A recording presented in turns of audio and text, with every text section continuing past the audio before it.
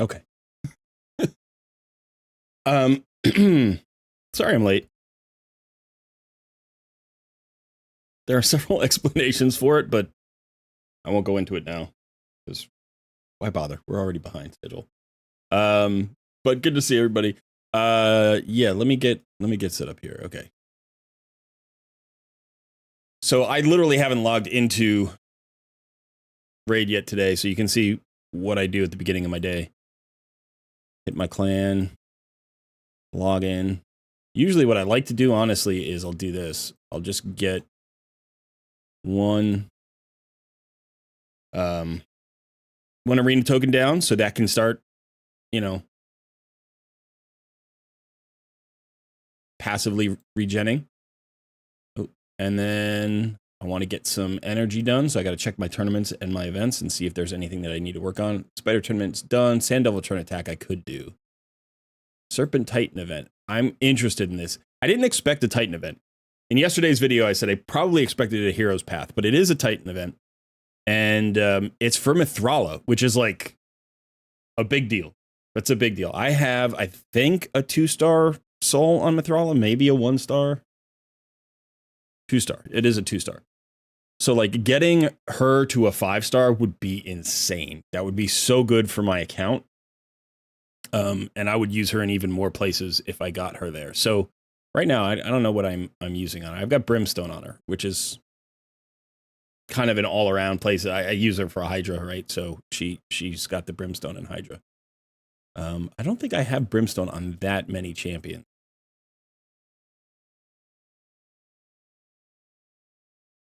Yeah, so I should probably get it onto a few more champions for my Hydra team. There's 2. There's 1. Although I don't use her in Hydra, really. I do use Artak in Hydra. I need an Artak soul, too. I do have a few. But yeah, that Mithrala soul, I really expected a Packmaster soul. I thought we were going to get a soul for Packmaster. But let's see what the progressives are. Interesting.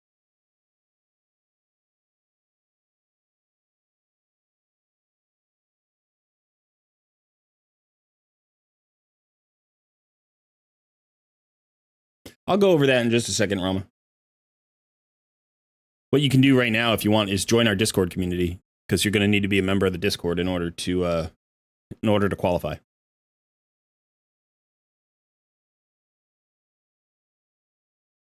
But now I need to start some energy going. Let's go ahead and I don't know what my turn attack looks like here. Let's just go ahead and fire one of those off. See how it does. All right, so let's say hello to chat. Sauce, welcome. Michael Wilkes, good to see it. That's QQ. Okay. Pavel Grabowski. I enjoy your name, Pavel. Andy is in the house.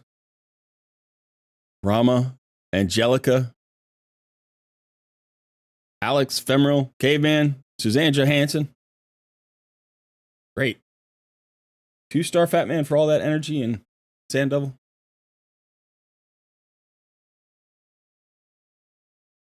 David Flakes, good to see you. You got a 6-star Siffy soul from a Mortal Soulstone yesterday morning. Congrats. That's awesome. That's amazing. From a Mortal Soulstone. That's like a 1 in 500 chance or something of getting a 6-star legendary.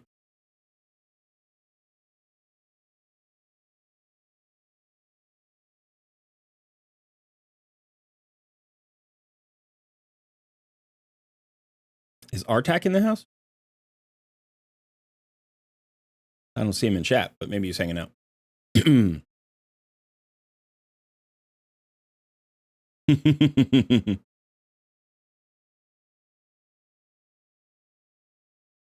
Yeah, so let me run down the takeovers, the takeover procedure if you're new. By the way, and I'll say this right at the top of the live stream, I am now offering paid coaching and takeover services. So if you are interested, you can just shoot me a DM in Discord and I'll give you the schedule and the pricing and all of that. I will say this, because I just started, I am offering a very competitive rate So it's a very good price for coaching compared to what I've seen the other content creators offering. Not saying that they're off, they're expensive. I don't think they are. I just think that, my goal was just to like get into it and start helping people. So for the rest of the month of July, I'm offering a really sweet deal. So if you're interested in a paid takeover, yeah, just hit me up.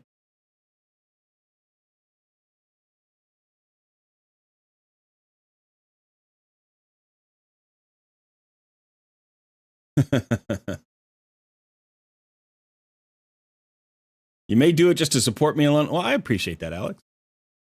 There are other ways to support the channel. You don't necessarily have to buy a takeover, right? But I appreciate anybody who wants to support the channel and what we're trying to do here. Trying to make this a full-time job, and it's harder than I thought it would be. It's hard. I knew it would be hard. I guess I knew it would be hard. I just I had hoped it would be a little bit easier than it's turning out to be. But that being said, like, we're still having fun. It's great. I'm obviously the last 3 months have been a downturn because since the baby's been here, I haven't had as much time, but we're starting to get into kind of the parenthood mode, and feeling pretty good about it. And he's starting to sleep through the night a little bit. And so things are changing, and I'm hoping to be, I wouldn't say back up to full speed the way I was, because I was going gangbusters last year at the beginning of the year, putting out 8 videos a week and stuff. But I'd like to get to the point where I'm putting out 5 videos a week. Right now, I'm averaging like 2.5 in a live stream. So I'd like to be able to do at least 4 in a live stream. That would be a nice, pretty comfortable place to be, I think.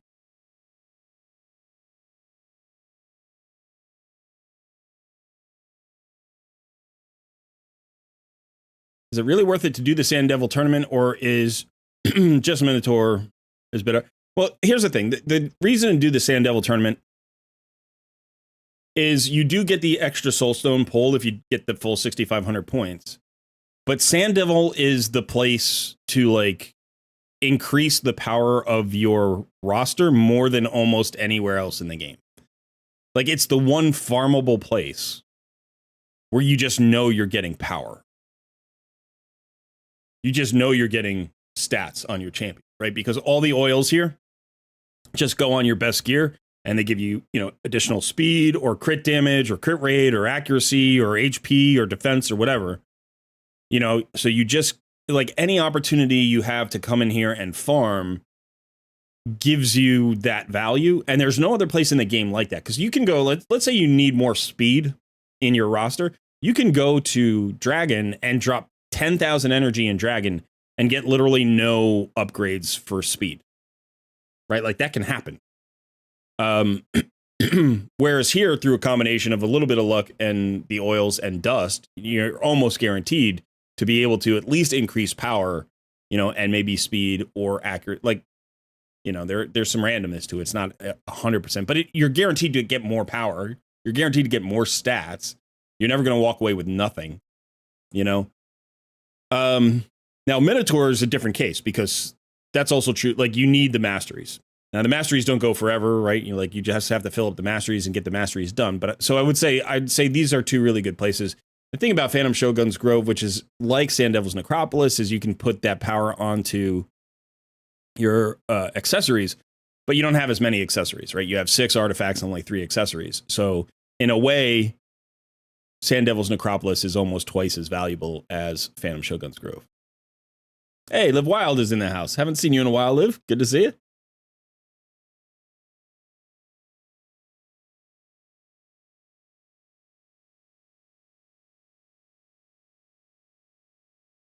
Zonde.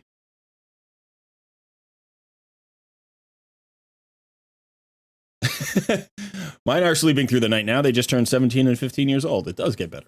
Yeah. Everybody, all the parents basically have messaged me and been like, enjoy them now. You never get this time back, which is like a sad thought. It's true. But that's always true. You never get whatever time you're in back. So when they're 10, you don't get that time back. When they're 20, you don't get that time back. It's like every phase just keeps rolling into the next one. But we are enjoying the heck out of being parents. It's really fun. He's absolutely amazing. I love spending time with him. I miss him all the time. Like right now, I just miss him. He's in the other room. It's like I just want to hang out with him. And then when you hang out with him, you're like, it's so hard. It's so hard sometimes. And then, you put him down or you hand him off and you're like, I want him back. Tim McKeever in the house.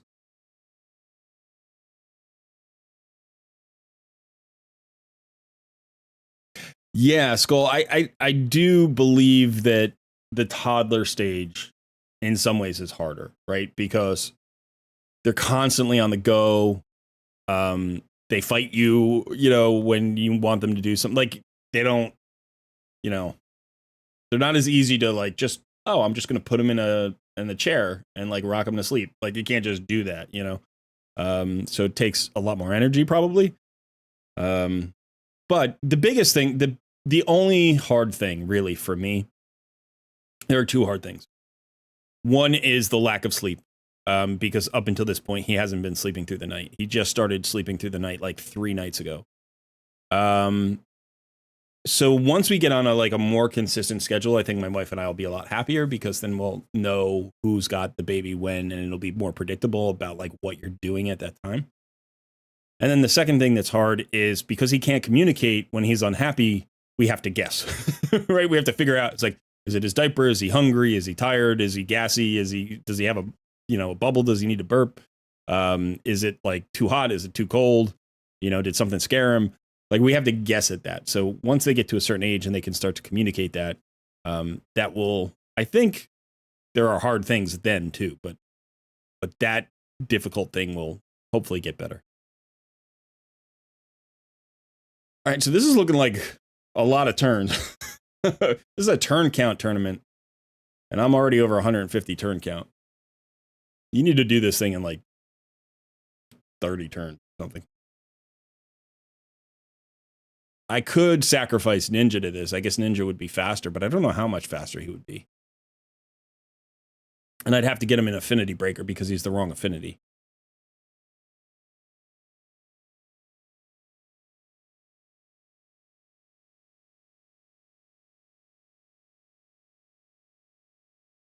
Yeah, the second one might be different. I don't know if we're going to have a second one or not. We haven't decided.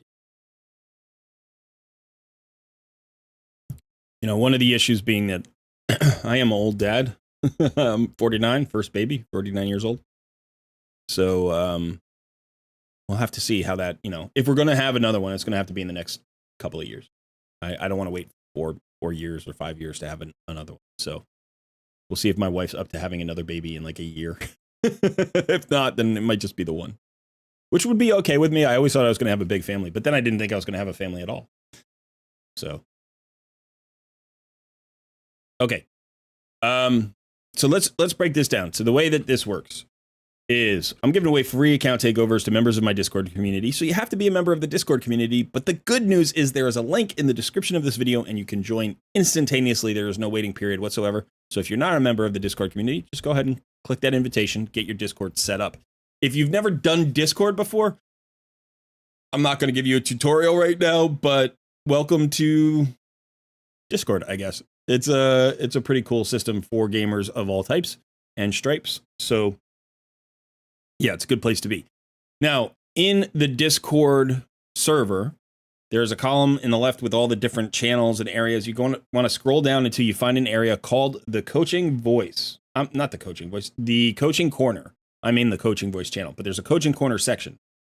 And you'll see a channel called Wheel of Takeover. You just want to go in there. Now, there is a message from Sun. I'm going to go ahead and delete, remove all the reactions there. So there's a message from Sun, the very first message. All you have to do is react to it. You only have to react once. You can react more times if you want, but you only have to react once because you can only be entered into the wheel once. And then what's going to happen is everybody's going to react at a certain time. I'm just going to spin the wheel, and then everybody who has reacted will have their chance to win. Whoever the wheel picks wins the takeover. You get 90 days, so you can only win once every 90 days.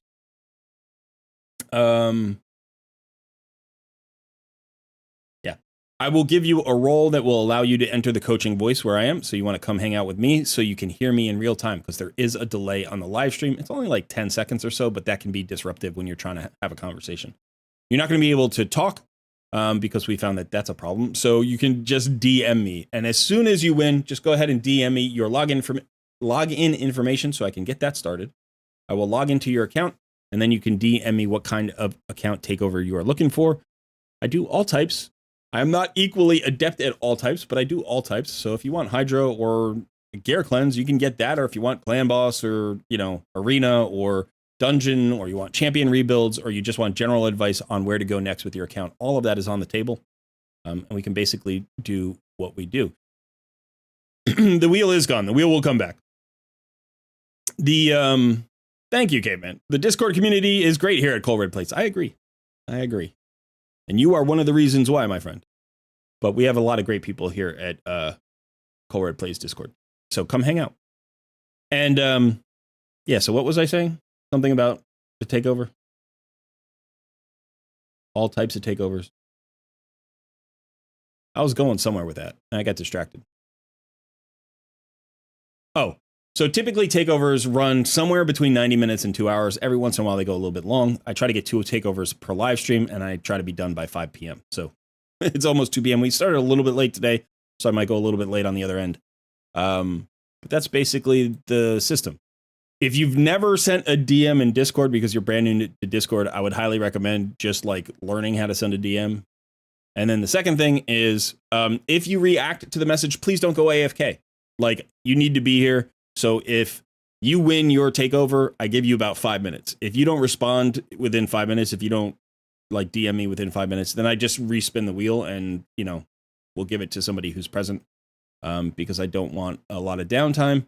And sometimes people walk away for half an hour and they come back and they're like, oh, I had a work call. It's like, that's okay. That's totally fair. Life happens. But we have 100 people waiting to get free takeover. So, or in this case, we have 46 people right now, but there'll be more people.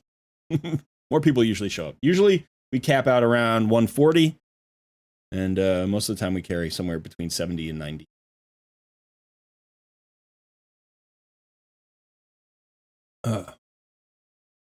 Hey, Darn, good to see you. Fyra Smith, you don't look a day older than 25. That's very kind of you to lie to an old man in such a way. No, I'm not an old man. I don't feel old. 49 is just a number. Doesn't mean much other than when you're talking about kids. Then it means something a little bit.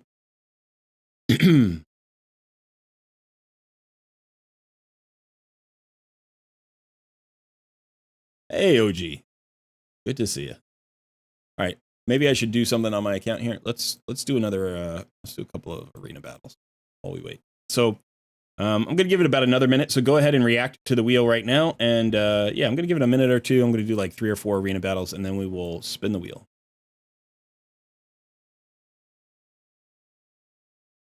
Titan event. You had your son at 49. That's awesome. Yeah, I have heard more stories of old dads than I ever heard before, now that I've become an old dad. And old dad isn't old. I realize that I'm on the young end of old dad. Old dad could be 65, 70. There are really old dads. And even that's not really, really old, but it's really old to become a dad for the first time.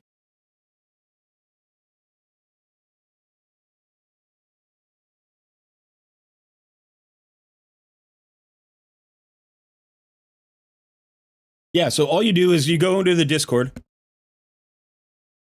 In the left-hand column, there is a list of all of the various channels and areas in the Discord. And I know it's a really long list. We have a huge Discord.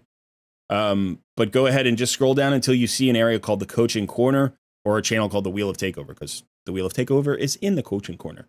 And you just want to go there and react to the message. You don't have to send a message. You just react to the message that's already there. Produced by my editor, whose name is Sun.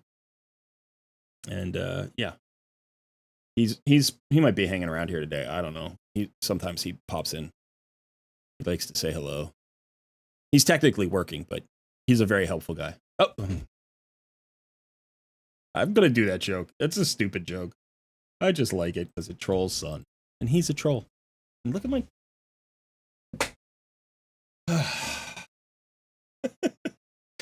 I look over at the OBS and it's just my head peeking up above the desk. Man, come on. But I need a new desk chair. I desperately need a new desk chair. It's either that or I got to break out my stool again, which I liked my stool for a while, but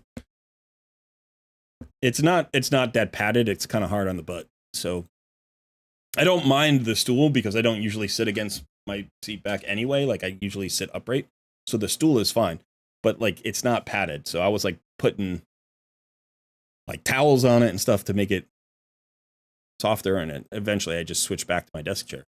But the reason I got rid of my desk chair in the first place is because it's too old. It's like 15 years old and the hydraulics are done. So it just slowly sinks down over time. He is the dwarf king with scorching hands.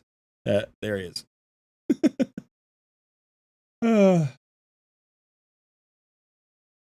I hope the wheel is kind to you too.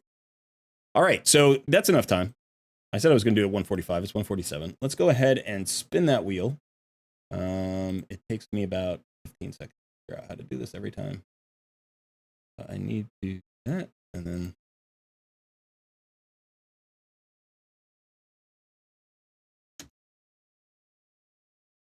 there we go. Spin in the wheel.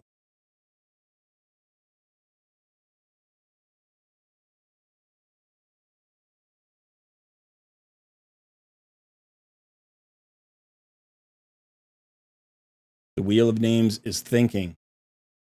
It's considering. It wants to know if you're naughty or nice.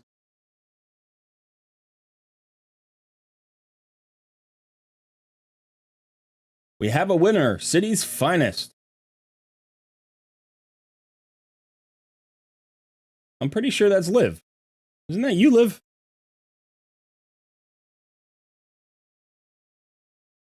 I'm pretty sure that's Liv. Now, if I remember, Liv, I think you won one of our very first takeovers like a year ago almost.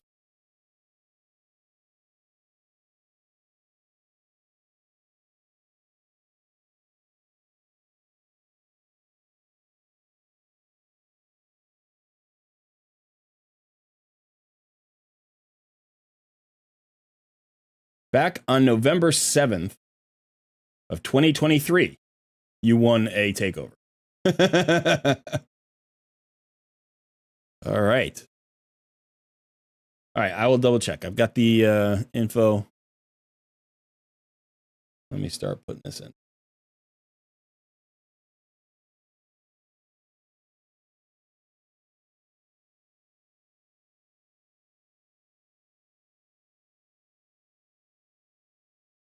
Well, it wasn't one of our very first takeovers, but it was a relatively early takeover. Because I think I started doing takeovers in August.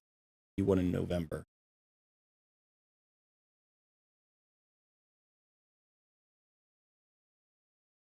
Looks right to me.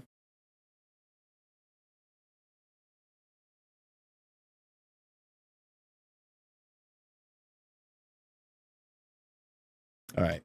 Give me just a sec. I got to get you situated here.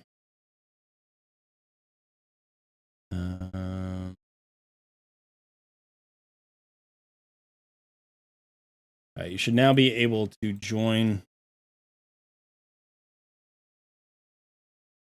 Let's see. I gotta do this thing.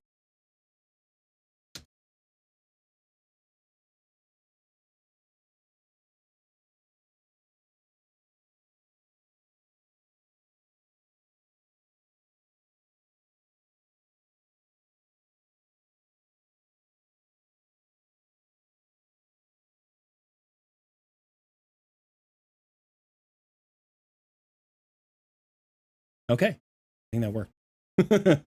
Yeah. Hydra Brutal is what I'd be going for. Feel free to sell any gear you need for silver since we have only 400k silver. Okay. Oh, I remember this. You're one of these people.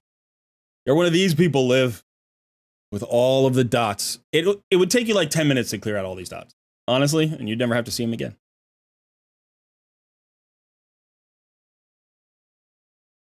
Okay.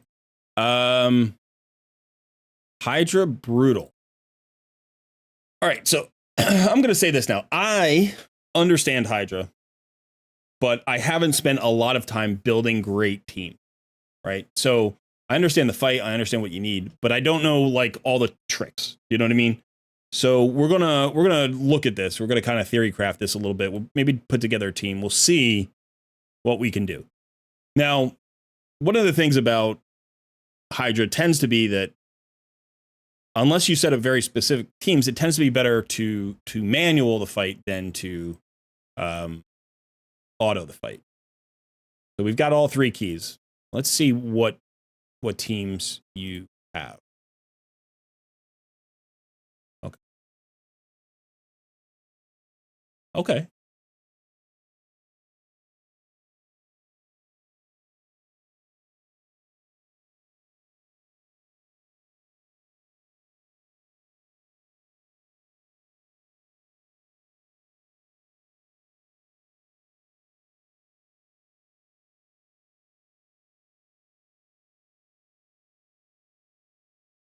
All right, interesting.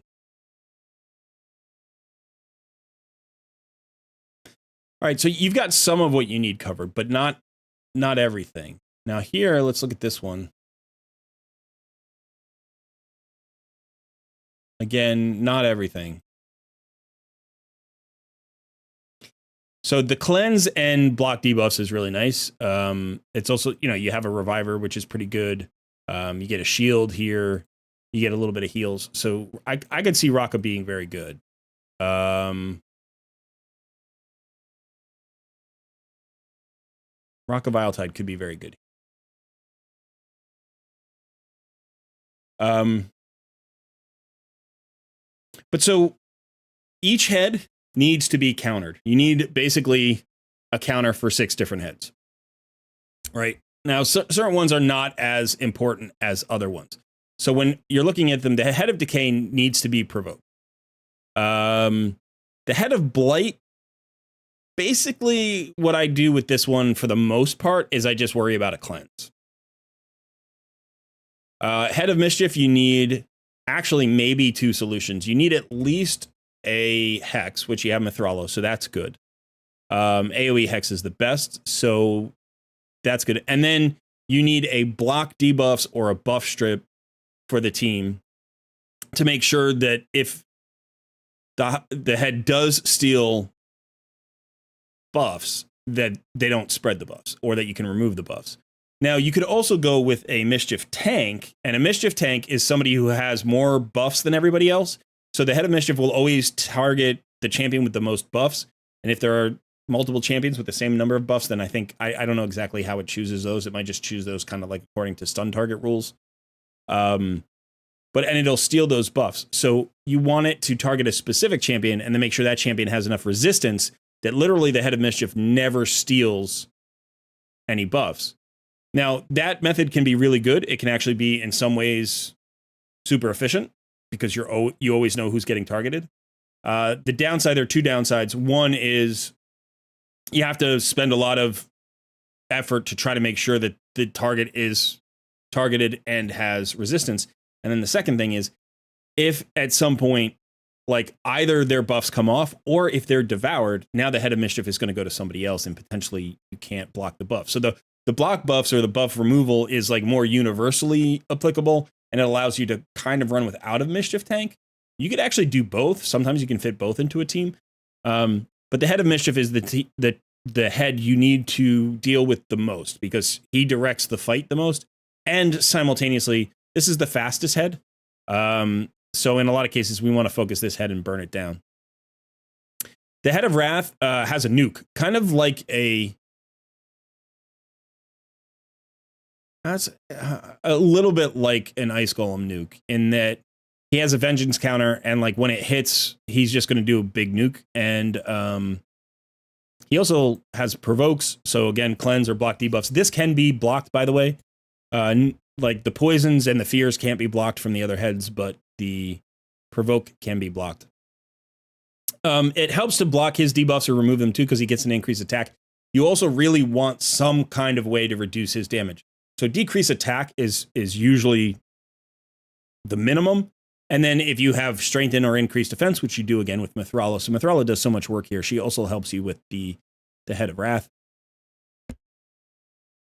You may want to consider like AoE damage carefully, because AoE hitters will increase the head's counter even when you're not trying to.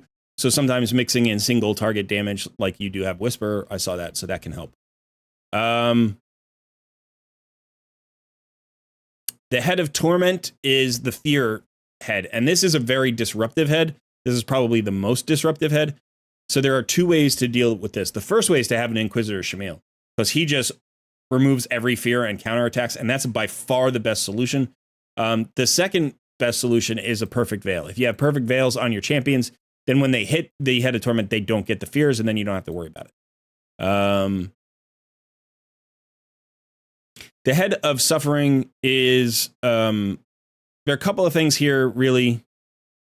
But again, cleanse or block debuffs is probably the easiest thing to deal with here. Also, if you have a strengthen buff, then you don't have to worry about the weakens, which is really nice, because if you have weaken on you, and then the Head of Wrath goes, probably you're dead. Your whole team can get wiped out. Now, there is a frustration with the Head of Suffering, which is that it increases the resistance of all Hydra heads by 50. I think this is also the slowest head, and it's the head with like the most defenses. So it moves slowly. It's always there. It's hard to get off the board, and it increases the resistance of everybody else. And you can see it decreases the damage all Hydra heads take from AoE attacks by 30%. Sometimes you just leave this head up, but sometimes you need to take this down in order to do more damage. So if you're trying to reach like a high damage total for Clash, you need to find a way to get this head off the board, because it reduces the damage that everybody takes by 30%. And you'll notice that is the biggest decrease, whereas like this head decreases the damage Hydra heads take by 10%. So, and same here. So most of the heads reduce the damage that the other heads take by 10%. But the Head of, again, Suffering reduces it by 30%. So it increases resistance, decreases damage, and is like slow and tanky. So if we're looking at like either of the teams here that you're running, so let's look at this second team, new team 2.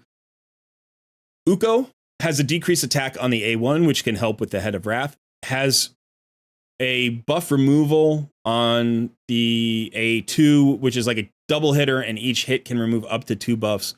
You can weak hit on that, so it doesn't always work. It's not 100%.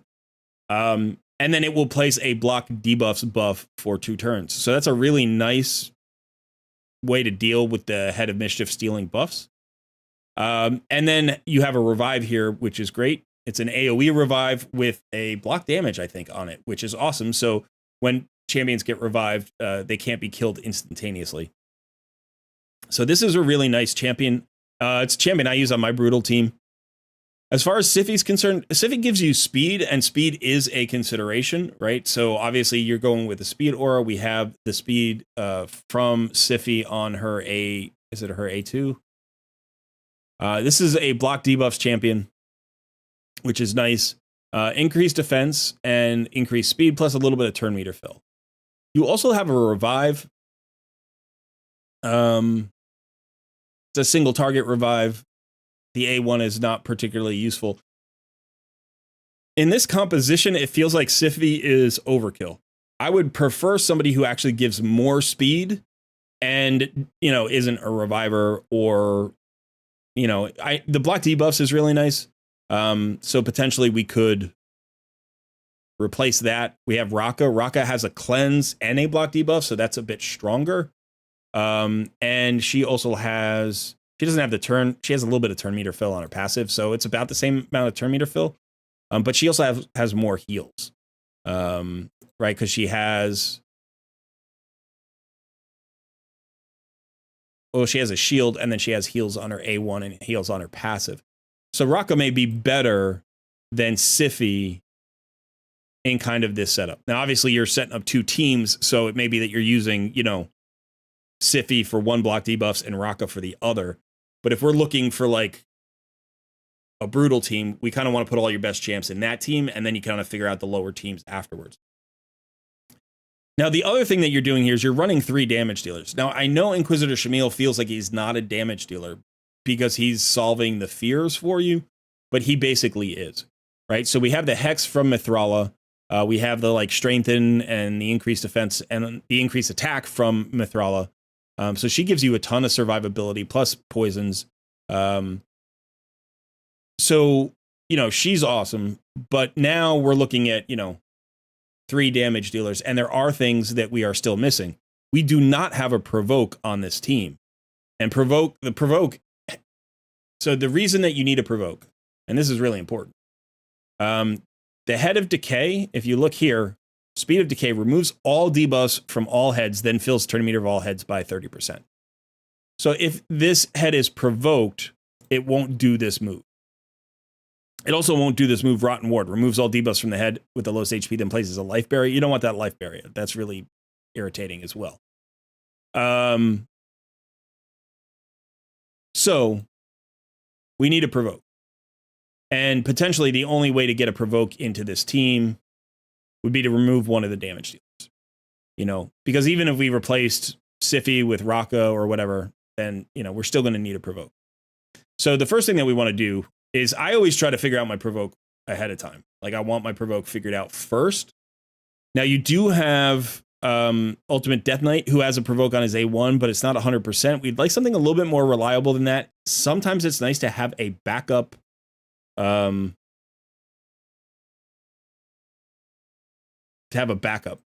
provoke. Okay, you don't use these things.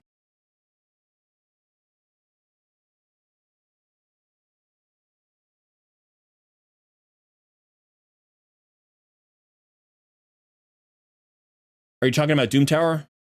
You also want to do Doom Tower? We can look at Doom Tower. All right, so what I want to do is I just want to figure out what teams you have. So the first thing that, or what champs you have. So you know what? I didn't even do my normal thing. Let's go and do the normal thing. So the first thing we want to do is look at the account. The account level is level 93.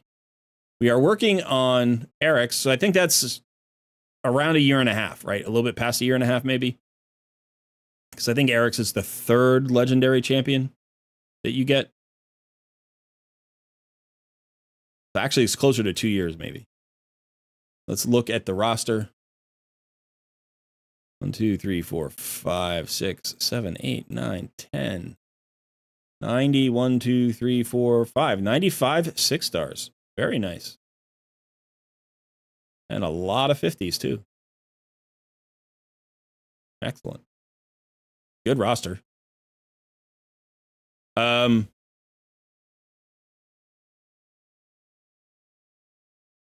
Yeah, so let's go ahead and look at your provoke.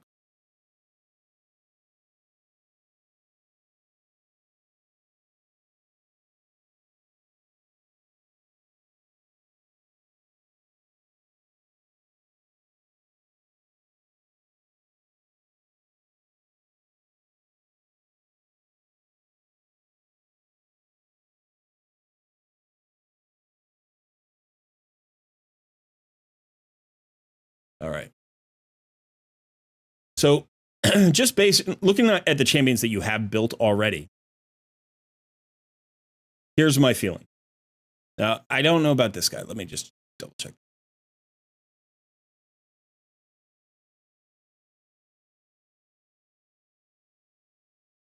So Ravman Tab could be usable. He definitely could be usable. He's not booked. Let's see about... All right, Vizix is also not booked. Vizix is awesome, and she's perfect to pair with Mithrala. And the reason that you want to pair her with Mithrala is because she uses... she has an AoE decreased speed. So a decreased speed is very helpful. AoE decreased speed is amazingly helpful on Hydra, because not only does it like give you more time to do damage before each champion gets devoured, but it also allows you to get back around to your skills for like provokes and hexes and HP burns and decreased attacks and all that stuff. So you're more likely to have the debuffs up the whole time, and you do more damage to the decapitated heads when they're going slower, and you get all those debuffs up. So Vizix is perfect, but the problem with Vizix is she uses ally protection, and she has no defenses other than her natural tankiness. She doesn't really have much. She gets this little shield, which is not enough. So you want an increased defense, you want to strengthen, you want a bigger shield, you want a perfect veil, you want something on her, and Mithrala brings increased defense, shield, and strengthen. So that's awesome. So they're perfect to pair together. So you get an AoE slow plus an AoE provoke. She's your best provoker. And she's also your best Hydra provoker for those reasons. Now, you have some other champions who are worth considering using at lower levels, like at hard or normal. I really like Duke the Pierced. He's absolutely fantastic. His provoke is a place, so he can't weak hit on his provoke. So it's just 100% chance on the target and a 75% chance on 2 random enemies. We don't have additional provokes, like you just have to land it. You have to target the whatever it is, the Head of Decay. Just make sure you get it on the right target. He also brings a decreased attack and a decreased defense, which is really nice. So that decreased defense is going to increase your damage. So he's really good. I do use Seeker as a backup because he gives a lot of turn meter fill that increase attack. So if you need speed on a team, you can use him as a backup. Because his A1 is a provoke. It's got a decent chance of provoke, 50%, and he does it a lot. It's his only attack. I like Husk. Husk is a great damage dealer for Hydra because he has an enemy max HP AoE, which is really nice. His A3 does hit decently hard, and he has a 40% chance of provoking on his A1, so he's a good backup. He's not a primary. And then Ultimate Death Knight has a similar provoke on his A1. It's a 50% chance, so he's a backup, not a primary. But he also brings a decreased attack. He also brings shield and continuous heals. He's obviously got his passives. So he brings a nice bit of survivability with that backup provoke. So you could certainly use him. I don't think... I mean, Taragi is, he's an ally protector, but I don't think he gives you enough. The provoke isn't guaranteed. No,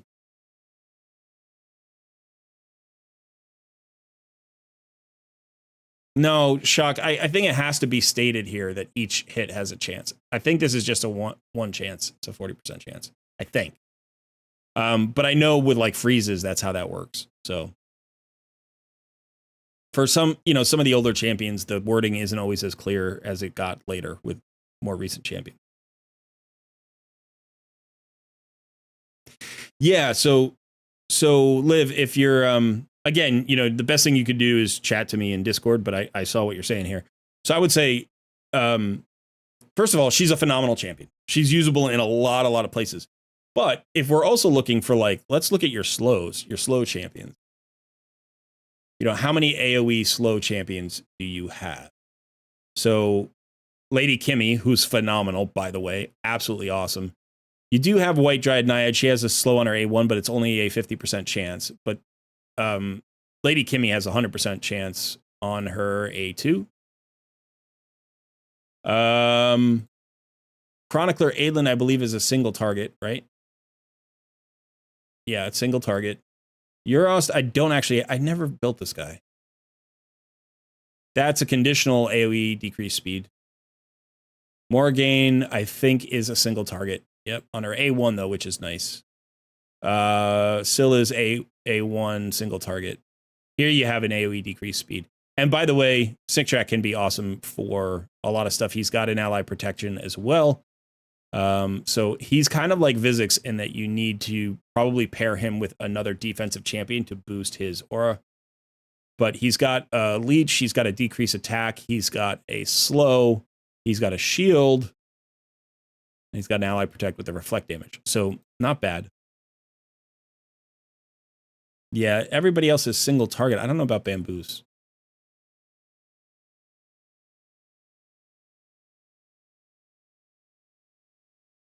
Yeah, A1. Okay.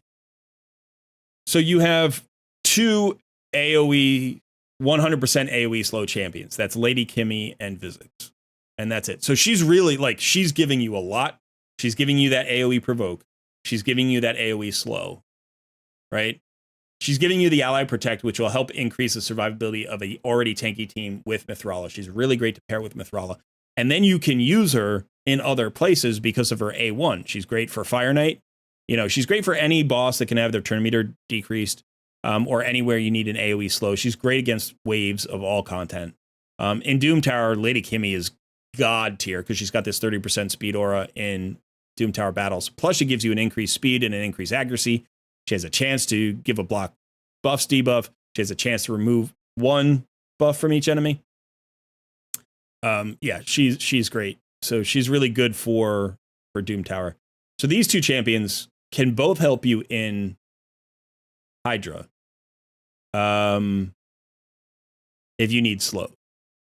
And Vizix gives you the provoke. So she's really the best Hydra champion I see that isn't built yet. You know, that could add something that you're not currently bringing to your team. So I would highly recommend her. So for your best team, and this may just be a theory craft session because again, we don't have silver, and you know, you got to book champions and stuff. Not that, this boss. What I would probably do is something along the lines of, ooh, okay.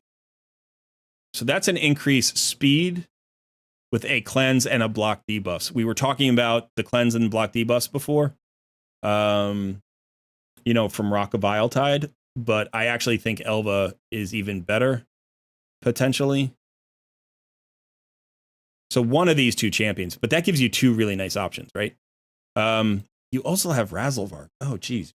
Okay. You've got some really good champions here. You've also got Lydia. You have several teams here. You have several good teams here. So you should be able to do normal, hard, and brutal. Absolutely.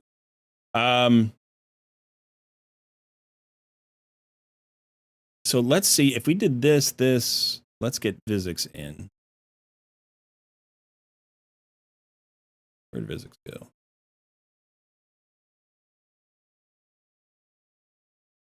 She not fully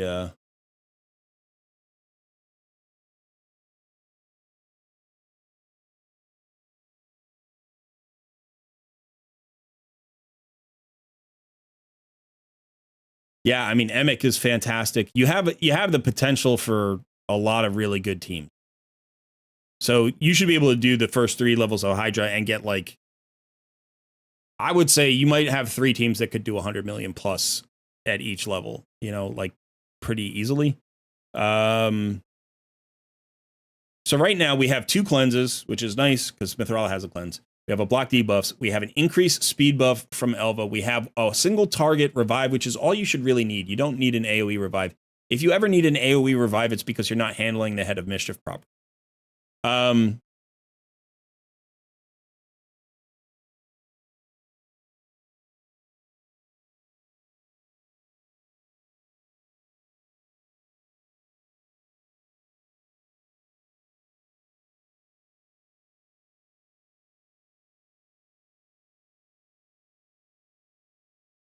All right, so let's see what this team gives us. Now, I don't know if this is exactly the final form of it, because I do really like Mighty Uko. But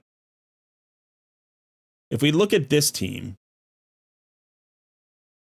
Wukong gives us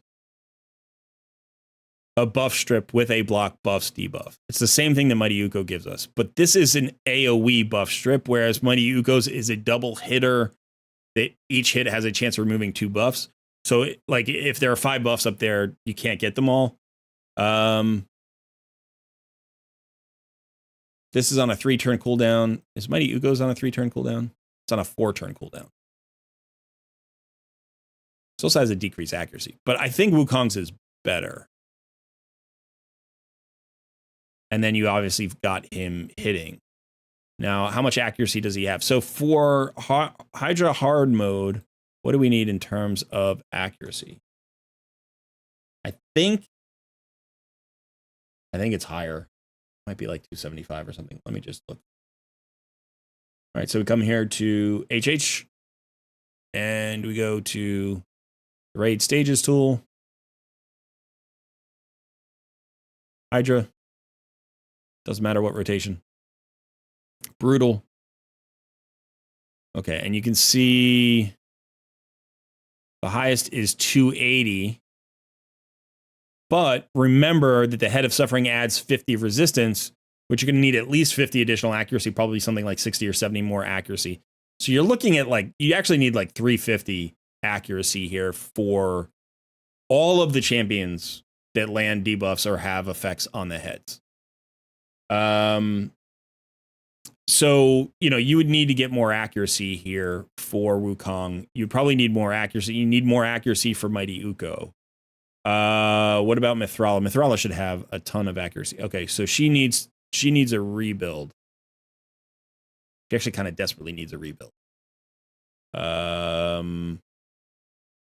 You don't need accuracy for Elva because she doesn't debuff. Artak, where's your Artak? Where's Artak? Did I miss him? There he is. More accuracy. So nobody has enough accuracy.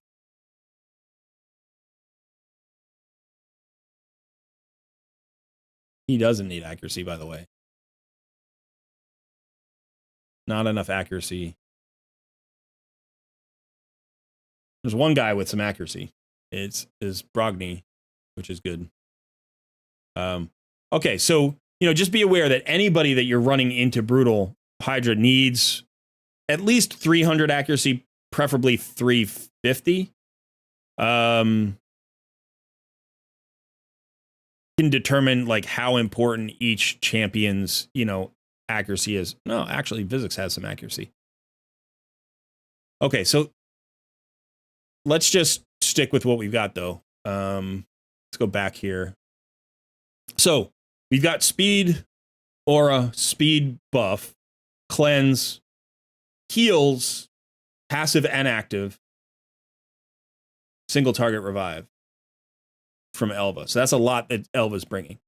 We have another cleanse, an AoE hex, some poisons, increased attack, increased defense, shield, strengthen from Mithrala. Ton, right? Physics, AoE slow, AoE provoke, ally protect, a little bit of shield on herself. Artak, decrease attack, AoE decrease attack is really important for the head of Wrath. AoE HP burns. He is an all AoE hitter, so he can be a little bit tricky with the head of Wrath. You got to be aware of that. This guy can do a lot of damage for you. You don't have to have him, but AoE HP burns are a really nice way for a champion to continue to have an effect even when they're devoured, right? If you know they're the devour target and they land their AoE HP burn for 2 turns and then get devoured, you've still got 7 HP burn ticks that are going to happen from that champion, even though the champion is devoured. So you don't lose the full value of a champion when they're a poison or an AoE HP burner. Burns are better than poison. We have the buff strip and the block debuffs, plus he's probably the hardest hitting champion on the squad, so he's bringing a lot of damage. And then you have the fear solution with more damage here from Shamail. Let's go ahead and look at your Shamail. Let's just see how he's built. Okay. Accuracy isn't necessary on him. Because you can't place fears or true fears. You can actually get rid of all of his accuracy. You need 0 accuracy. You cleanse the fears based on his passive, and that doesn't require accuracy. So whenever an ally receives a fear, he just removes it. So literally you can have 0 accuracy on this guy if you want. And you should build him with damage. So what you really need for this team is speed and accuracy, and then damage for Shamail and Wukong, right? Again, remember Artak is speed and accuracy. Now, potentially, you could pull Artak from this team and put like a different flex champion in there. You could do that. You could bring in somebody else.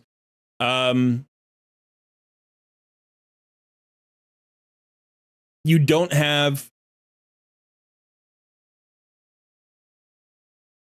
a decreased defense or a weaken right now. So that would be the thing that you would be looking for, is try to get a defense, a decreased defense or a weaken into this team.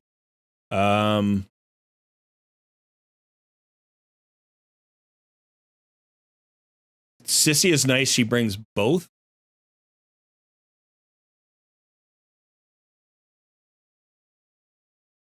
You lose your decreased attack. So we really need somebody who still has decreased attack and decreased defense.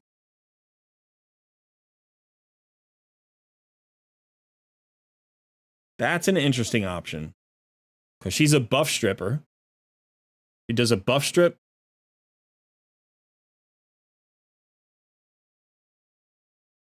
She does a buff strip, decreased defense, decreased attack, all in the same ability, right?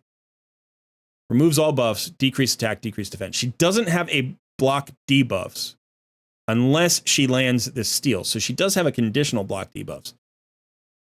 But she has a decreased attack, decreased defense, and buff strip. She's also void affinity, so she won't weak hit. And it's not a hit anyway, so it's not going to weak hit. So that would take Wukong out of this team.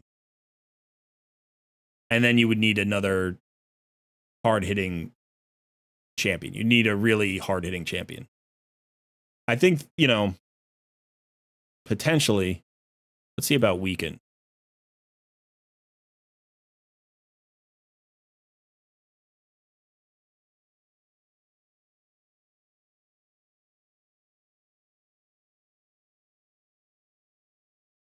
That's probably why you had Whisper in here, right? She was bringing a weaken.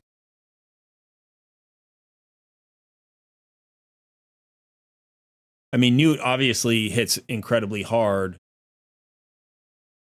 The problem is he's primarily a single target damage dealer. He does bring a decreased attack back into the team as well. So he has a decreased attack and a weaken on the same skill, I believe, on his A2. Decreased attack and weaken, plus he gets the counterattack. Plus you've got the Brimstone. It's only a 1-star Brimstone. But this would bring the damage back in, and then you need the buff strip.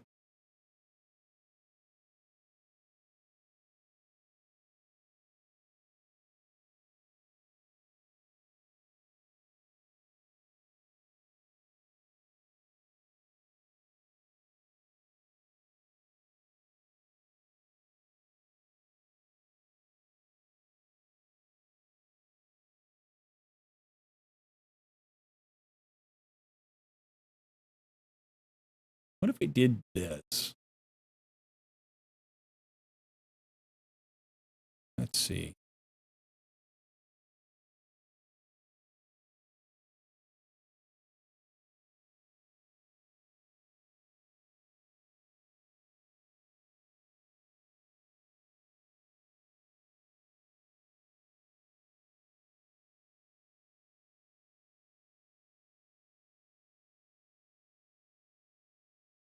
I got to really look at Rocco.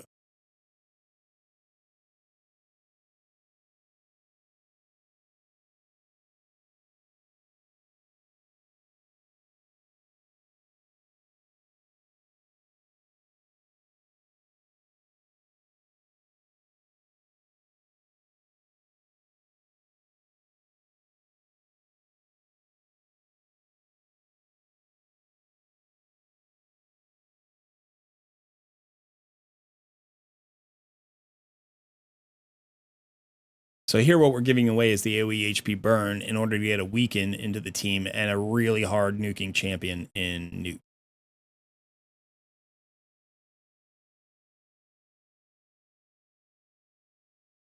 The nice thing about this is this kind of setup is more likely to free devoured champions, like more easily.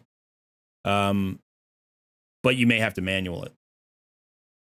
Yeah, don't worry about the builds. Like we can't rebuild anybody anyway, so it's like we're just thinking about you know, champions. Yeah, Shooter, I think, you know, anytime you have an AoE champion who you pair with Shamil, you'll be guaranteed to hit the Head of Torment when the Head of Torment is up. So you're always going to get those fear procs, which is nice. You know, so that's what Shooter is saying about this. When you have Mighty Uko's A1 and A2 are both AoEs, so you're going to get more procs from Shamil on the Head of Torment.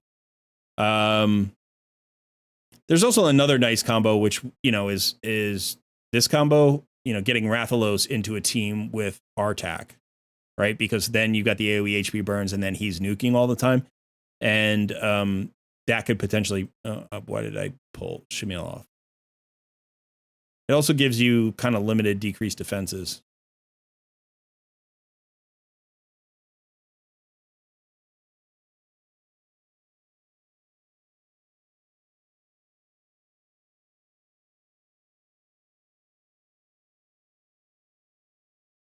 You're right. I keep forgetting about Uko's increased speed. So Uko does have an increased speed. She has, on her AoE revive, she has an increased speed. If she, she'll just use that. Is it she or he? I think Uko's a he, isn't it? I think Uko's a he. So he'll just use his A3. And you'll get the increased speed, even if nobody is revived. So he'll just fire that. So you do have the increased speed.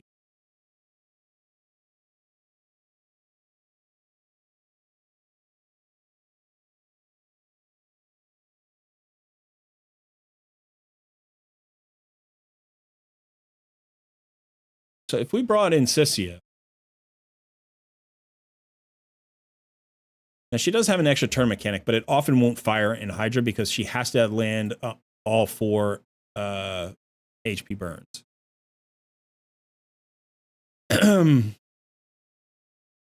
Has a 100% chance of placing HP burn on all enemies. Grants an extra turn if the HP burn debuff is placed on all enemies. So if she gets it, she gets her extra turn.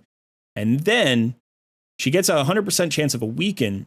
The decreased defense is conditional, but there only need to be 2 targets under HP burns to land the decreased defense. So she could bring a weaken and a decreased defense and an HP burn all at the same time.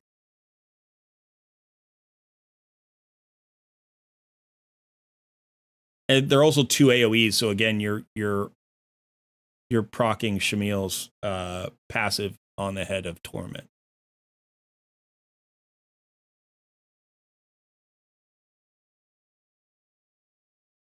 Now, the only downside about this team is there are no heals.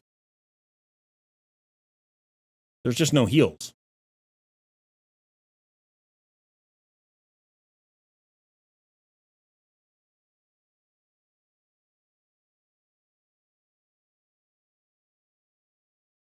You also have no block debuffs.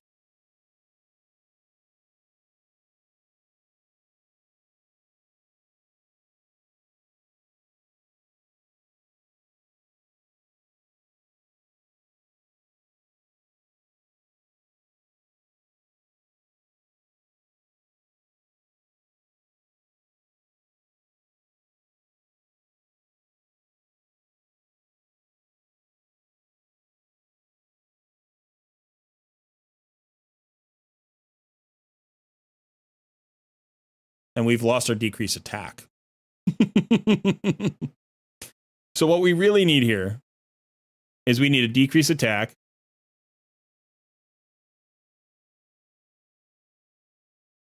We need heals.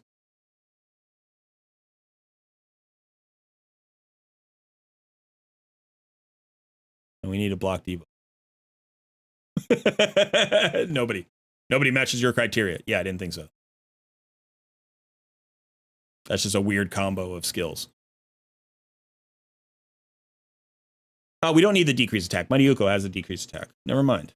Okay, so what we really need is we could use a block debuffs, fill turn meter.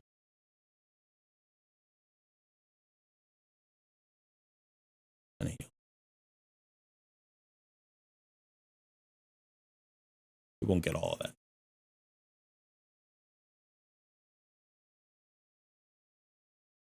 We definitely need heals.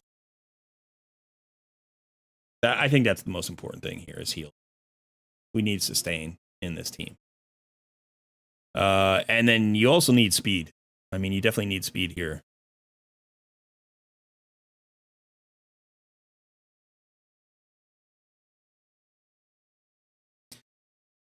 Now, Wither's an interesting option because it gives you a decent amount of sustain. It's another cleanse. Since we don't have a block debuffs, having a second cleanse could be really useful. And she's an AoE hitter. We could go Pythion, who's just like AoE reviver, but instead of why put Uko and Pythion into the same team? Like that feels like overkill. You could do this, which gives you a backup decrease attack plus another shield plus continuous heals, but it's not enough. I don't think it's enough on its own. Raka is fantastic. So is Elva, but it also feels like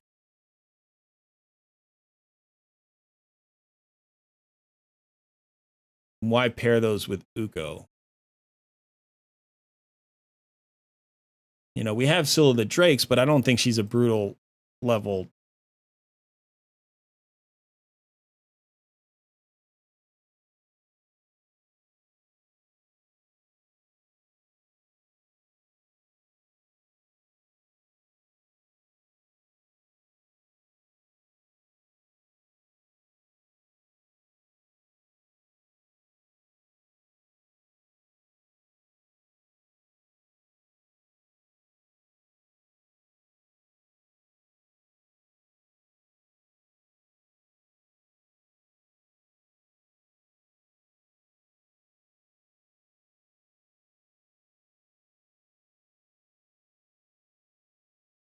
Yeah, I was thinking about Ugo. I don't think you put Uko and Ugo together.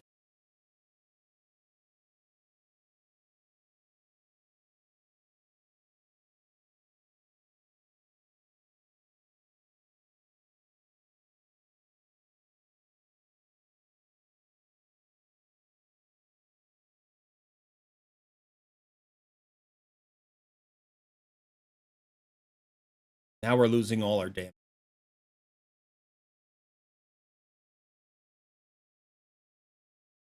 This is the same struggle I have on my account, by the way. This is not something that, like, disappears.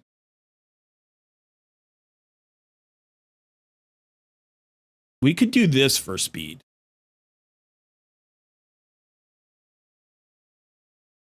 This also gives us an AoE leech, which gives us a little bit of sustain. So he's really nice.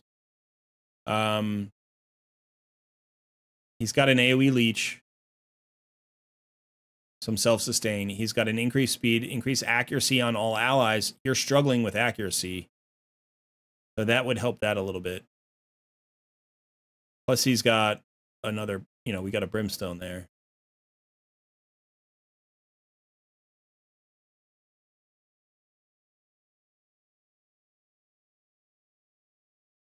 I think the Shamail has to come back in, and then we still need the block.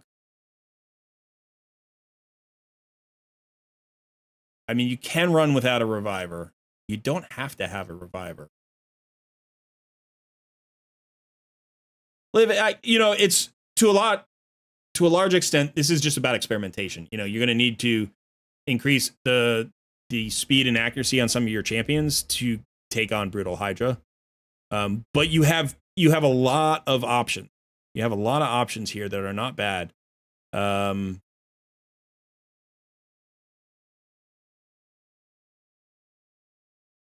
So then this would probably be something along the lines of, where is it?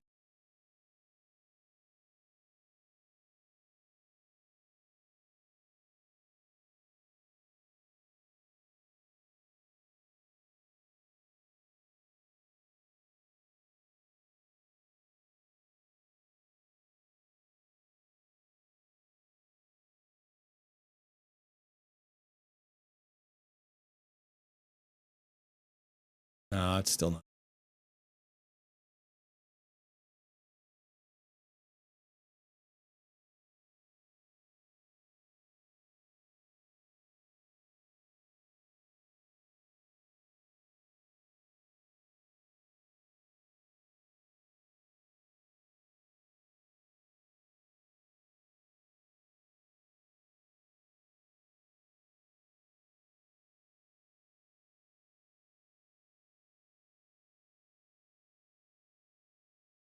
If we put Artak in and Sissy out and put Ugo in, we lose our weaken.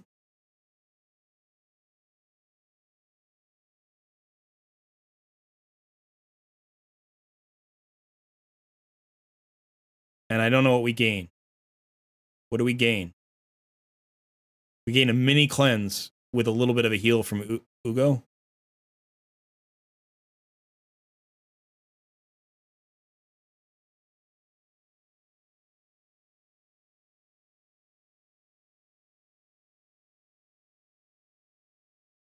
Why am I so blind when I do these takeovers?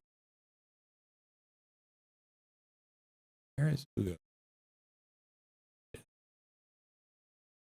She's got a mini cleanse with heals. And if we pair that with the leech and the shields, is it enough? But then our revive is also only the emergency Ugo revive.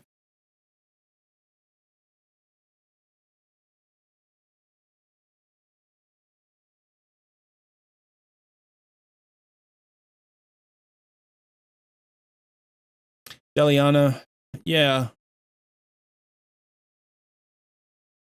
So typically what I try to do is I try to run two damage dealers.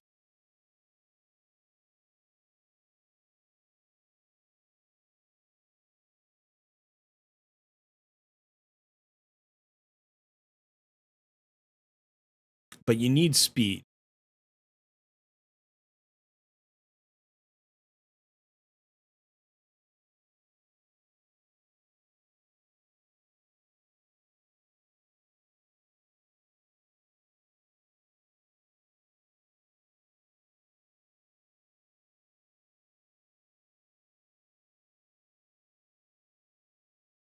You have a lot of speed buffs, but not necessarily a lot of increased turn meter champions, at least not legendaries.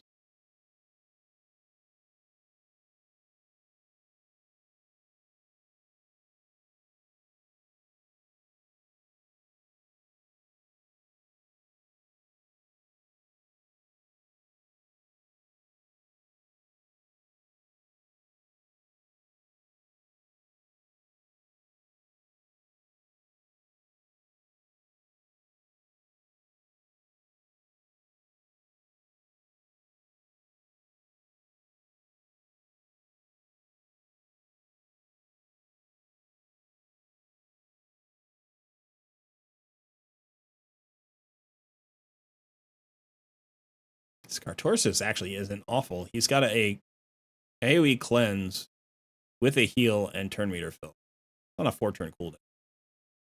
And an AoE 1 that has a 50% chance of stealing one random buff from each enemy. You can literally turn off his A2. You get 3 of these and 1 of these every rotation. Not bad.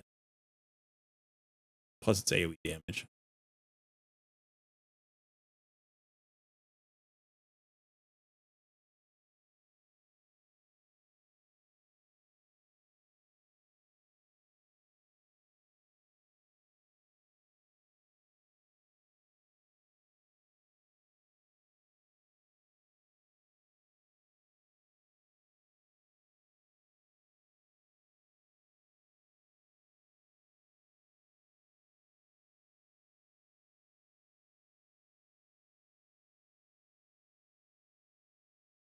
Tempted to bring Deacon.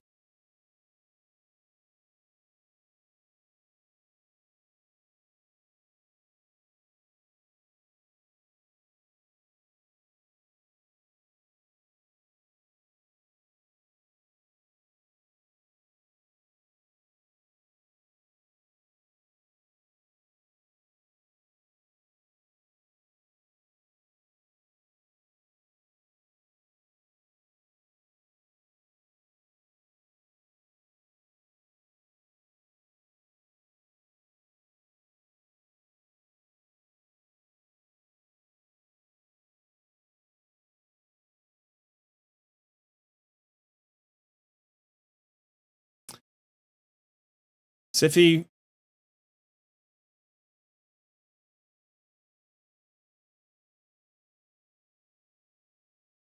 And she has a 50% chance of removing fear, right?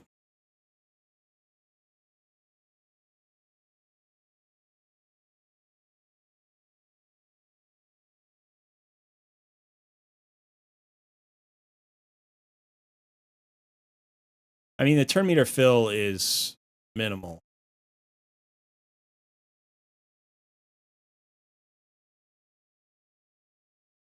If we look at this, this gives us a speed buff, heals, turn meter, not turn meter fill, speed aura, speed buff, heals, single target revive, cleanse. That's the turn meter fill, plus a decreased defense. Decrease attack, HP burns. We lose a damage dealer here. But this might be enough, actually. This might work. So let's start this for a second.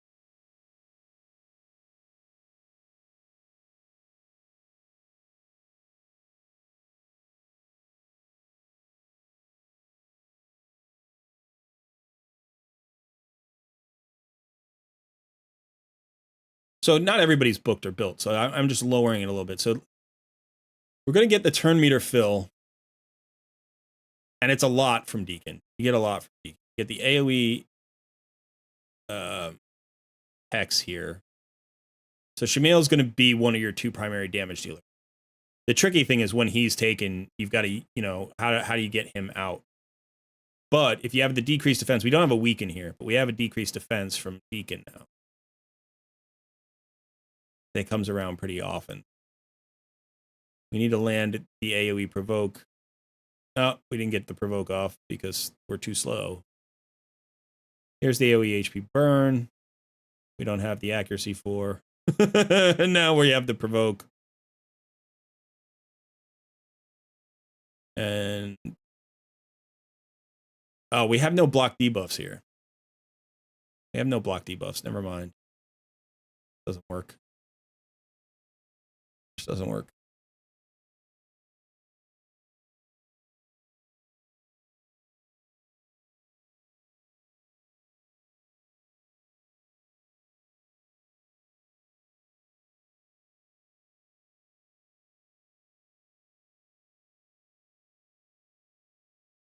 I think I'm going to go back to this.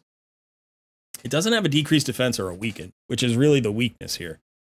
But with 3 damage dealers and every single buff and debuff you need, plus the heals.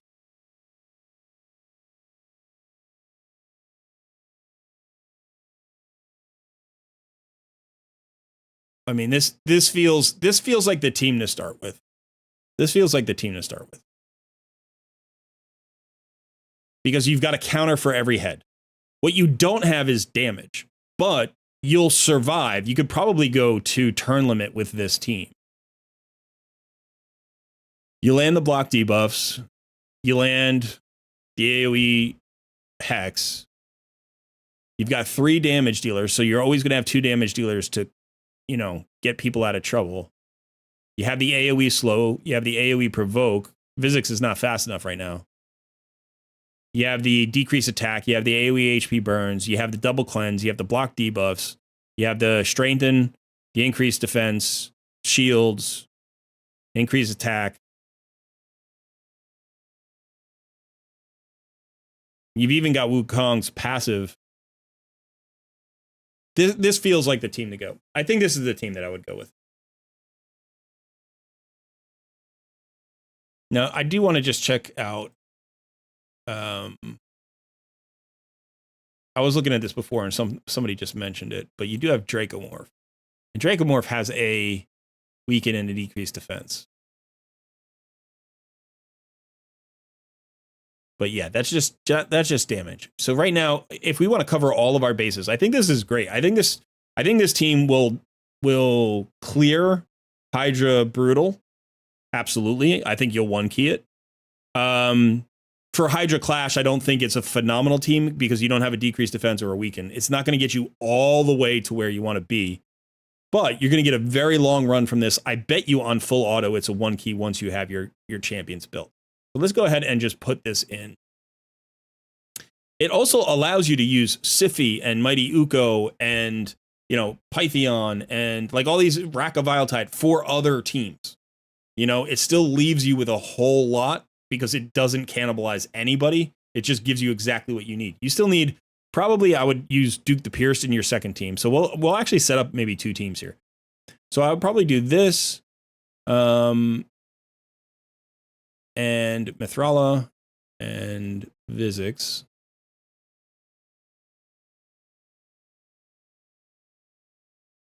And Artak, Wukong, and Shamil. But that's probably, this is your brutal team.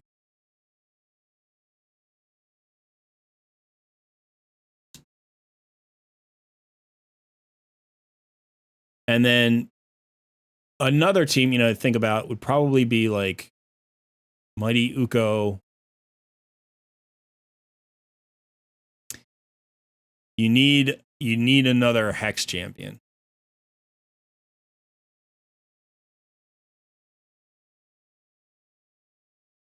If you don't have Hex, you need to go all AoE.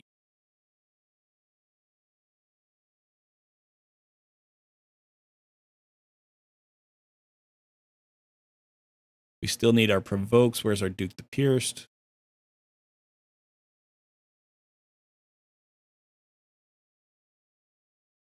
We still need a block debuff, a cleanse.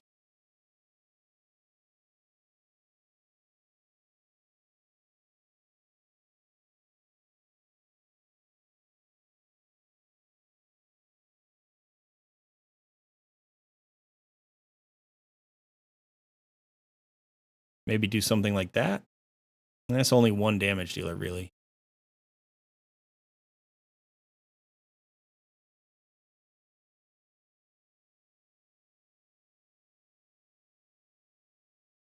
Maybe you could do something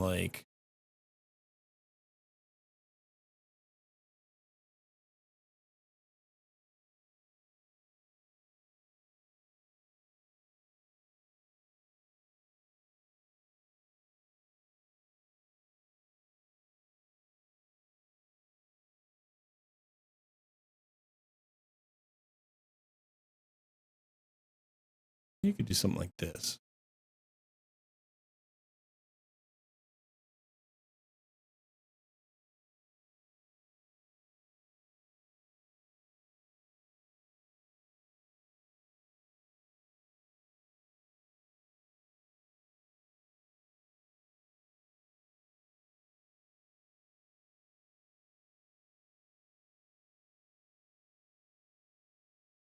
Decrease attack, decrease defense, decrease attack, weaken, leech, block debuffs, perfect veil. I'm trying to think of what we're missing. We're missing a block debuffs and a cleanse. We have a mini cleanse.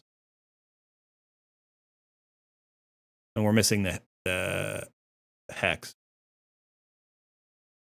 Probably can't use Newt without a Hex.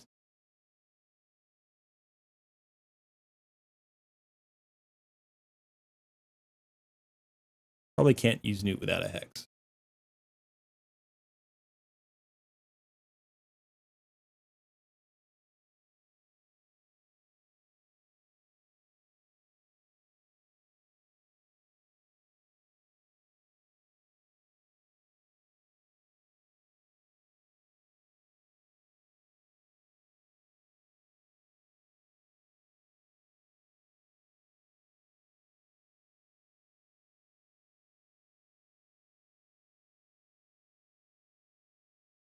You don't happen to have Chem, do you? Unbuilt somewhere?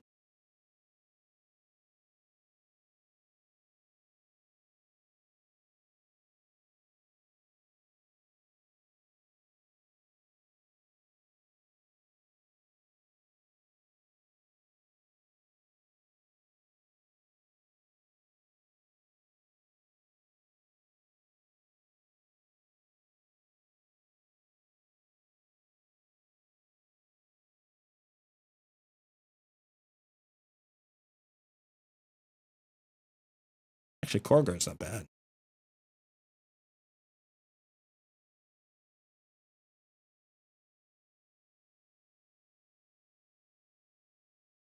Turn meter fill for full cleanse, which is what we lack.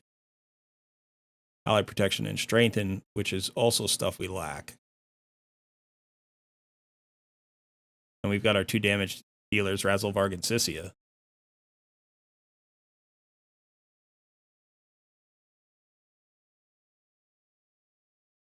We've got the heals, mini cleanse.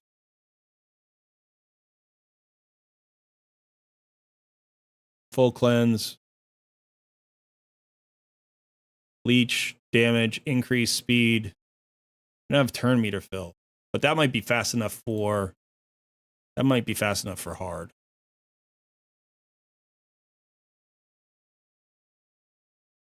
Or it might be normal. This might be normal. You know, I don't know. You have a lot of good champions. What you're missing, unfortunately, is provokers. And you do have 3 block debuff champions. So you have Wukong, Ugo, and Uko. So those are your 3 block debuff champions. You're missing the AoE Hex.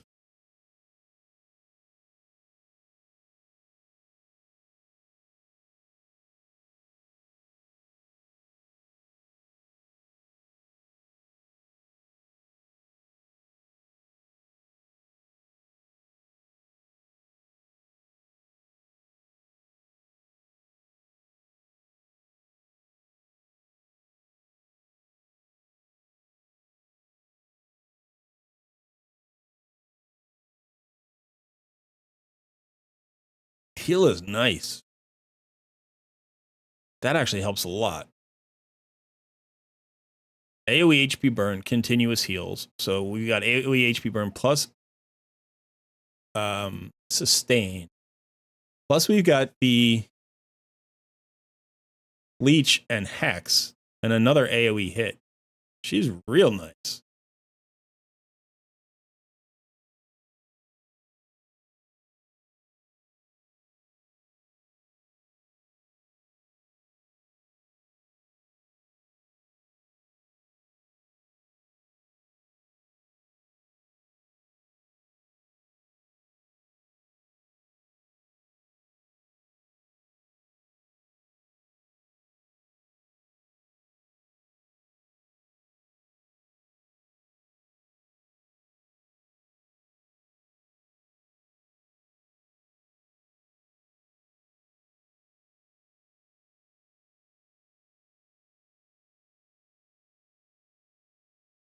That, all right, so we got to revisit our team now.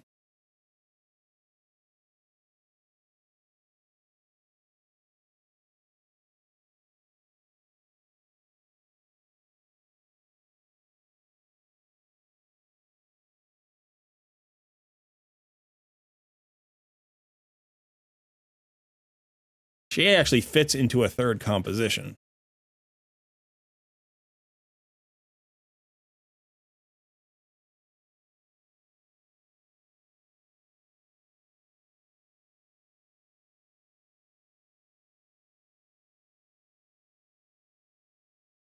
This is the problem we were having before with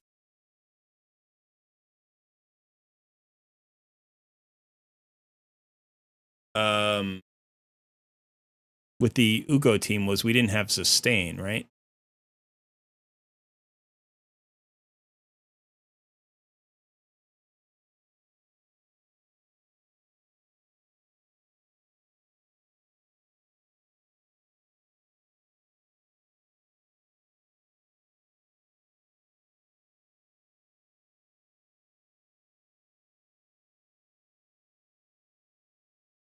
Still need that provoke.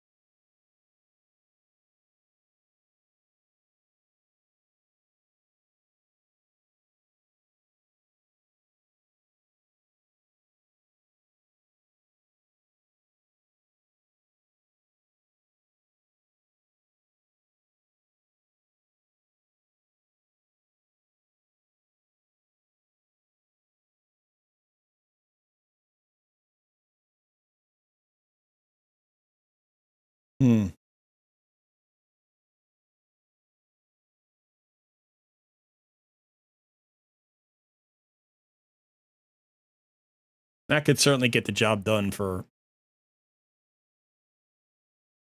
That could certainly get the job done for hard or normal. Yeah.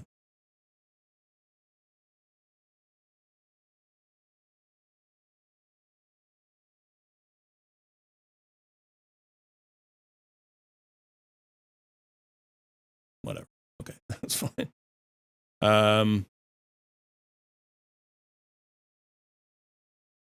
This strikes me as hard, actually, and this strikes me as normal. I think this would be normal.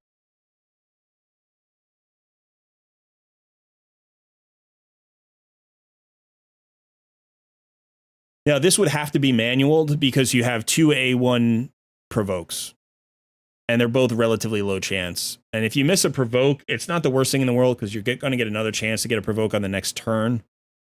You got the AoE HP burn. You kind of have like 2 damage dealers and 2 half damage dealers. You got a bit of turn meter. You got a lot of turn meter fill. This is going to be a lot of speed. You have some sustain. That's not bad. So I mean, I think realistically, you can one key all 3 difficulties. Now, let's look at builds for a second for this team, because this is where we really are going to need some work, right? We're talking about that 350 accuracy, and unfortunately, we're not bringing an accuracy buff here. I don't think we're bringing an accuracy buff. No, we're not bringing an accuracy buff, right? She doesn't have an accuracy buff. Okay. But I think what you would probably do here, right, is you need Elva.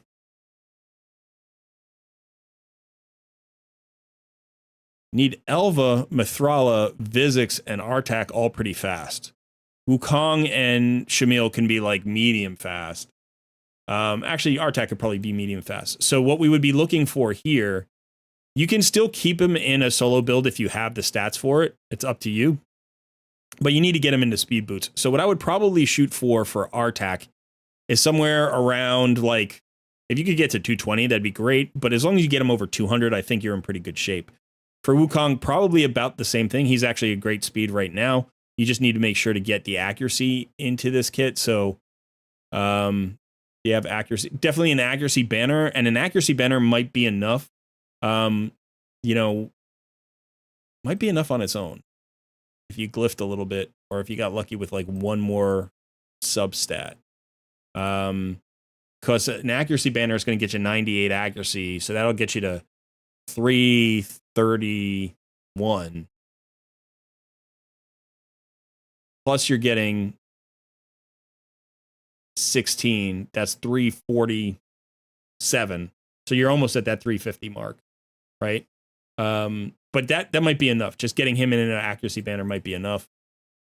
And if you can get more speed out of it, I mean, this is 19 speed, so probably not. But you don't want to lose too much speed. If you lost a little speed, it would be okay if that doesn't mess you up in arena or something. Elva should be really, really fast. I would get her out of Stone Skin. And I would get her as fast as humanly possible. So she doesn't need to be like one of the fastest 3 champions on your roster, but I would push her over 260. Like 280 would be really nice. If you could get her to 280, that'd be a pretty comfortable place for her to be.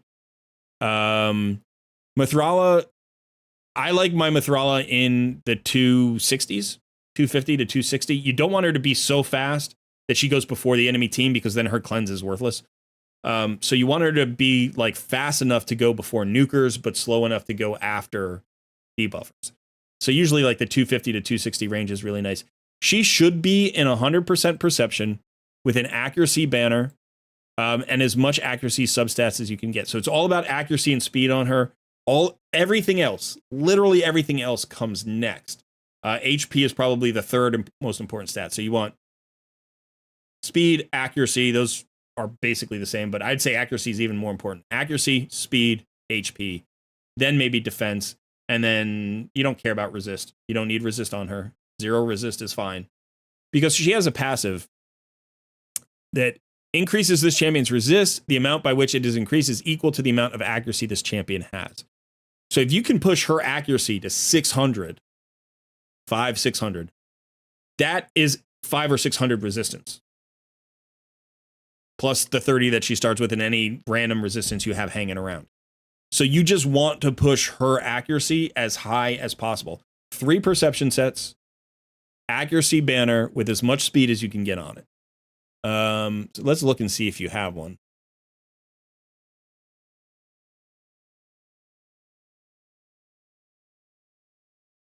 Yeah, I might steal that. I might steal that depending on how important Madame Saris is to you. And you can put these Defiant pieces. They're good Defiant pieces. I mean, they're solid Defiant pieces. Put those on somebody else. She's kind of inherently tanky. You don't need to make her a lot tankier because she's always going to have like strength and increased defense and a shield, and like that just keeps happening, you know. So you really need her fast and accurate, so she's resistant, so she can always cleanse the rest of the team. And then if you can throw a little bit of defense on her some way, like that's fine too. Get accuracy, like you want to double or triple roll here on the amulet if you can get it 6 stars. You know, roll this one out, see if you get an accuracy or double roll there.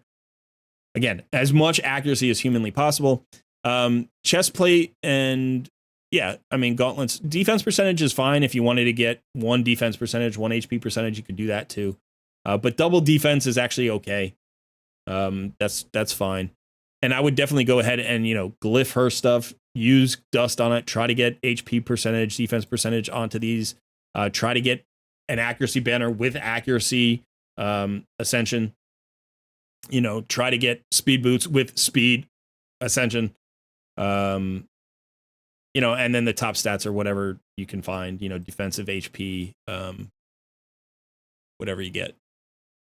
But like, she can be just pile stats on her. Just pile stats on her, but start with accuracy, speed, and then HP.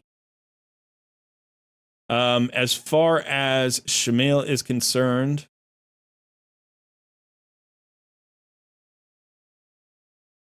this is not a bad build, but again, you don't need the accuracy. So I'd probably take them out of the perception set. You can use these elsewhere. What you want to try to do is get them into a crit damage gauntlet and get your crit rate from everything else.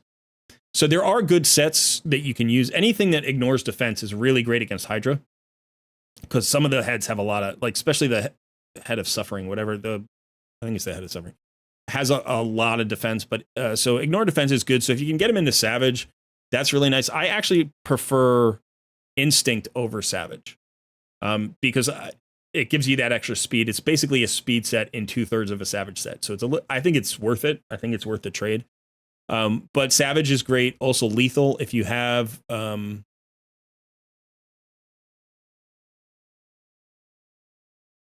if you farm Doom Tower,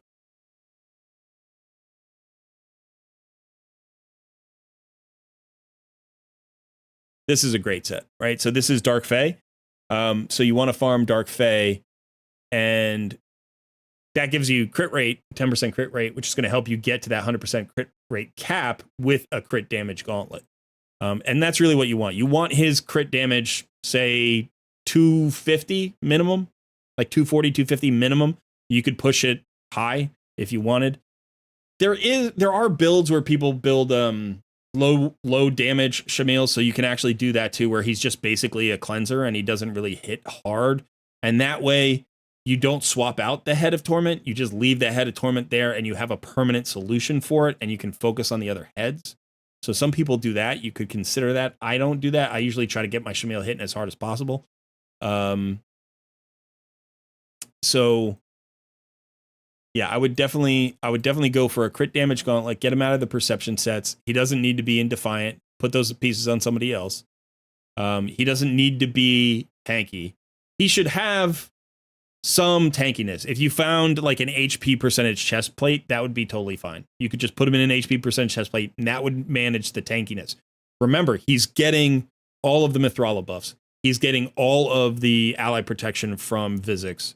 He's getting, you know, a decreased attack out there. He shouldn't be squishy because he's going to have so many defenses. And if he does die, and he might be one of the most likely to die, Elva's there to revive him. So it's totally fine, right? It's like, it's okay if he dies every once in a while. You don't want him to die a lot, but he doesn't need a ton of tankiness. That's a nice amulet on him. I'd keep that amulet on him. You can get him out of the accuracy banner, get him into an attack banner with speed. Or if you felt like you needed a little more defensiveness, get him in a defense or HP banner with speed. That's fine too. One thing you may want to consider, like moving forward, is special sets, like, you know, special pieces. Like this could be good for him because you don't need accuracy, you know, and this would give you an additional 5% crit rate. And if you had like a couple of Slayer pieces, Slayer works well on him. You don't want to go too many pieces. So typically it would be just 2 pieces or maybe 3 pieces if you had, you know, like 2 good pieces and 1 accessory. Because, you know, this is better on champions that do AoE damage, and he doesn't. He's all single target. So Slayer's okay on him. You could certainly put him in. Also, Merciless. Merciless is good. Attack, crit damage, speed. Even 4 pieces. The chance to reduce his A2 is actually really nice because that's the primary damage. You could even push him all the way. Like there's no reason you couldn't push him. I think if you had like a 6 or 7 or 8 piece, you would probably put it on somebody else, right? You would probably put this on like Newt, you know, or somebody. Not Newt, maybe Rathalos or somebody. But you would put this on somebody who is more valuable in more places. But if you had a few spare pieces and you could get, you know, the extra attack, crit damage, and speed, even to the 4-piece set, like if you could cobble that together, that wouldn't be bad on him. That'd be very good. But yeah, so you've got some sets. I think Instinct, Killstroke is really good on him too. You could certainly use crit damage. So you could certainly use this set and boost his crit damage. But it's really nice to have some ignored defense. So that, you know, that's Savage, Lethal, or Instinct, I think, right? I always confuse Impulse and Instinct. Instinct is ignore defense, and Impulse is the reset cooldown. Yeah, cooldown reduction.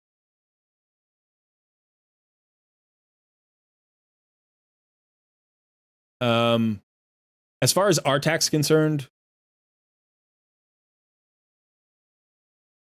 if you are using him are you using him as a soloer?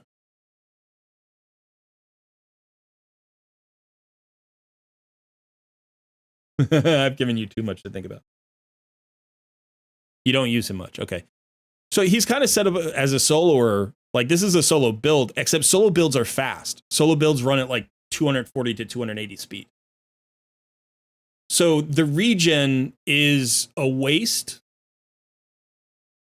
for him right now, based on what he is. This is also an attack-based chess piece, which doesn't make sense in a solo build. You have to have an HP percentage chess piece. You have to. Maybe defensive percentage in a pinch, or accuracy if you had a huge like HP pool from a bunch of other sources. So this is a weird build for him. What I would say is perception. Like if you're not going to use him as a soloer, which you don't have to, by the way, I would say get him into 3 pieces of perception gear. You get his accuracy to 350 pretty easily. Get, you know, accuracy and speed here, and push his speed to like 240. You're going to have 350 accuracy. You're going to have 240 speed. You're still going to have all the HP that you need because you're still going to go with the HP like gauntlets and chestplate.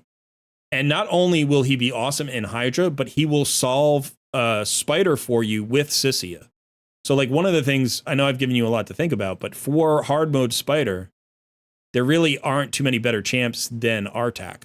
So what I would say here is probably something along the lines of,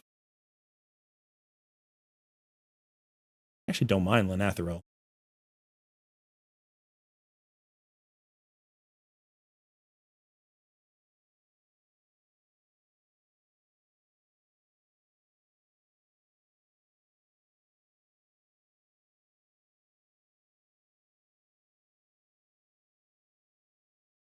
Actually, I might keep Deacon too. Deacon's going to have to be fast, though. I don't know how fast your Deacon is. Not bad at 249. I'd want a little more speed on him if you could get him to like 260.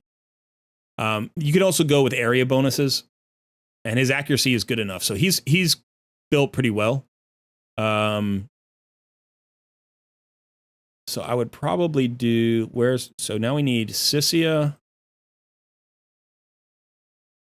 Artak, and I might do Rathalos.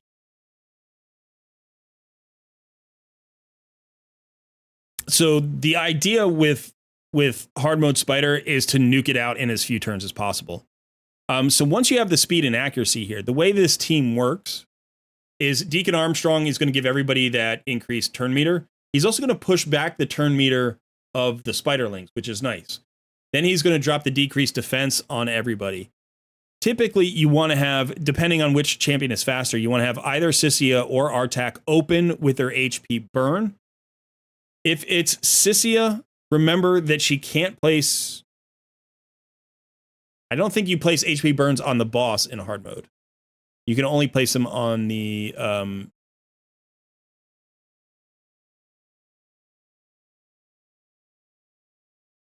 yeah, she's immune to HP burns. So Sissia will never get her extra turn, right? So whoever's faster places the HP burn, then the other AoE HP burner activates it. So if Sissia is faster, she places it, then Artak activates it. And then next turn you would have Artak place the HP burns and Sissia activate it. So you can do that in the AI. In the meantime, you've got Newt for the single target damage on the boss. He's also going to give you a weaken. You can have him open with the weaken. So you've got decreased defense, you've got weaken. It's an AoE decreased defense and an AoE weaken. And then Rathalos is there for cleanup, especially if there are any HP burns. So, you could do, this could be crazy good. Now, if it's not speed tuned, it might not work well at all, but let's go ahead and let's just try stage 8 here. Let's see if we did this, how we would do. We might have enough accuracy. The accuracy you need for this is 345 at stage 10.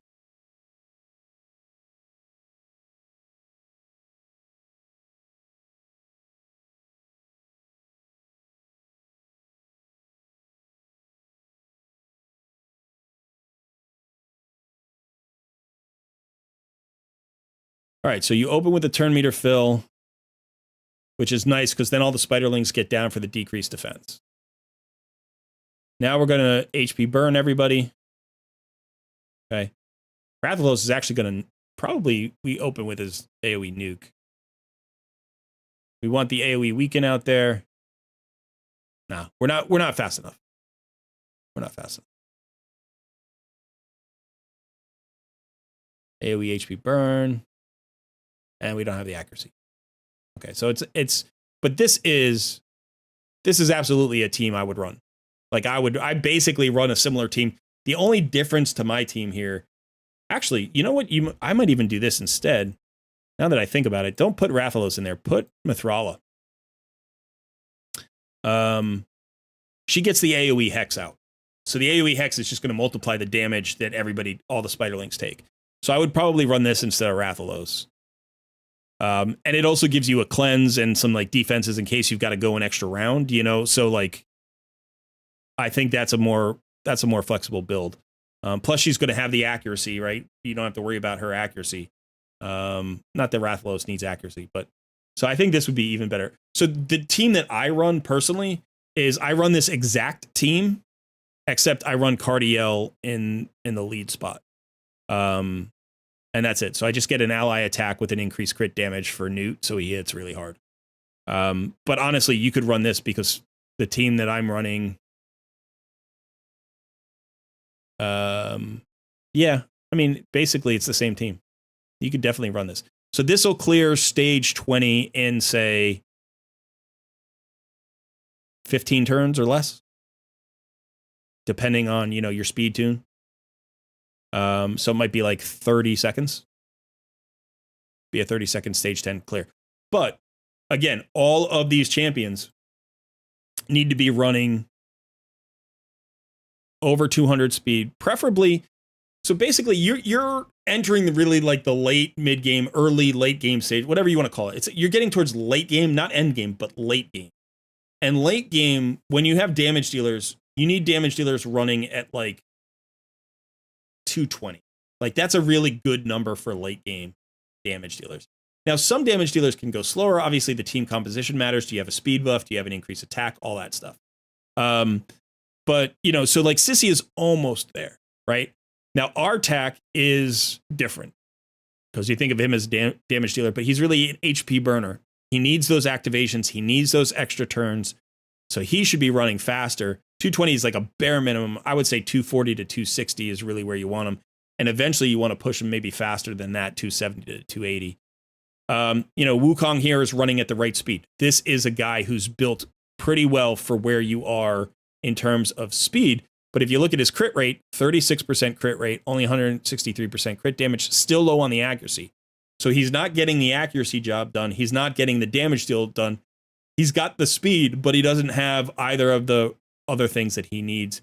If you need to get him out of instinct, go ahead and get him into 3 perception sets and go for, you know, that 100% crit rate.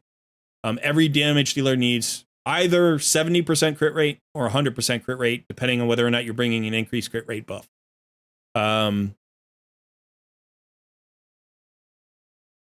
Yeah, and so there's going to be a lot of gear reworking for you in the near future. And what I think is really critical for you is going to be Forge, for perception sets, for lethal sets, for instinct sets when you can get them, and for Slayer sets when you can get them. You also need to get into Centranos to get yourself Merciless sets. And then if you're going to be farming, you want to farm Speed and Savage, basically. You're going to need to farm Speed and Savage. And those sets combined will take over like 75% of your account. And so just keep pushing those speeds and those accuracy numbers, and always come back here to the raid stages tool to check what your accuracy numbers need to be. So the way you read this is this white number here is the resistance of the enemy. The orange number next to it is the accuracy you need to overcome that resistance. When you're looking at their accuracy, that is their accuracy. White number is their accuracy. Orange is your number. That's the number you need to resist their accuracy. So if you're trying to resist here, you need 390 or 400 resist, 450 resist up here. So, you know, if you are building a mischief tank, 450 resist is the number you need to reach, right? If you're trying to place a debuff, it's 280 plus there's 50 resistance, which means you're going to need about 60 additional accuracy. So like I said, 350 is a really good number to shoot for, but 340, 345 will probably get the job done when the Head of Suffering is out. And if the Head of Suffering is gone, then it's easier. Then you're going to be over the amount you need.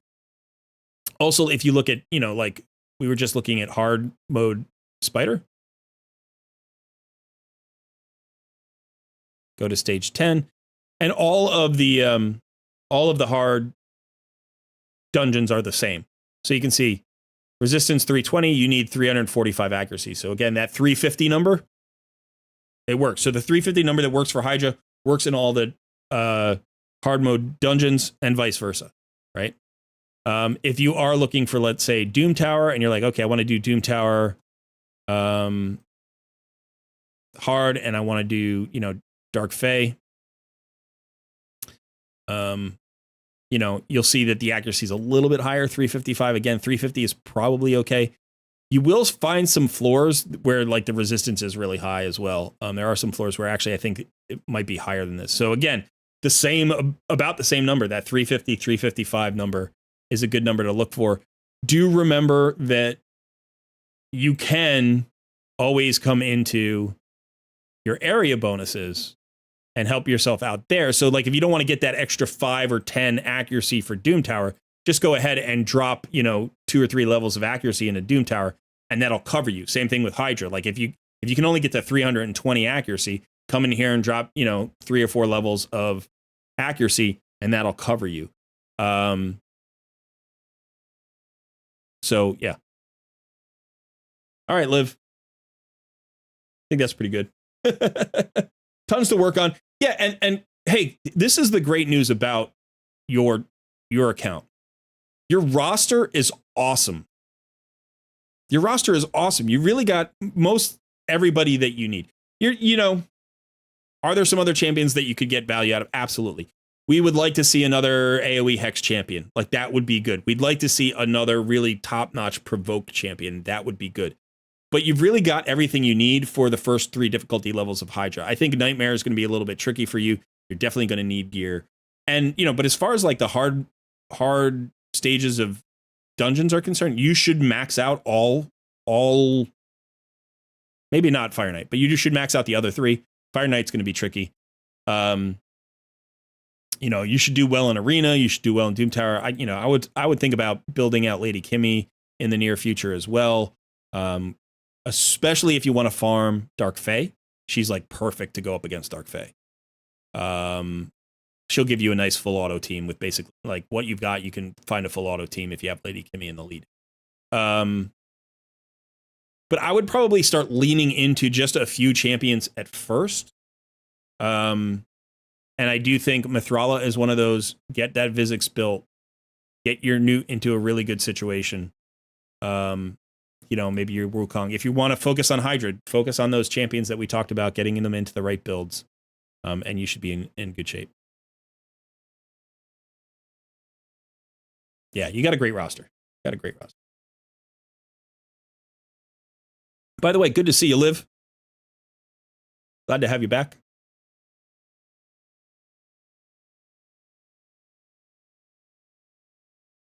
All right, so let me just make sure I'm okay.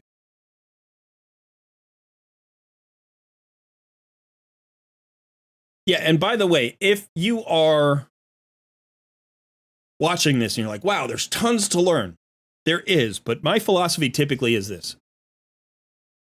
Pick a thing. Pick one thing and make progress on it and lock in that progress. And then pick another thing. The game is a long, grindy game. So if you make progress somewhere, if you build a champion in a really good build, that champion's going to be utilized in a lot of places. If you make progress somewhere, you say, I want a solution for Dark Fae hard mode, and you get, or Dark Fae normal mode, whatever. I want a Dark Fae solution, and you build it. Now you have that in your back pocket. Now you get those forged materials, right? Now you clear Doom Tower, you get all those resources. Even at some point, you have to focus on faction crypts, and you have to say, I have to find value, in my faction crypts, like, get your Lydia, right? Like Liv has his Lydia. Lydia is so valuable in so many places. That can help you in Hydra. That can help you in dungeons. It can speed up your dungeon runs or whatever. So my point is this, just like, I know I throw out a lot of information, but when I throw out a lot of information, hopefully it does 2 things. 1 is reinforce certain concepts, and then 2, give you choice. Because not everybody plays exactly the same way. Not everybody wants the same thing out of the game. So, don't say, well, I've got to do 50 things. Say, I've got 50 things I can do, but I'm going to pick 1 or 2 or 3 of them and then do those things. And then you just keep checking off the list. I do believe that learning how to build good, put together good champion builds for flexibility, like versatility, and for later game stages, or even for like specific purposes. Like, that's a skill. You need to learn how to build champions really well. I've got lots of videos on that. So just go ahead to my YouTube channel and search build or gear or whatever. Let me even see if I can.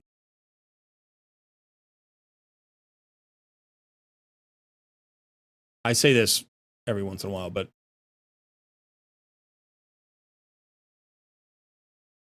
just come here. There's this little, so don't go up in this bar up here, because that searches all of YouTube. But if you just come here to this little search bar, that searches my channel. So if you just do, gear, and then you're like, oh, best way to gear your champions, or, every artifact set reviewed, or learn how to build any champion. So, avoid these 7 gearing mistakes. There are all sorts of things here. And again, you could, try the word build, and it probably will give you a bunch of, same thing here. Build better teams, the best raid guide you'll ever watch. Actually, a really good video. So go check these out. Survive and Thrive, how to build a support champion. Watch these videos. A lot of the concepts do overlap, but there's always new stuff in every video, or I wouldn't have made a new video. So, I think gearing champions, understanding how to gearing champions, is the single most important skill a raid player can acquire. Because when you look at a task and you want to solve something, you always have to back it up to, what do I need? Right? And like, you might think of it as a champions situation, like, oh, I need these 6 champions, or I need these 4 champions, or whatever. But if the champions aren't in the right gear, they don't even do what they are supposed to do. So it's like, champions are useless without the right build. You can have the best champion in the game, you don't build it the right way, it's a useless champion. Whereas the opposite is not true. If you have a mediocre champion, but you build them well, chances are they're going to be useful. So building a champion well is actually better than having awesome champions, right? Like, if you're only going to have one of the 2 skills, I would rather know how to build a champion than have the best champions in the game. Once you know how to build champions, then you want the best champions in the game, though. So yeah, that's a thing. All right, Liv, thanks for letting me tool around on your account today. I wish you luck. Keep me updated. If you have additional questions, or you just want to show me some progress that you've made, DM me. Pictures are welcome. So, I mean, pictures of your account are welcome. Don't just send me random pictures. I'm going to get a bunch of pictures now, aren't I? That's going to happen. People are going to be like, Colrad X asked for pictures. No, I didn't. I did not. Don't do it.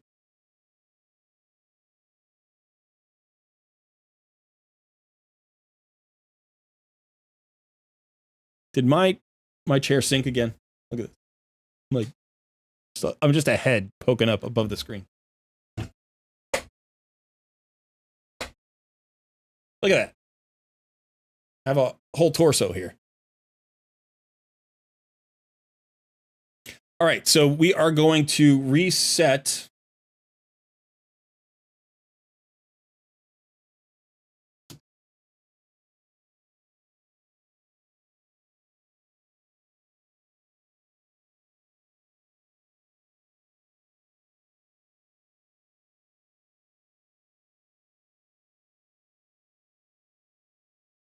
Awesome. All right, sorry, I just got a DM. It's funny how many people DM me during a live stream. Like, a lot of people do, and obviously it's because you're thinking about it. And I'm not saying don't. Like, if you want to send me a friend request or send me, a question, be like, hey, after the live stream, can you answer this question? Like, that's fine. But it's just funny because I'll have a live stream and I'll get like 20 DMs during a live stream. All right, so we're going to delete this wheel. We are going to reset the reactions. And a couple of things. First of all, what do I want to say? If you don't win a live stream and you are still don't win a live stream. If you don't want to take over during the live stream and you still want to take over, I am offering paid takeover and coaching services.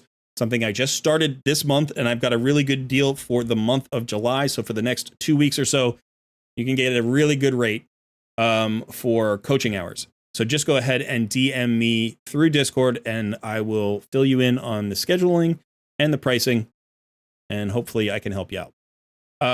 In addition, if you are new to the live stream and you want to try to win a takeover today, you got to become a member of our Discord community. The link is in the description of this video.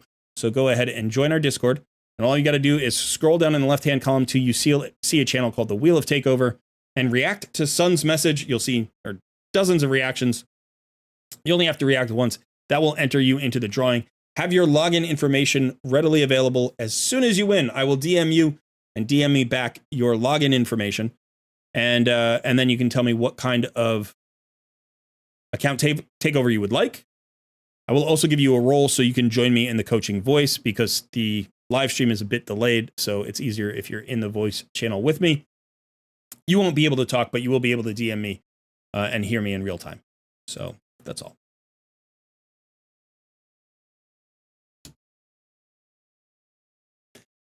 Okay. Let's see. Sun is.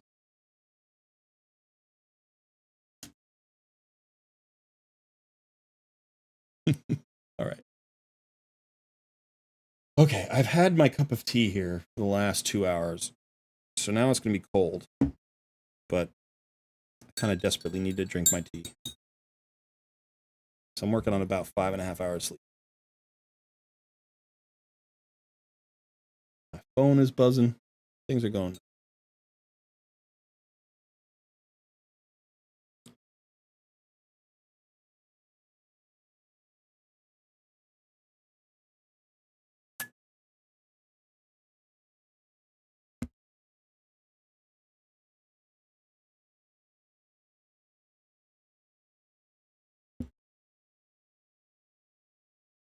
In fact, while we're waiting, giving people time to react, I want to show you something. Because I talk about these things, but I want to show that it works.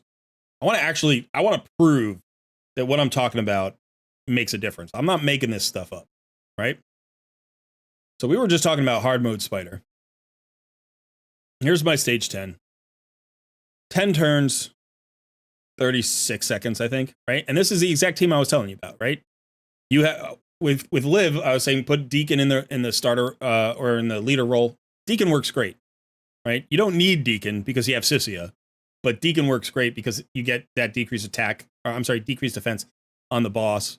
First, like you get it out there first. So when Sissia does her attack, it's already out there. But so I'll just go ahead and pop this once. And you could just watch how this works. Now, I could probably reduce the number of teams here, or the number of turns here, if I pulled Cardiel. Because Cardiel he brings the ally attack, which is nice, but it's not really necessary. I've just had him here for a long time, and so it works. So if you watch, get the ally attack. All right, now Mithrala is going to go second. She's going to put out the AoE Hex. Oh, I'm sorry, Artak. I've sped up Artak recently. But there's the AoE Hex. You get the AoE HP burn. Newt actually just crushes everything. Now we're going to come back around, and it should be another AoE HP burn from Artak, I believe. And then Sissy will activate, and if she doesn't kill everything, then Newt will kill with his AoE. Okay, so that was 12 turns, 54 seconds. This is actually slower because what I did is I rebuilt Artak recently, and it threw off my speed tune. So, yeah, I could probably even speed this up a little bit. Let's see that. That's not bad. Rid of that. So let's go ahead and look at the champions, right? And talking about speeds. Okay, Cardiel's running at 305. Mithrala is at 262. This is without the area bonuses. There are some area bonuses. Sissia is a damage dealer running at 233. Artak, I said, needs to run faster. Mine's 270. You can see he's actually in a solo build. That's what happened. I put him in a solo build. He wasn't originally in a solo build. He was in a stun set. Oh, by the way, 400 accuracy, right? Sissia's got over 400 accuracy. Mithrala's got over 600 accuracy. And then where's my Newt? My Newt's probably got the worst build, but he's at 343 accuracy and 226 speed in a relentless set with, 4,200 defense. So 212% crit damage is the part that's not great, right? He needs more crit damage. I would love to run him at 300% crit damage. But that's where he is currently. Because I have him in a relentless set. Oh, he's not actually in the relentless set. I broke the relentless set on purpose. So what I really need to get him into is like a savage set or an instinct set or something like that. Yeah, he used to be in a relentless set. I broke the relentless set because I speed tuned him for something, and I haven't gotten rid of the relentless pieces since because he's speed tuned in a broken relentless set. So what I really need to do is just rebuild him, get him out of this. And he is speed tuned for Iron Twins. So unfortunately, you can't really see here because I don't have. But you can see I've got a 1 minute clear stage 15 with Newt. So I need to rebuild him. I probably will change that Iron Twins speed tune now that the dungeon's been like, reorganized. It's been nerfed a little bit. But like, let's look at my Wukong. 338 accuracy, 100% crit rate, 278% crit damage, 251 speed. Over 5K. Yes, I have more stats than you do. Like probably in most cases. I've been playing, over 3 years at this point. My Great Hall is almost done, right? I've got 2 more buffs to go.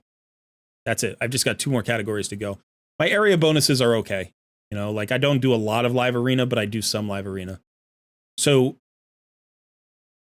my point is like every champion is built like this. Every champion is built fast with accuracy.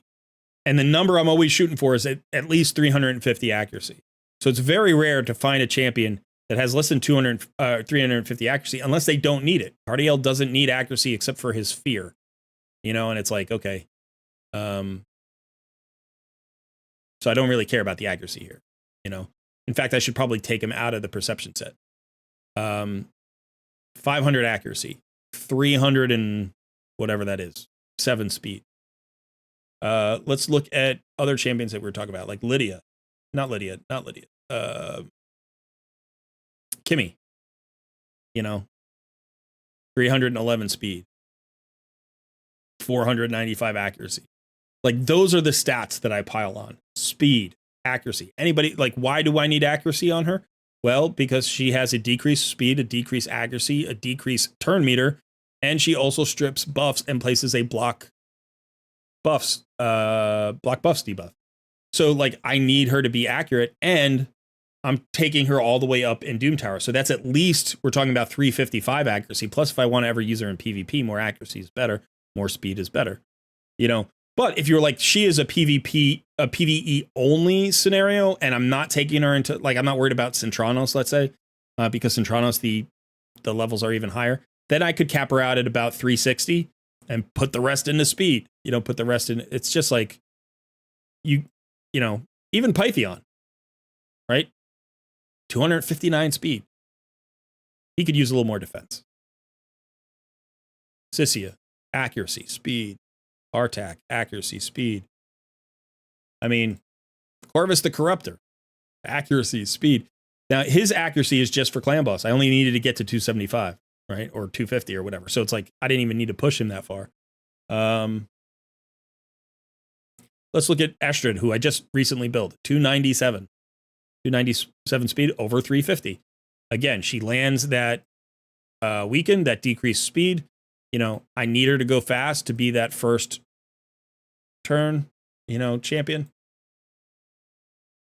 So, where's my Deacon? 288, 520 speed, 520 accuracy. I could probably swap some pieces from him onto Astrid, get Astrid a little bit faster. Ruella, 400 accuracy, 236 speed in this case. She's kind of slow. But damage dealers, damage dealers typically run 220 speed-ish. Sometimes a little bit slower. A Kemptum, 238. Genbo, 221. Skull Crown, 243. Neldor needs to run pretty fast, 243. A lot of accuracy there that's more accuracy than he needs. Actually, I could swap him out and maybe get him some more speed.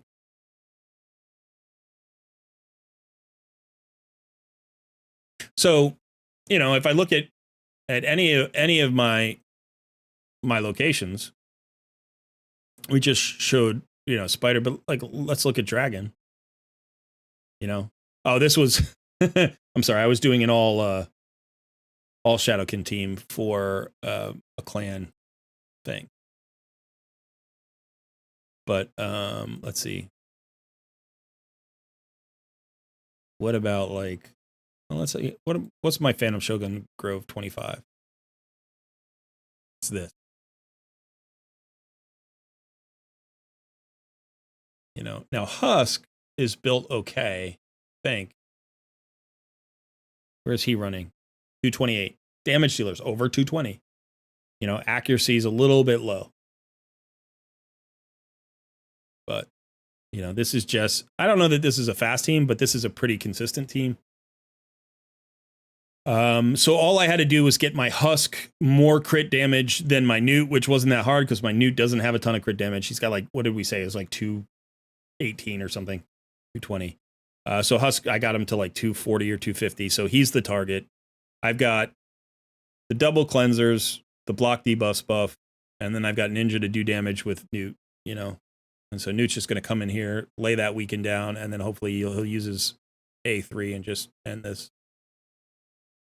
And it's not that slow, it's not that fast, but it's pretty consistent. You'll notice you don't need to keep his stacks at 0. Like you can hit, as long as his stacks stay below about 40, I'm usually fine. And they never typically get above 20. So what's this going to be, like a minute? 52 seconds. It's 100%. I've never failed with this build. You know, you can see the best is 32. So it can go faster depending on like crits and stuff like that. And I might have to like speed tune. But not bad. You know, Doom Tower. Look at Doom Tower. Hard mode. Let's look here. So this is a little bit tricky because this boss actually has a lot of resistance, but has additional resistance without an HP burn. So you need to land an HP burn on this champion. So you need a lot of accuracy. How's Sissia's accuracy? It's 417. Plus she's going to get this. So 421 plus she'll get this. So 440, potentially 441. And you need to land that HP burn or it doesn't work, you know? So you need at least one HP burner with high accuracy just to clear this out. Or you need a block revive champion, which I also have. I have Lydia as well to block revive in case I don't get the HP burn off. I don't think this is a fast run, by the way. You can see this is not like a team setup team. This is just a team I threw together. And yes, Scylla the Drake still plays, even there. So.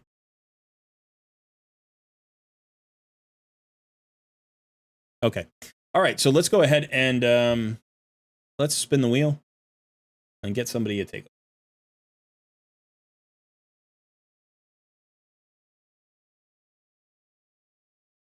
Oh, Sun already did it. We have a winner.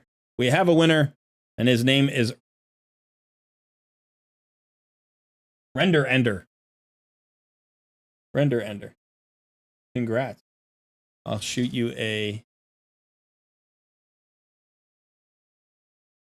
message. All right, great. Got the info. You were ready. You're like, come on, stop talking, Colred. I want my takeover. My name is Render Ender.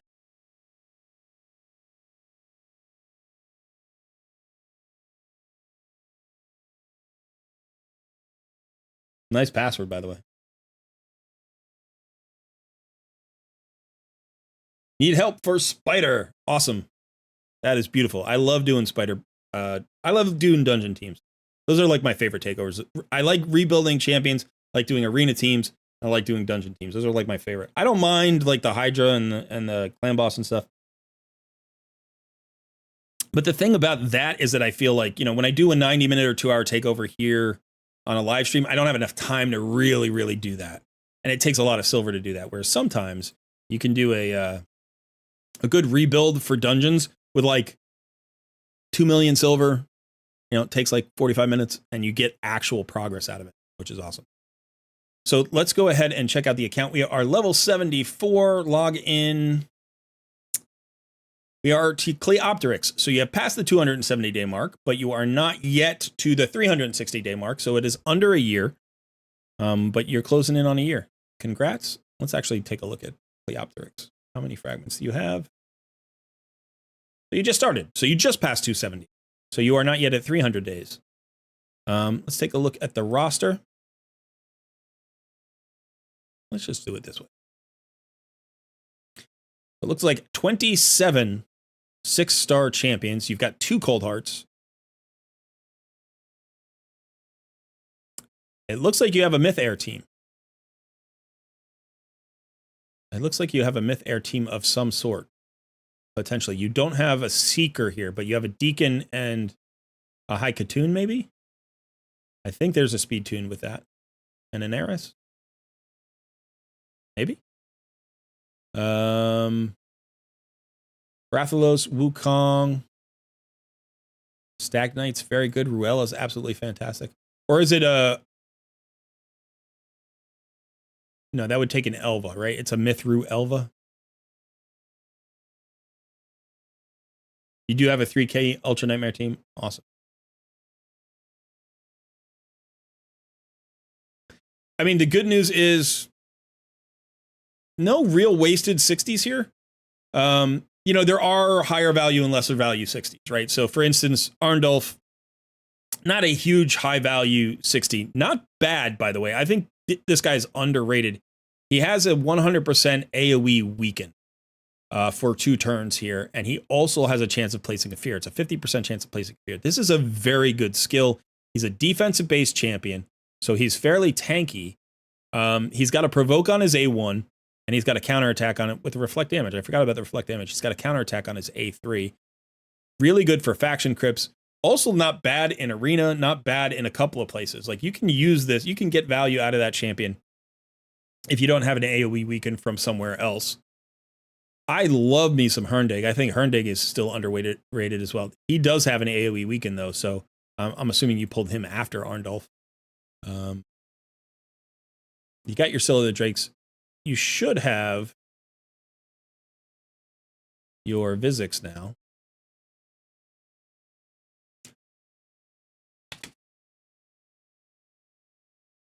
You got the Legate. Dude, you got Teox. Holy cow. Holy crap. You just pulled him during the last event. Congratulations. There's a lot of evidence that suggests this is the hardest hitting champion in Raid. That this is actually the most damage you can get in Raid now. That's awesome. He's gonna crush Hydra for you. Holy cow. Is he worth it? This guy is the next champion you build. He's the next champion you build. Yeah. So here's the thing. We need to find lizards to set him up with. You have a Razin. You have actually 2 Razins. But you have a Razin who's built, right? You have I think I saw, or is he only 50? You only have a 50 Razin. Okay, but you have Razin, who's not bad to pair with him, by the way. Razin is absolutely a highly usable champion who is not bad to pair with Teox. You also have Broadmaw, so that gives you 2. But let's go ahead and look at your Lizardman factions. Let's open this up. Okay, so you have some nice options. I think Razin is a top option. Aox is not bad. Aox is pretty good. He's got poisons on his A1s. He's got some heals. He's got a decreased attack. He decreases enemies' turn meter. I didn't realize that. Okay. And then he's not bad. And he usually use him for clan boss. Broodlord's not bad. Again, limited usage. I like Delaja. She actually has this passive where she counterattacks 50% of the time when any allied lizardman except this champion is attacked. This is almost like a unity skill of her own. She does have some sustain with some poisons and an AoE decrease attack. And you can see some continuous heals. So, in a pinch, you could definitely use her. She is awesome for faction crypts. Slixus is the new Void epic that we just had for the last fusion. And you could use him as well. He would pair decently well. And then you have Skathix, who's actually very good. So Skathix has a decreased speed. It's a single target, but that's always great for bosses. You have the AoE with a chance of stealing 1 random buff from each enemy. This is a steal, so Skathix gets the buffs, but it's kind of a buff strip, mini buff strip. And then you have a full AoE cleanse with block debuffs and a shield. Now, here's the thing. This skill, a cleanse and a block debuffs on the same ability. This is a very rare and powerful skill. Pythion has this skill. Elva has this skill. Cardiel has this skill. And Skathix has this skill. Now, Skathix is on a 4-turn cooldown, and the legendaries are all on 3-turn cooldowns.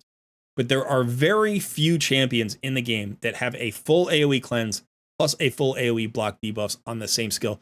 Plus, he gives you a shield. So this is a really good ability to have somewhere on your roster. And if you don't have it elsewhere on your roster, which it doesn't look like you do, I would highly consider building Skathix in the future. You don't have to. You can get away without it, but it's a really nice skill to have, and it can be highly useful in a lot of places. Sometimes you just need the cleanse and you don't need the block debuff. Sometimes you need the block debuffs and not the cleanse. So you have some options there. You have a mini cleanse with the Mytha. You have this is an AoE cleanse, but not a block debuffs. So you do have some other options. But you could certainly, if you're trying to find Lizardmen to put into a team together, Skathix is a very good support. And then obviously Broadmaw is your reviver. So, I mean, faction crypts are going to be a breeze for you.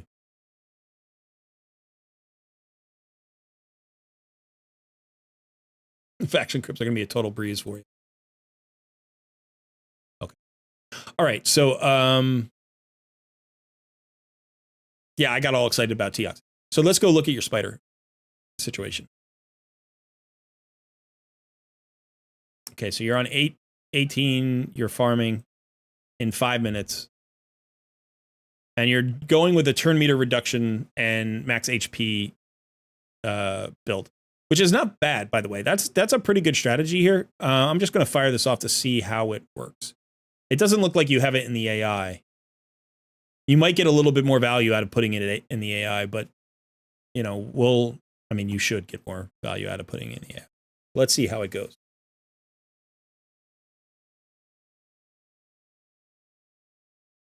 Okay, so unfortunately,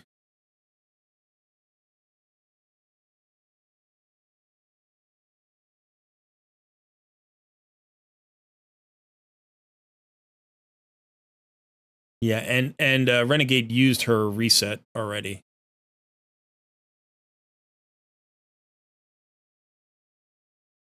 I mean, you might still get it. Depends. No, not without the reset. Okay. Conceptually, it's not a bad team. Let's see if okay, and here you have Spider as well. So let's just look at that team that you were just doing. It was Deacon, Royal Guard, 2 Cold Hearts, and a Renegade who was 50, I think, right? Okay, so the way that we would want to do this is, first of all, you want to make sure you turn off Renegade's. She's fast. She's running at 248. So she needs to turn off hers, or not open with her sacrificial ritual. So you'd want her to open with her lash out, probably. Yeah. Deacon, you can just let go. He should be your fastest champion, so he should be faster than Renegade. And these champions are all pretty slow. They also kind of lack the accuracy. So I think you need 225 accuracy for stage 20 to 25. Let me just double check this. So Stages tool. Always Stages tool. I have it. I mean, I'm always here. I'm always here. Dungeons. Spider's Den. Normal. Go stage 20. So stage 20 through 25 have all the same stats, really. So you need 225 accuracy, not two. What did I say? I think I said 225, didn't I? And if we go to stage 25, I think it's the same. It's still, yeah, still 225. So there's more like HP and attack and defense and stuff, but there isn't more speed. Like they're the same speed and it's the same accuracy. Same speed, same accuracy. So if you can clear stage 20, like if you have the speed and accuracy for stage 20, you have the speed and accuracy probably for 25. You just need more. You need to hit harder. So crit rate 71, crit damage 236, not bad. 78 and 228, not bad. Accuracy is a little low. Crit rate here 212, crit damage. Accuracy is a little low. Accuracy is a little low. So again, I would say a similar thing to what we were just talking about with the last. Oh, I'm sorry, I'm still on the. website. Yeah, so I was just looking at the stats here. So I would say the same thing here. Stats are a little bit low. I think the cold hearts are okay, but they could be faster. And you need a little more accuracy. So like the crit rate and crit damage are good, but the other stats aren't quite there. Renegade needs to be more accurate, but otherwise is fine. The speed is fine. You don't really care about her stats anywhere else, really. You just need that accuracy. Obviously, when you get her 6 stars, you can get a 6-star banner. And you don't need the accuracy for her reset. You only need the accuracy if you want to land the decreased speed or the heal reduction. And the decreased speed can be useful against Spider Boss. You also have another decreased speed here. Both are random, so it behooves you to have both kind of, with the accuracy they need. So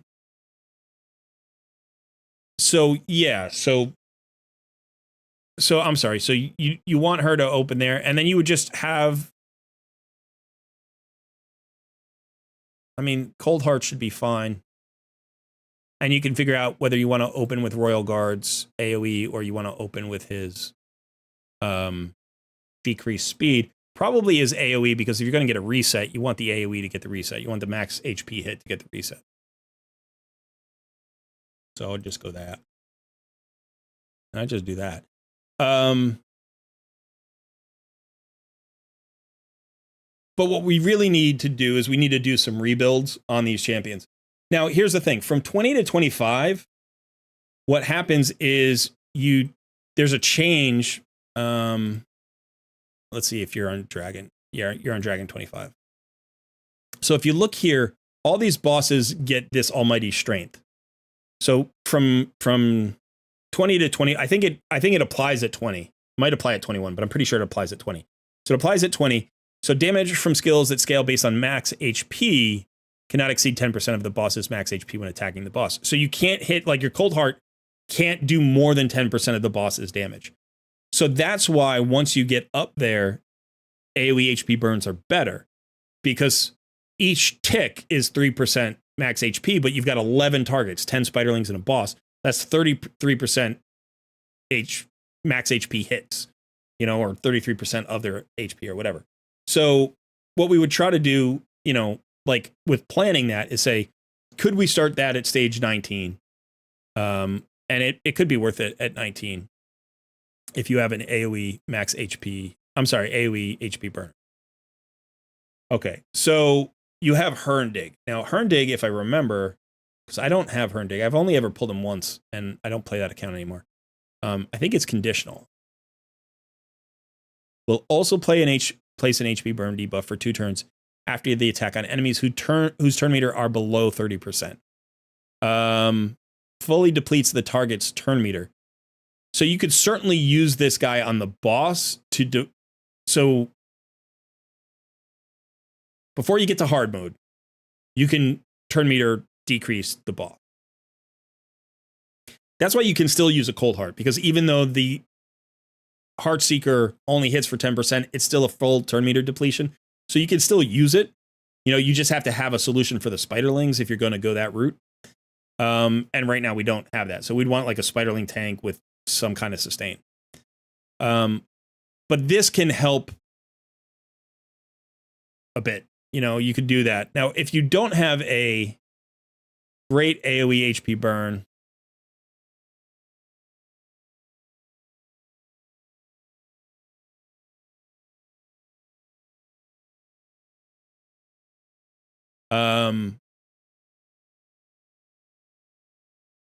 then I think the team that you're going with currently makes a lot of sense.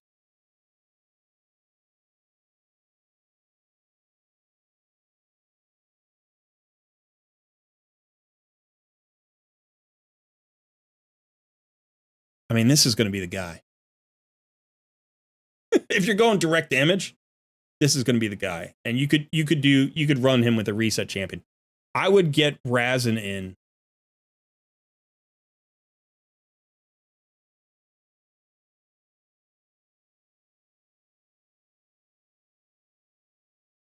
And I would get Skathix in.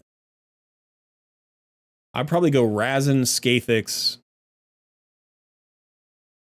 Like, I might do a full Lizardman thing here and just run like Deacon at the front of it.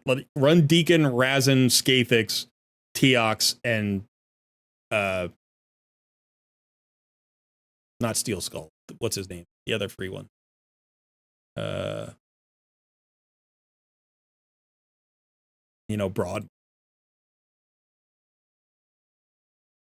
You get the increased speed, the increased crit rate. I might do that. Or just run Renegade and run 3 lizards, right? Run Deacon, Renegade, Razin, Skathix, and Teok. I might do something like that.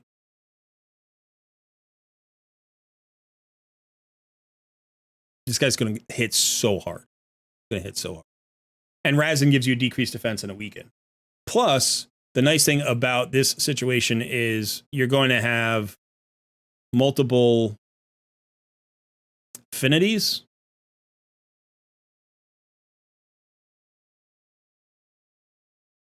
Now, Skathix is Void Affinity, but you're going to have Force Affinity, Spirit Affinity. You'll have the cleanse and block debuffs plus the heals, plus a shield, right? Shield. So that solves your Spiderlings issue.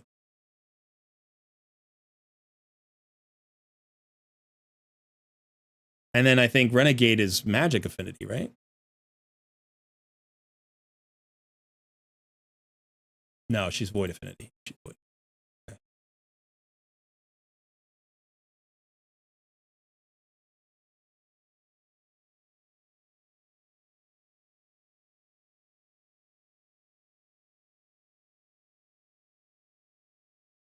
Sorry, Liv. I didn't want to break down your heroes, dude. Your roster's great.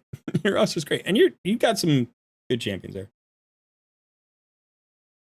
More speed, though. More speed. Another great champion for Spider up to stage 25 is Vizix. Vizix is absolutely phenomenal. She's going to give you that AoE slow on all of the Spiderlings. Going to give you the slow on the boss. She's got turn meter control for the boss. You can even use her provoke to make her the Spiderling target. She gets a little bit of a shield here.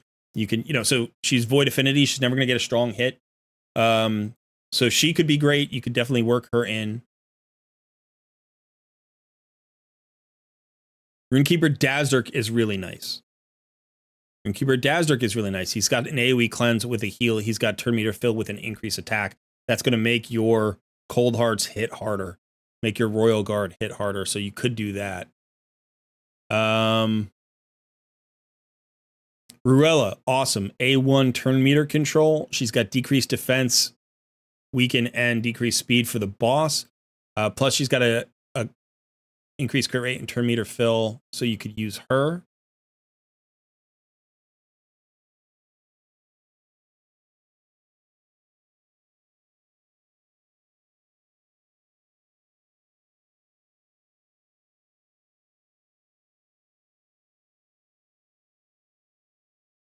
Rathalos is built well. You could always use Rathalos. He's just Spiderling control for the most part, but he gets decent hits on the boss too. I like Stagnite as well. Decrease attack, decrease defense, and an A1 slow for the boss. Again, accuracy becomes an issue.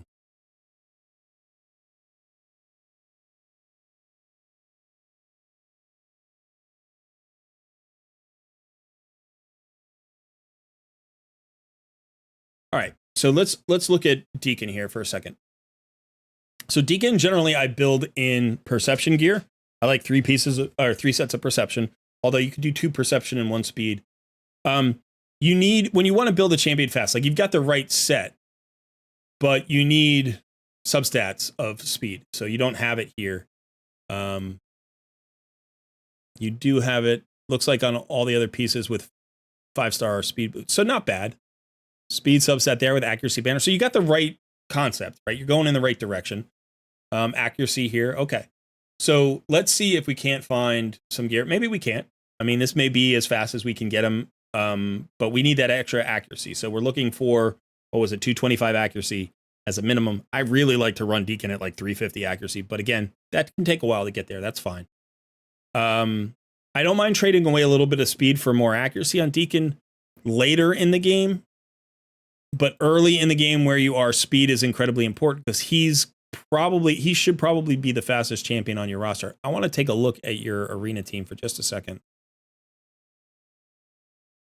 Silver 3. Looks like you were silver 4, maybe. Not bad. That's a decent team, right?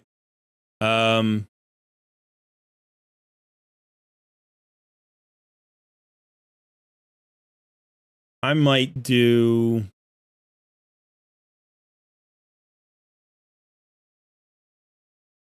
this.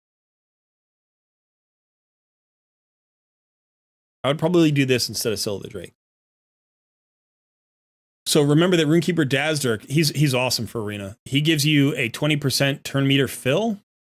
I'm sorry, 25% turn meter fill and an increased attack. That's almost Arbiter.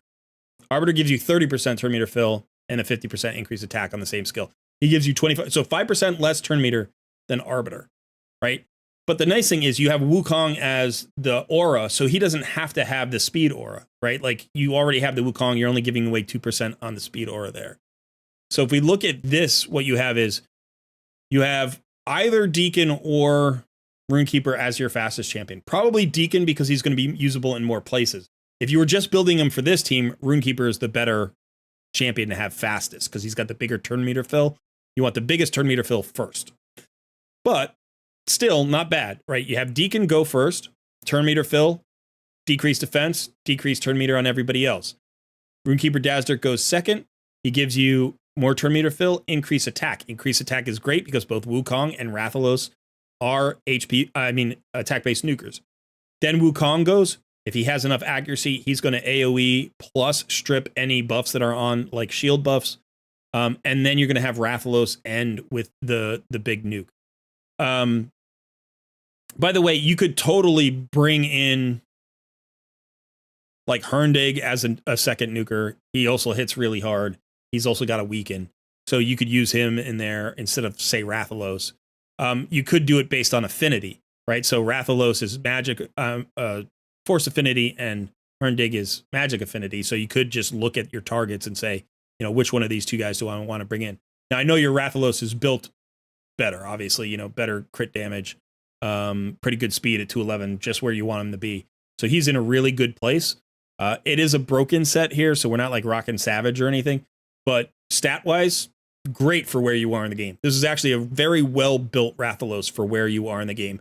4K attack, over 200 speed, 211 speed, 100% crit rate, and, 243% crit damage. Awesome. You don't need accuracy on this guy because his A1 can't be resisted against bosses, and you typically don't care if it's not a boss, right? And he's, fully booked, and he's got Soul Reap. This is like a perfectly built Rathalos for where you are in the game. In fact, this build will last you a decently long time. This will probably last you for a good 4 or 5 months before you need to actually like upgrade this build. Plus, you do have some glyphs, right? So you could still get maybe a little bit more stats out of him. I don't know, it doesn't look like a lot of stats. It'd be mostly defensive stats. But absolutely great build here. So Rathalos is going to be in most places, whereas, Herndig, he's not booked yet.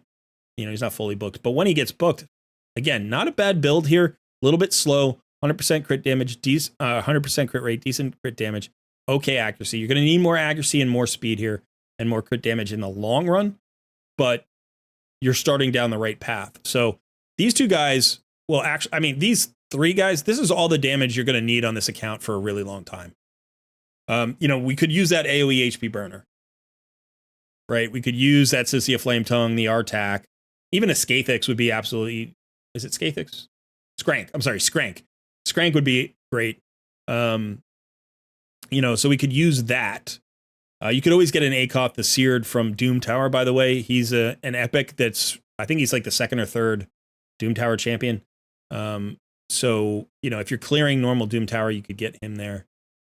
Oh, you also have Magnar, who is absolutely fantastic for arena nuking, but not built as well as your other champions.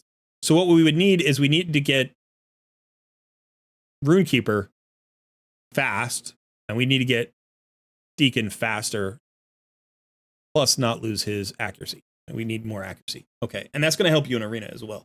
So this is why I look there, because Deacon is great as an all-around dungeon lead and arena lead.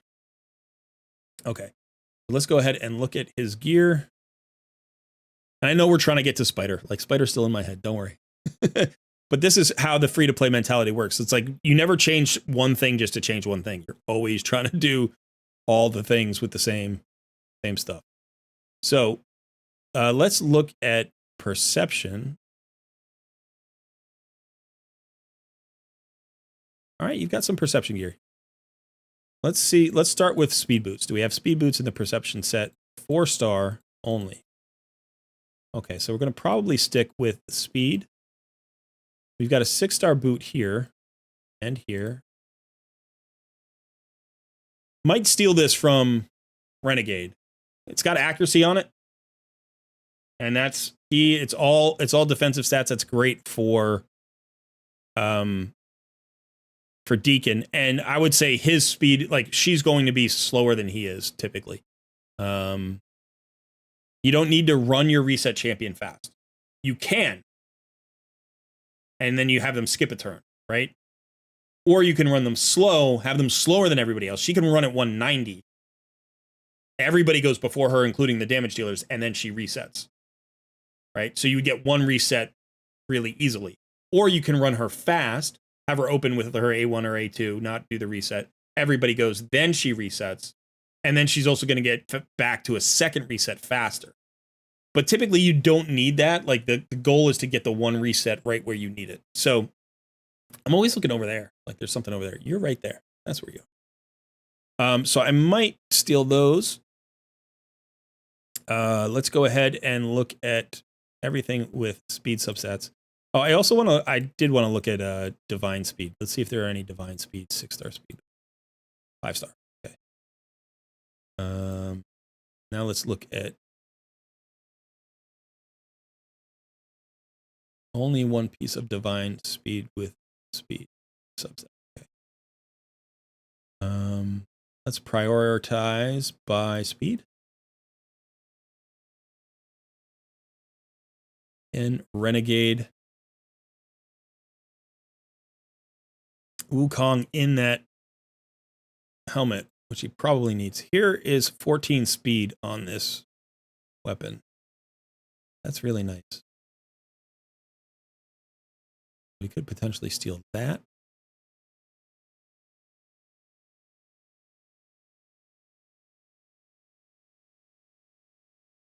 Defensive gauntlets, which would go very nicely on Deacon. Steal those.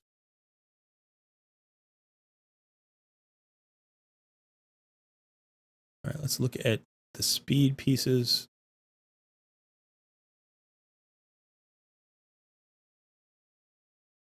Attack percentage on his chest is not awesome for Deacon, but you don't really care. You can even have flat stats, and that might be fine. That's 18 speed on a shield there.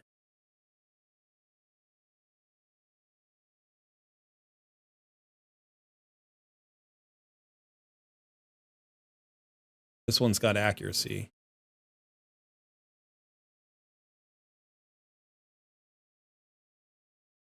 Steal that. Chest piece is not bad, actually.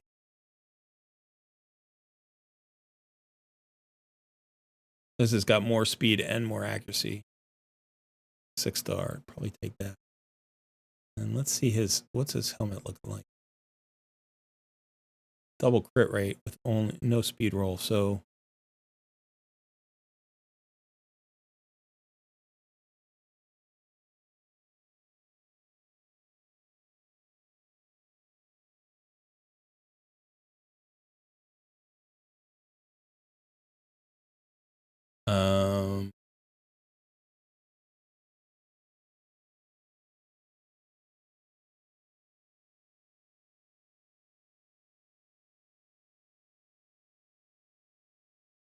probably steal.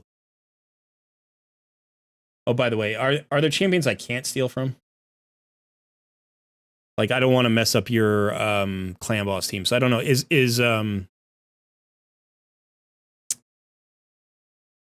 what's his name?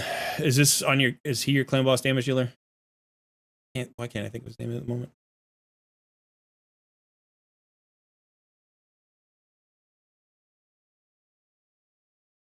No.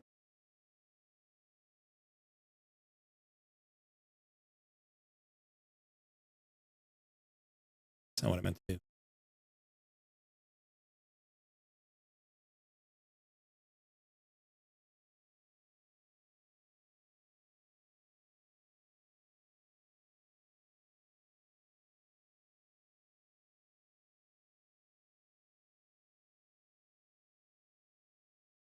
Let's see if we can salvage this.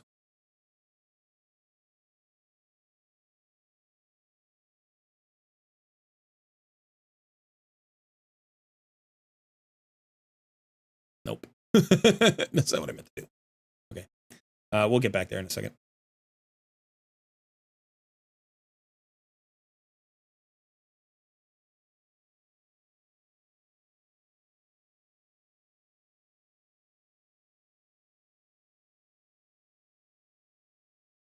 Okay, so Aox and okay, so we can't steal from any of those champions.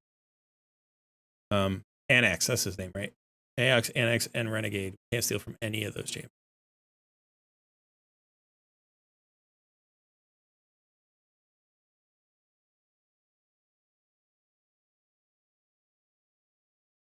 Right. Okay. I don't think I actually stole gear yet, but I was definitely going to steal from those champions. So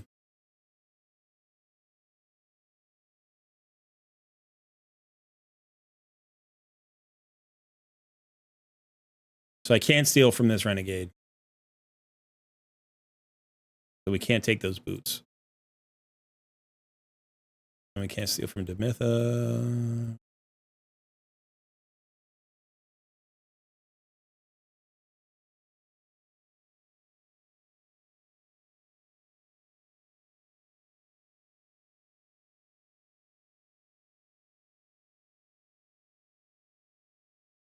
All right, so those are probably the best boots then.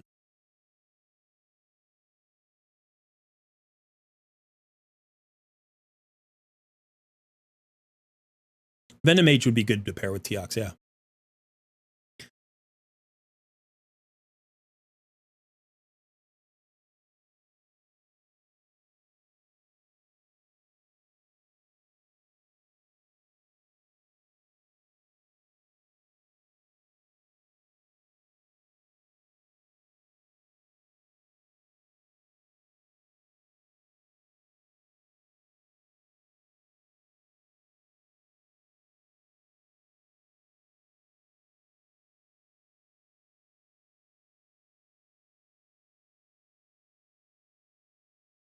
Yeah, it's going to make it tougher. Now that we can't steal from these champions, it's going to make it a bit tougher.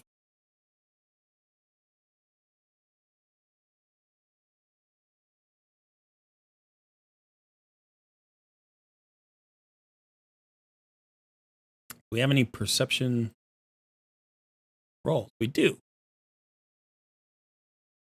All right, do you mind if I roll a little bit of gear for you? Let's use, I would use all the charms, but let's go ahead and use some rank charms here. Okay. And do we have, we only have 2 speed charms, unfortunately. Okay, we'll just roll. We can roll maybe 20 pieces, 30 pieces, see if we hit.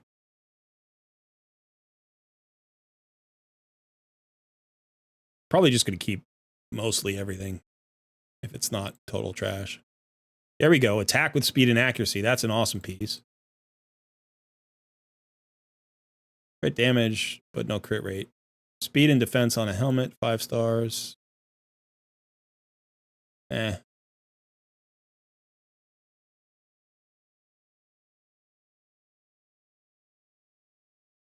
we got at least one very good piece there. All right, I'll roll We'll roll some. We'll see what we get. That legendary piece is good. If that's 6-star speed boots with accuracy, that'd be really fantastic. This can be sold. Accuracy. Nope. Unfortunately. Okay, so this can be usable, like, you know, where you're at, like, even if it's flat defense as a speed roll. If this was like flat defense with accuracy and speed in a perception set, I'd actually consider it a decent piece. So in a pinch, you could use that. If it doesn't have either speed or accuracy, though, then it's not worth holding on to. That's a decent weapon, could be used in a pinch. So again, same thing here. It's got accuracy as a substats, defensive main stat. Okay, so we definitely got some, pieces there.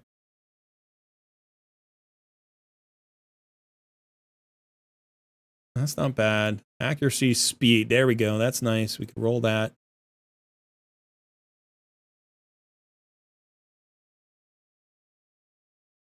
I really need speed boost. Those can go. There we go. 6-star speed boots in the perception set. Beautiful. Doesn't have accuracy, but who cares? I'm super excited about that. Okay, so great. So now go to Deacon.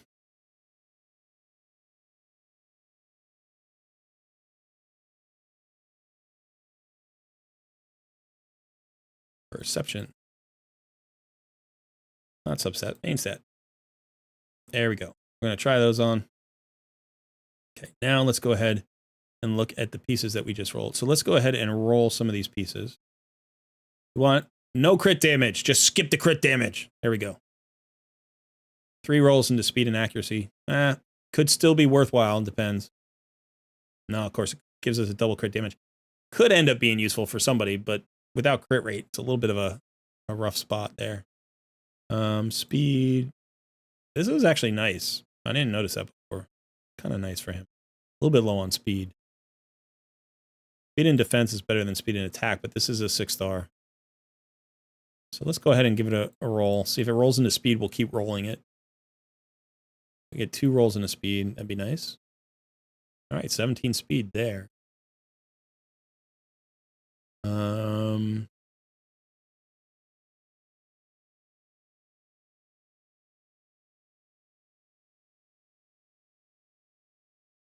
14 speed is still nice. Let's see. Shields.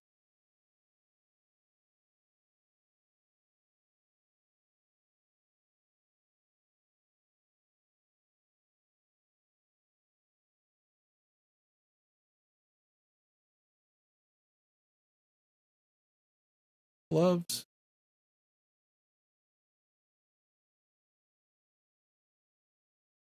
There was a really nice... Didn't we roll a nice chest piece? Yeah, this one. Let's go ahead and roll that. Miss crit damage. Again, it's crit damage. Same thing that was on... Yeah, same thing that was on the other piece. Come on, and another double crit damage roll? Wow, triple crit damage roll. At least it's on an attack-based chest piece, I guess.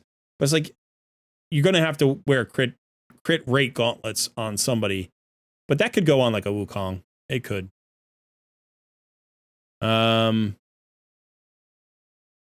So let's take this off for now and just see. I'm going to roll this up. Accuracy? No. More crit damage. An attack. Jeez.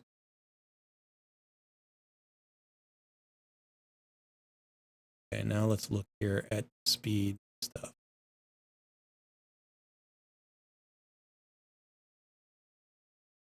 Speed and accuracy. What is it?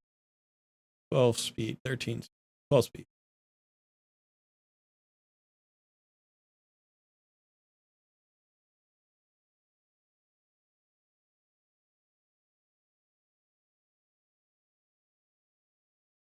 Can't take any of these.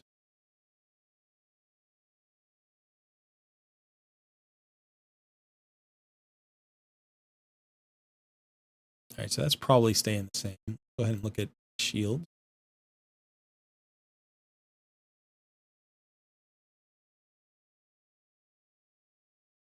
So what will we be trading away? 2 speed, 420 accuracy. And this might roll again. So we can try this. So we roll in the speed. We're definitely taking it. Speed. Still not bad. I'll probably take that just for the accuracy.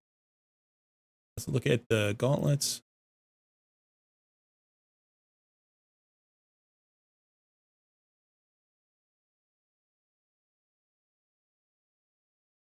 Roll this one up and see.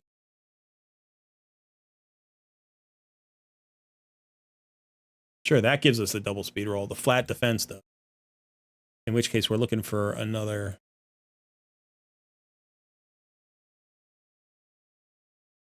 Accuracy chest plate could be good.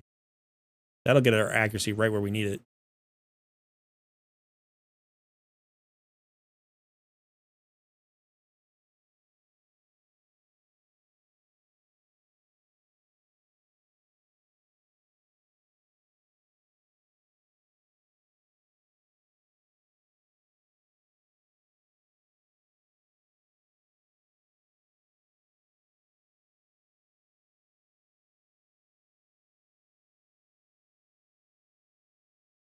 All right, we need a shield. Preferably with speed or accuracy. Do we have accuracy charms? Yeah. Just do a 10 roll there. See what happens.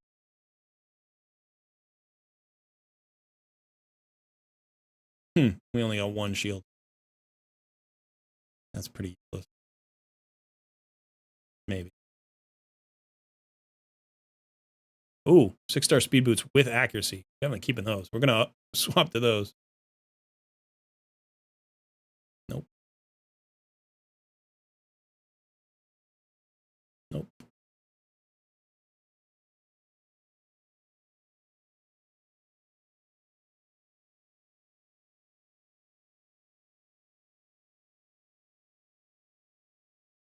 All right, that is it. And that's all the.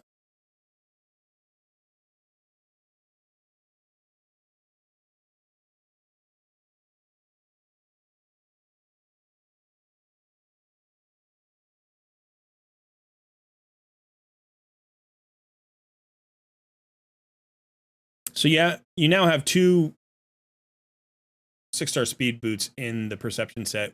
This one's got accuracy, so I would put this one. I mean, I rolled up the other one, and I don't want to like waste all your silver, so I would probably put this one on Deacon, and roll that up, and then let's just go look for the other pieces, and we'll see if we can get them to like. I'd love to get them to 250, but if we could get them to like 245 or something, that would be a nice little improvement.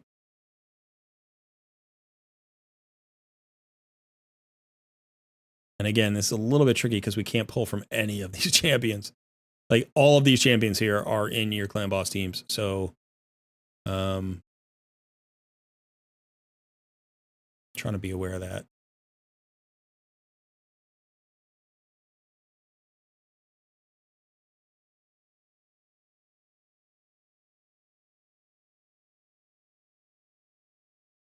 There is divine speed. There's a little bit of divine speed, but there was only one piece that actually had speed as a substat.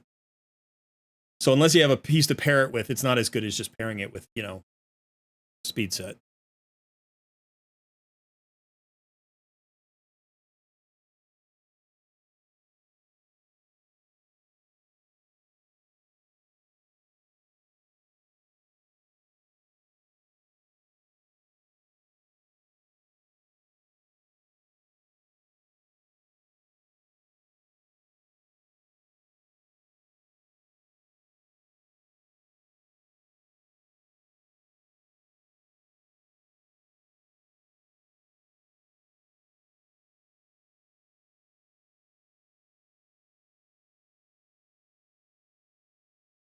Do have some more pieces to roll now. We have some more helmets to roll. Roll this one first. This piece. Also roll that.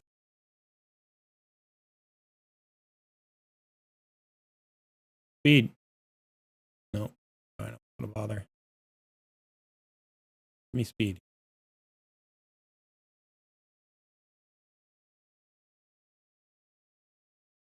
Damn.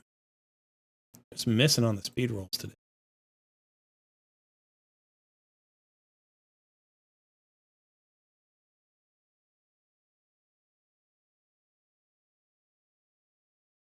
That's now that could really go on Wukong. Where's Wukong? This is him, right? This has 5% crit rate, 14 speed. But this piece that we just rolled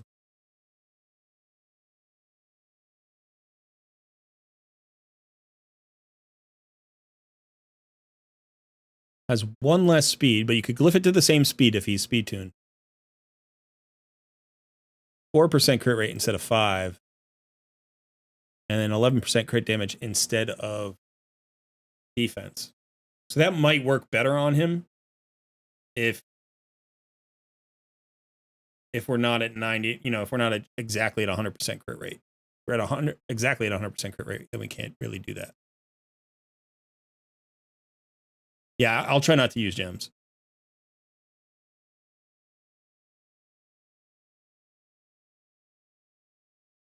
I would prefer to have accuracy, obviously, but oh, we do have this. I forgot about that piece. We'll just do that now. Okay, then we need one of these.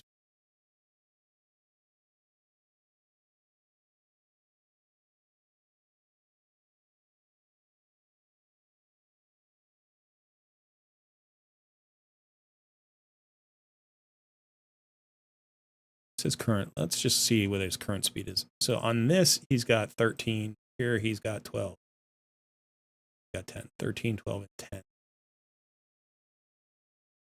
Okay. 13, 12, and 10.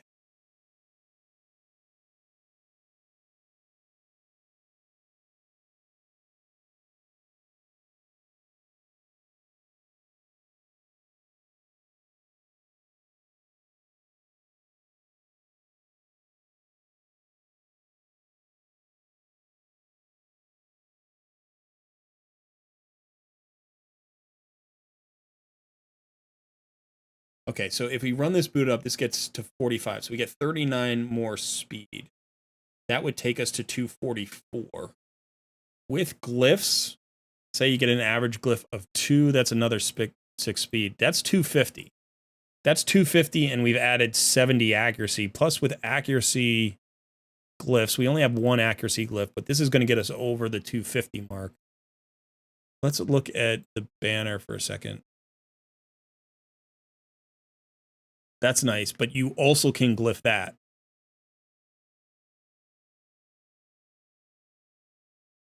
So you could definitely get to about 255. Now with an additional about 75 accuracy, maybe 80 accuracy once you glyph that 1 more glyph. Let's see. It's a 6-star glyph. Let's roll up this boot because we might also just roll into the accuracy. If we roll into the accuracy, we're definitely gonna glyph it then. That's nice. Get another one. Get a double accuracy. That's not bad. Double resistance. It's not awful. I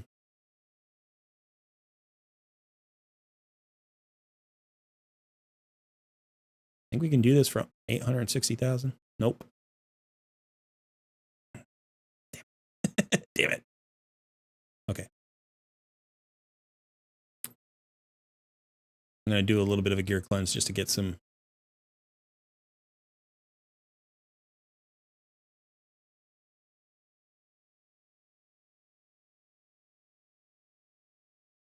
Let's actually this way. We'll filter.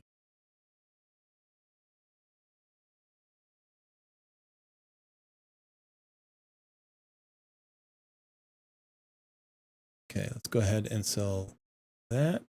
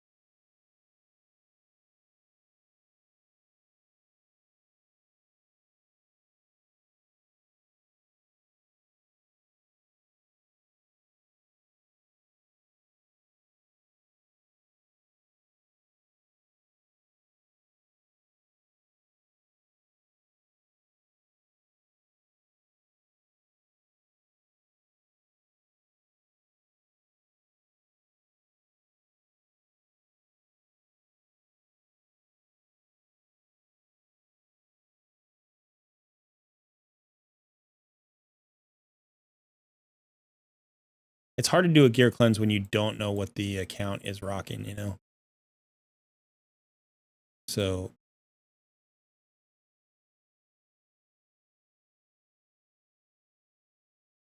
looks like you do somewhat regular gear cleanses. You don't have a lot of really bad stuff. Also, I mean, rings are kind of easy to clear because it's like you can always get. That's at 14. We'll keep it there for now. All right, so you're going to get an additional 12 speed there. That's 244 plus what we were just talking about. We have the 250 to equip.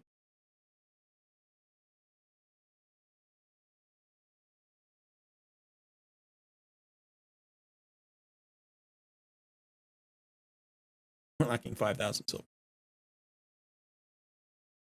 Okay, so let's sell some speed pieces that don't have speed substat.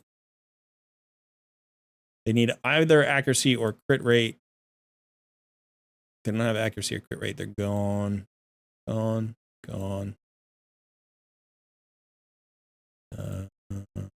Gone. Gone.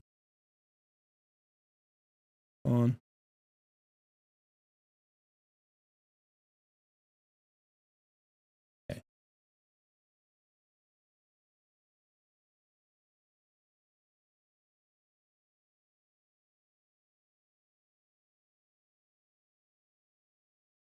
All right, so I actually think when we did the swap, we didn't even lose speed. I don't think we're at about the speed that you were at, but we've gained a lot of accuracy. But this can, you know, this boot will get 12 more speed. So that's 242, 244. Plus 1, 2, 3, 4 speed glyphs. Let's call it 250-ish, 252, something like that. That's a much healthier place to be for a lot of things.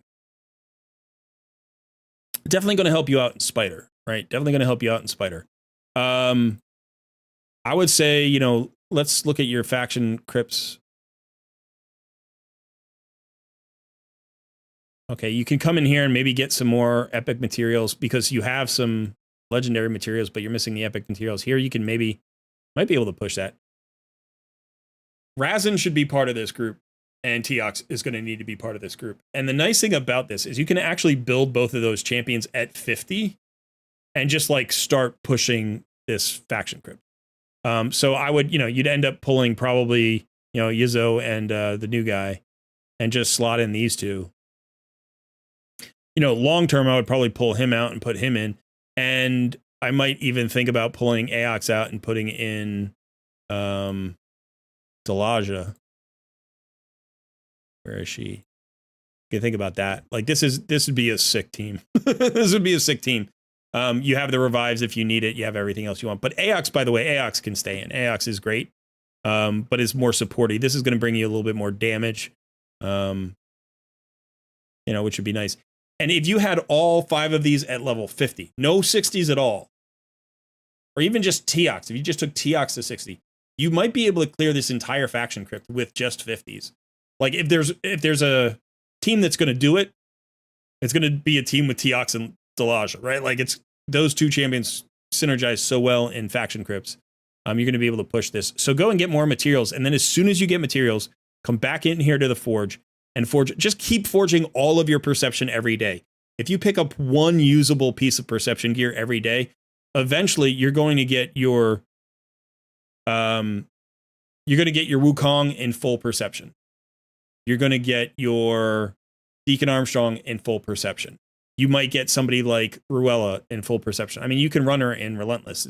There's no reason you can't, but you could run her in full perception. You know, you can run Stagnite in full perception. You could run Ursula in full perception. Oh, Regen is fine on her too. You could run Herndig in full perception. Like, obviously, you want the crit damage gauntlets and the crit rate and all that stuff, but just having that access to the 5 and 6 star gear of perception is awesome. Plus, every one of those champions needs accuracy, and every one of those champions needs speed, and perception brings that, you know, both of those stats. So I'm not saying switch all of them to perception. Like, if you like the Ruella in Relentless, that's fine, but, you know, try to get 6 star Relentless boots on her, speed boots when you can, and speed substats are really critical on Relentless. Going slow and Relentless, you'd rather just run in speed, right? Like she's running at 184, which is kind of on the border. I would say that's not too bad. But if you're running her in Relentless, typically, again, you want to run her. If she's a damage dealer, you would still want to run her at the normal 220 speed and get that extra Relentless proc, right? If you can't run her at the 220 speed, then if you run her in speed, you might be able to just run her faster. Or you could run her at 220 in like Savage, and then it's better than being in Relentless. So Relentless is about getting more turns, and speed is also about getting more turns. So they multiply each other. So I try to run Relentless speeds fast. Like I want 250 in a Relentless speed. I want 250 speed in a Relentless set. I can speak. I need tea. That's what it is.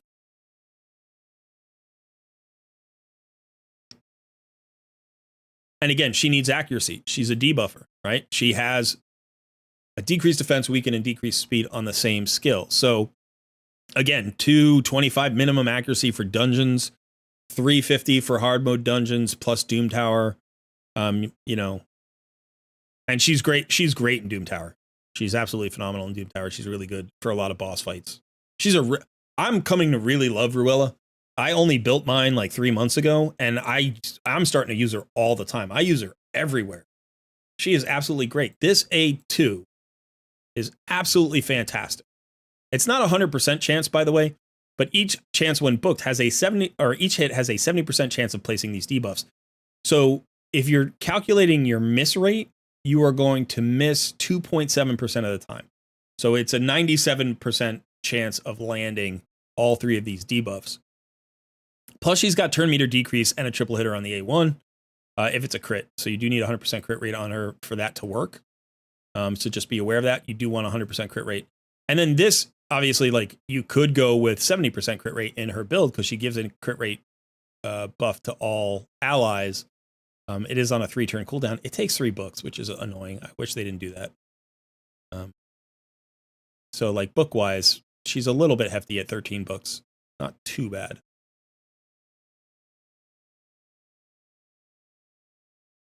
Yeah, and again, if you're swapping around gear based on specific things, you're like, okay, I took Ruella's gear and gave it to Ornn because Ornn needed it for a particular thing that I was doing.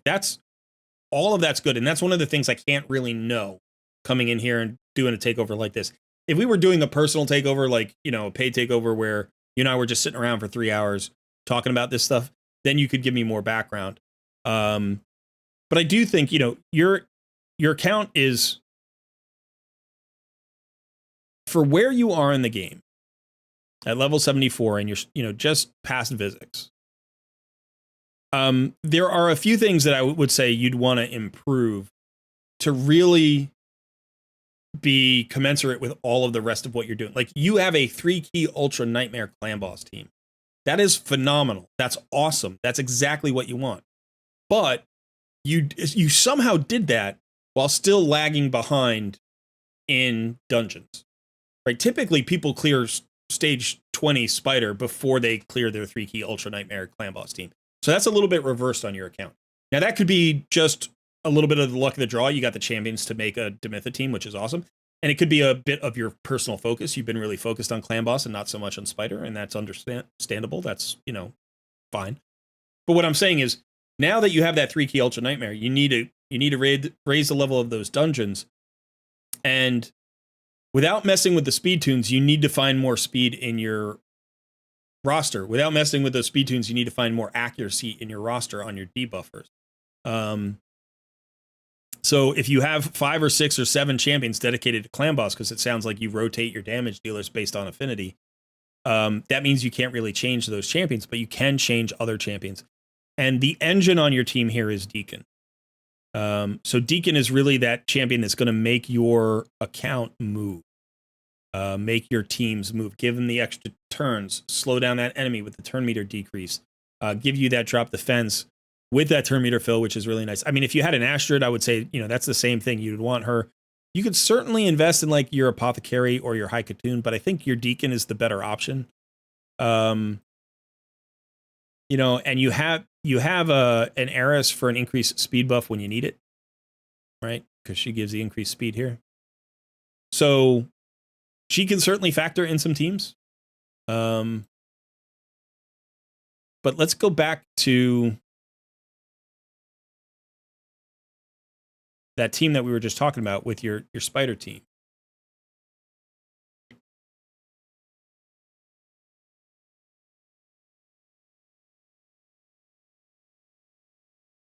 So I think, again, you know, when we're talking about getting the most damage, we want to build cold hearts, not just with stats, but with sets. You typically want either high accuracy to make sure you're always landing that decreased turn meter, 100% decreased turn meter. So think perception sets. Or you want to go in a damage set like Cruel or Savage or something like that. You could use a Relentless set or a Reflex set here, and it wouldn't have to be that fast. Again, if you could get it to like, you know, 205, 210, 215 in a Relentless, this would be nice to get her back around to her Heartseeker more quickly. For chess pieces, you know, HP percentage is definitely the way to go here. You've got them both set up that way. I can tell that like you're built, you know, in the way that you want to be here. But again, you know, when you're looking at these gloves, these crit damage gloves, they have crit rate. They don't have speed. Don't have enough speed on these champions. And you also don't have a ton of accuracy.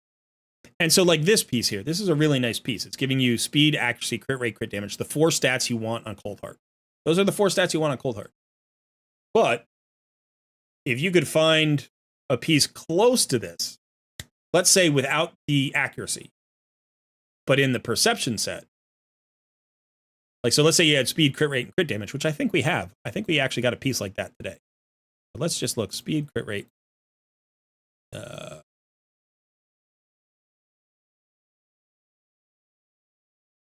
Maybe it was maybe it wasn't a shield. It was this piece. You know, so you're like, oh, hey, this is giving me, you know, some of this. So it's like, if I can find 2 of these pieces in perception, even if I'm trading away the accuracy, or even if I'm trading away the speed, I'm getting back speed and accuracy in the set, right? So in order for this toxic piece and this shield to be valuable, to be the pieces that should be worn, they have to give you more than the perception pieces, right? Like, so they need to generate more than 40 accuracy between them and more than 5 speed between them over what the perception pieces would give you. So what I mean by that is, like, let's say you got, so this is 30%, 31% crit rate. So if you got 31% crit rate and 11% crit damage from 2 pieces of perception, right? And you got 11 speed. So you got the same crit rate, you're losing 5 speed, and you got the same crit damage, right? This is generating 23 accuracy plus glyphs, I know. So you'd be getting 40 accuracy and you'd be getting the same speed. So you end up with, you know, 18 additional accuracy just from the set bonuses. And that's not including any additional like HP or resistance or defense or whatever that you're getting.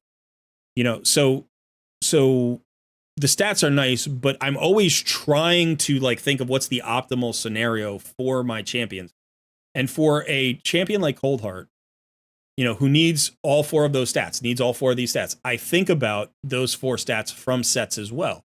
So I could look at crit damage. I could be like, even if I'm giving away the crit damage stat, I'm going to get 20% crit damage from the set. So if I'm factoring, you know, 2 pieces in, I have to factor in that 20% crit damage versus the broken set. So, you know, if I was looking at crit damage, let's say we're just looking at these 4 pieces for now. And I wanted substats. So crit rate, you know, and then I'm just going to look at these pieces.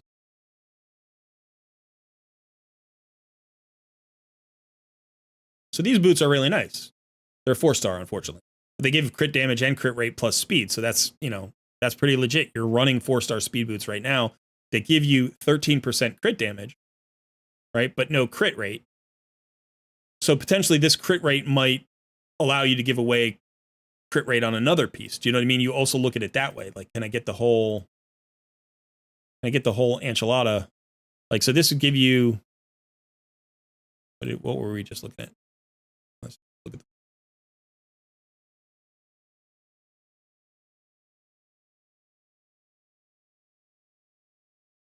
What was her set that she was running? She's running a weird set. Oh, she doesn't have crit rate.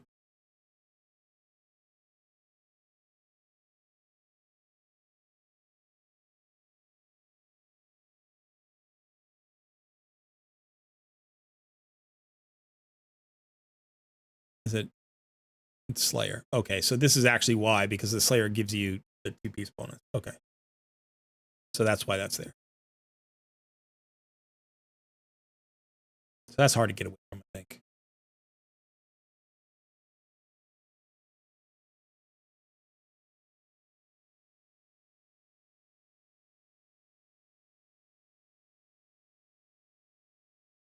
This is a very nice piece.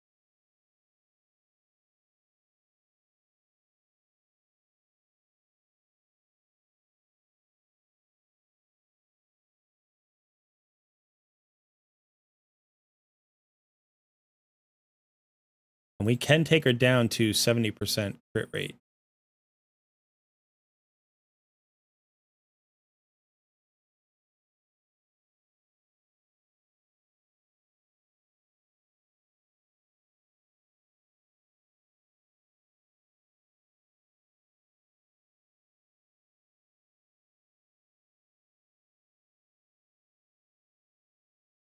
Yeah, I mean, I think gear is going to be a concentration for you. So it's like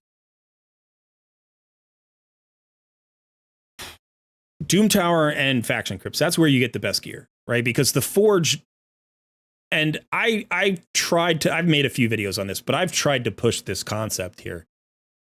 But you know what? Let me call this up. Let me see if I can show. I'll show this in a more substantial manner than I've done in the past.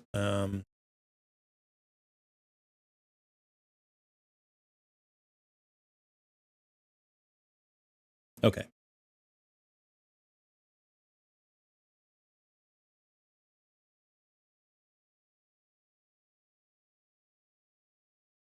So this is yumilove.net. This was like the HH before HH came around. Still a very useful site, still updated.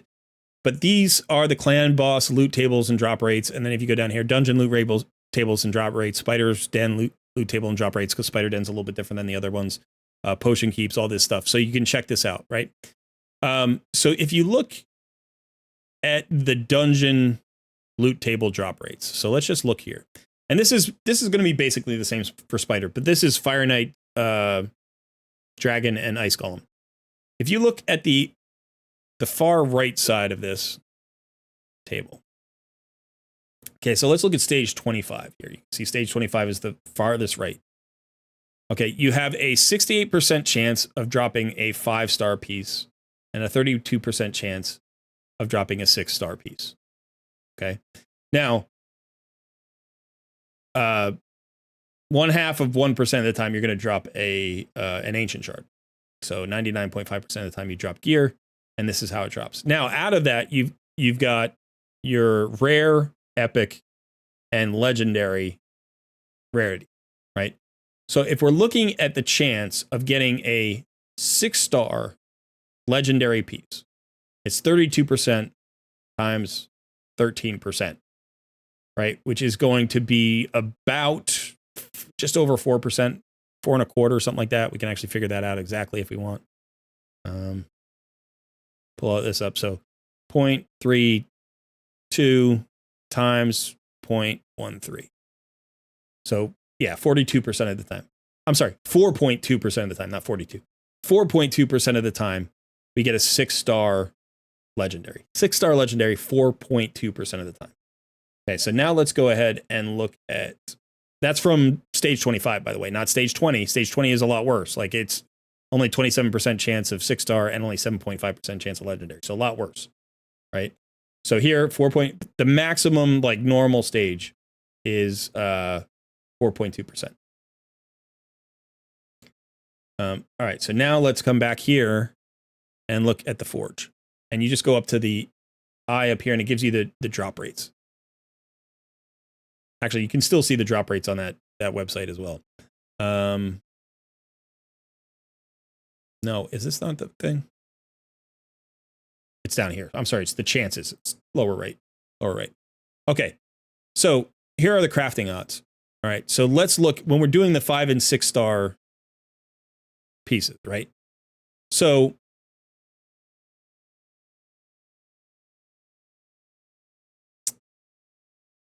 this is the rank, and then this is the rarity.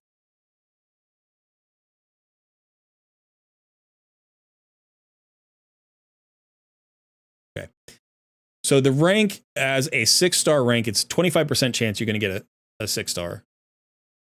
And then it's 15% chance you're going to get a legendary. This is weird. I think they changed this. So that's without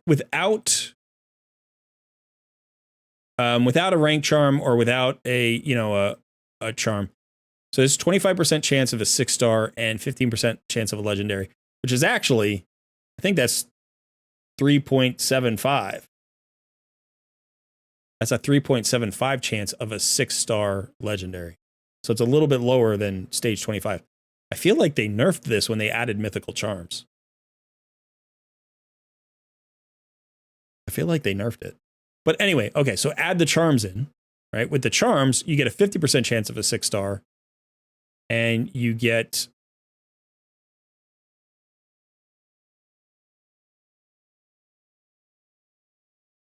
why are they doing it like this?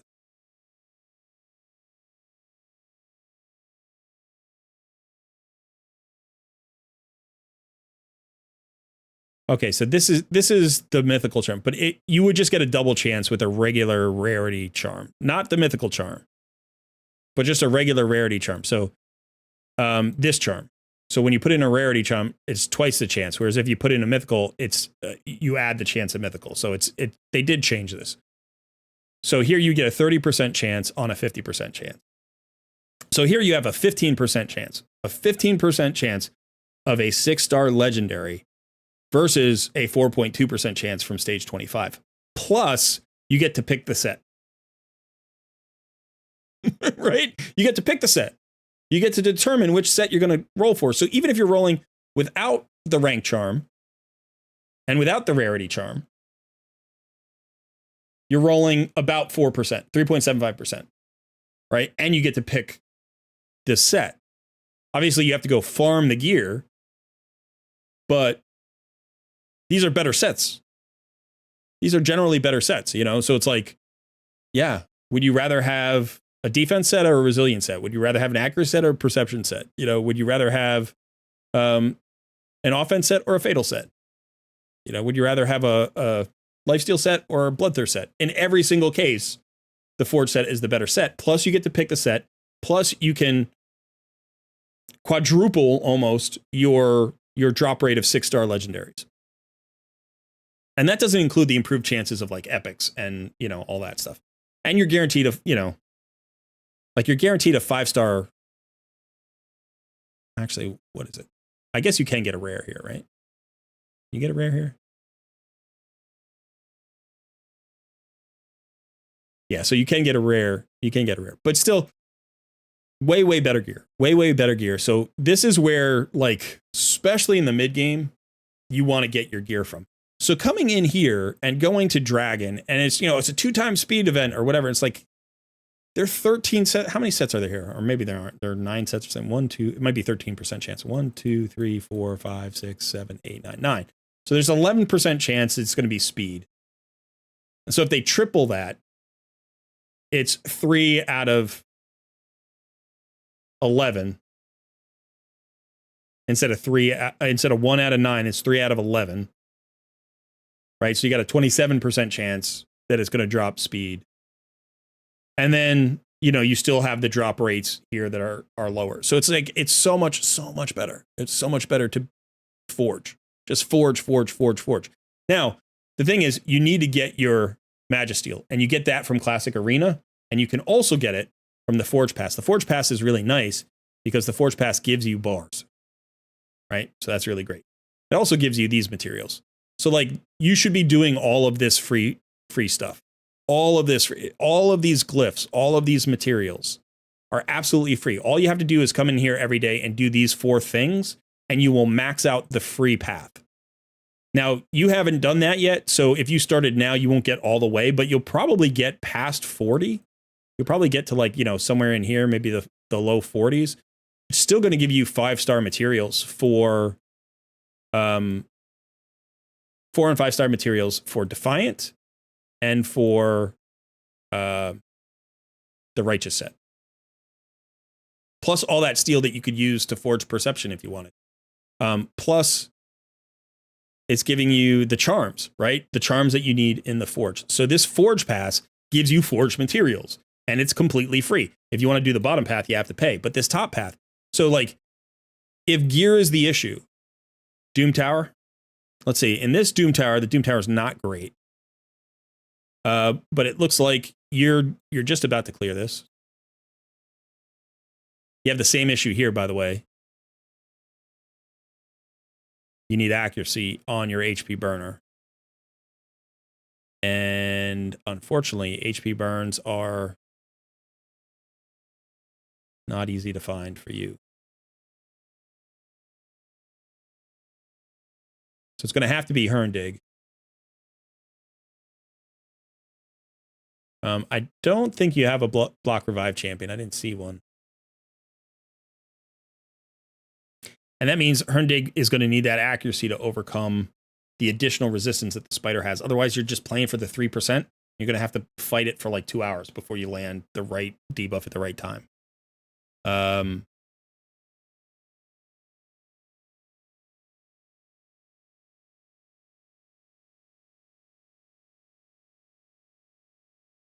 If you can occasionally get in here, Doom Tower accuracy is going to help. But anyway, by the way, you can start Doom Tower hard without clearing Doom Tower normal. And so these low floors might be easy for you to clear at this point. Like if you have, keys, you're like, well, I have keys, I may as well use them. Go ahead and try them out. I would probably do something like, actually, I do like that. I do like that team. That's actually not a bad. Let's fire this. Start climbing here. Get more materials for the forge. That you could. The bosses you could hit here, I would say Magma Dragon's pretty good to hit. Magma Dragon's pretty good to hit because he's going to give you Fatal, and that's offense and crit rate. And so that can be a filler set. Just 2 pieces is going to give you 15% attack and 5% crit rate. And so potentially you might land like a good gauntlet, a crit damage gauntlet with speed and crit rate or something, and it's just worth having. And if not, it's silver, right? If it's trash, you just sell it and you get silver. So you're also getting silver from the forged materials, like even if you don't get gear. So coming in here, you need to get into Doom Tower hard. I think you might get some legendary materials from floor 120. I'm not sure if you get it below that, maybe floor like 100, 110, 120. But typically you have to get into hard mode. But even if you just get to the first boss and just clear that a bit, like that's going to give you legendary forge materials. That's 6-star gear. Even if it's trash, or even if it's not a great set, like it's a trash set, it can still have good stats. And so you want to think about that. So get in here and do this. Your theory crafting for your spider team seems okay, but your team composition isn't built to be as effective as it needs to be to continue to push up spider. Right? So if you're going to use that double cold heart composition, you need the accuracy to land the decreased defense. I'm sorry, the decreased turn meter. And you need speed to get around to more turns. You need Deacon to be faster to push everybody faster. You need your Renegade speed tuned in the right place. So if you can't change Renegade's speed because she's in the clan boss team, then you have to change the speed around her to make it work. If you want to use Royal Guard, you can. You don't have to, by the way. You could totally fill his spot with like a weakened champion, drop defense champion like Razin, who you might build anyway. And again, if you're building Leggett, like put him in because he's just going to clear the spider waves for you. He's going to do a ton of work on the clan boss, on the spider boss. I can't speak today. I don't know what it is. So the really good news is that you have a way to move forward in a powerful direction, right? You don't need a lot of new champions. And this is what I keep saying. This is the free-to-play mentality. It's like you don't need a lot of champions. You've got great team compositions you can build out of the champions you have. You do need to figure out, oh, this floor is always annoying with the Sky Touch Shaman. She's so irritating to fight through.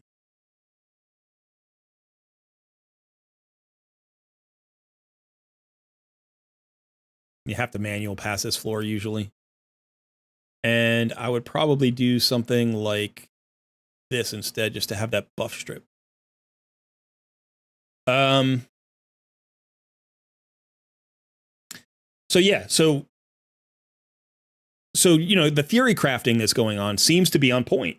Like, you understand the dungeons, you understand what teams might work. Maybe you've done your research, you watch my channel, you watch other content creators. But in addition to that, you have to find the stats. And I think Perception set it's my favorite set in the entire game. I think it's the most valuable set in the entire game. Not because it's the most powerful, because it's the most universally applicable good set. Right? Speed and Perception are the two most valuable sets to an account. Savage and like Lethal and Instinct and those, like, that's really valuable on a few champions. Slayer is really, really valuable on a few champions. Perception is valuable on 60% of the champions on your roster. If I look at this composition that we're running, 4 of the 5 champions on this team could run Perception very comfortably, very effectively. It's the best set for Deacon, right? It's a very good set for Scylla the Drakes and Wukong and Miscreated Monster. It's a very good set for all of those. AoE stun from Miscreated Monster, AoE buff strip from Wukong, AoE stun from Scylla the Drakes. Plus the A1 slow and the decreased turn meter for Scylla the Drakes. You know, so yeah, Perception is incredibly valuable. You know, and even when it's not like the best set that you need to put three sets of it on somebody, like on Deacon, a lot of times you can get value out of just one set. You know, and by the way, we don't talk about Resilience all that much, but Resilience is not a bad set either, because you get those 5 and 6 star pieces. You get all those extra, you know, forged materials. This Created Monster could absolutely go in at least 1 or 2 sets of Resilience to give him that additional tankiness, you know, if you can still reach his speed and accuracy numbers. So it's a great filler set. It's really good. I mean, sometimes you'll get, you know, like a crit damage, a 6-star crit damage gauntlet with crit rate and speed and accuracy as a substat, and you get it in the Resilience set and you say, oh, that's a total trash set. It's like, no, it's not. It's like, imagine putting that on a Cold Heart. Cold Heart, you want to put an HP percentage chest piece on, right? So HP helps her. Why? Because it makes her more survivable. Well, you could also get that from a Resilience set. If you had 2 pieces of Resilience, now you're getting 20% defense and 20% HP. Maybe you now can put her in an attack percentage chest piece. You're just moving stats around. That's all you're doing. Right? It doesn't matter what the source is. It matters what the eventual number is. And that's a good source of HP and defense. You know, if you have, I don't know, if you have a defensive based nuker, like Resilience can be a great set. If you have somebody like Artak, you know, like, yeah, you want speed and accuracy, but you also want HP on him. You also want, you know, the right stats from the right pieces. So, okay, so we got past that round, and so the auto climb should be good here. Yeah. So I do want to go back to that arena team. We'll look at that arena team one more time, but I think the Spider team is fine. I would probably pull Royal Guard. I would probably pull Royal Guard and give yourself somebody who can help that team survive more turns. Even Scylla the Drakes could work really well in that Royal Guard position, because now you've got a slow from Renegade, you've got a slow from Scylla the Drakes, you got some turn meter decrease from Scylla the Drakes, you've got the passive heals, you've got the AoE stun to slow down the Spiderlings. That's going to allow you to cycle through those Cold Heart Heartseekers a few more times. So again, you're not over there. You're over there. But so, you know, Scylla the Drakes could work for a little while there. Or you could bring in somebody like Razin who gives you a decreased defense and weaken on the boss, right? Plus, he has an AoE 100% turn meter decrease. So you can also use that. And granted, the Renegade won't help him reset that really because it's a 2-turn cooldown reduction. And his 100% turn meter decrease is on like a 6-turn cooldown. It's a really long cooldown. But potentially, again, just stops those spiderlings in their tracks for 1 turn. And that's going to allow you to get through. He's also a great spiderling tank for Spirit Affinity, which I think is stage 20 is Spirit Affinity. So he's a really great spiderling tank for stage 20. So you could bring him in as well.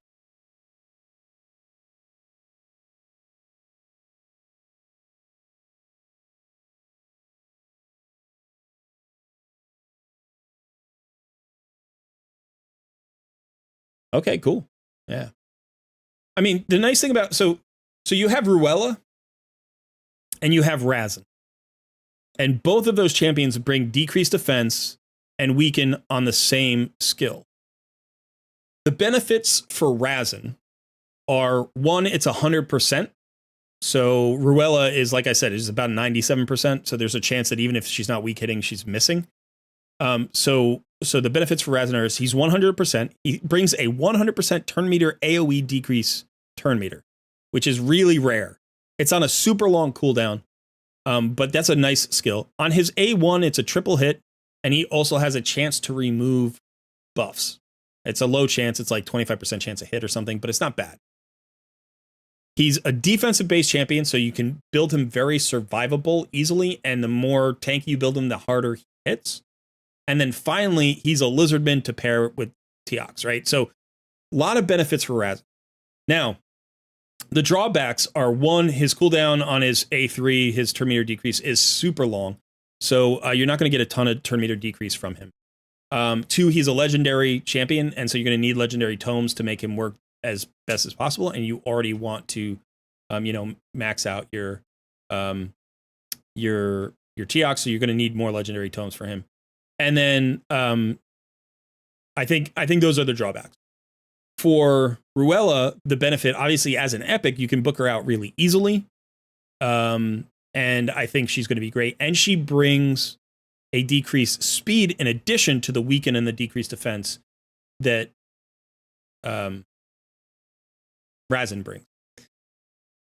She's also an attack-based champion, so that's a little bit of a shift. So she's harder to build tanky, but she can hit pretty hard in like a decently aggressive accuracy build.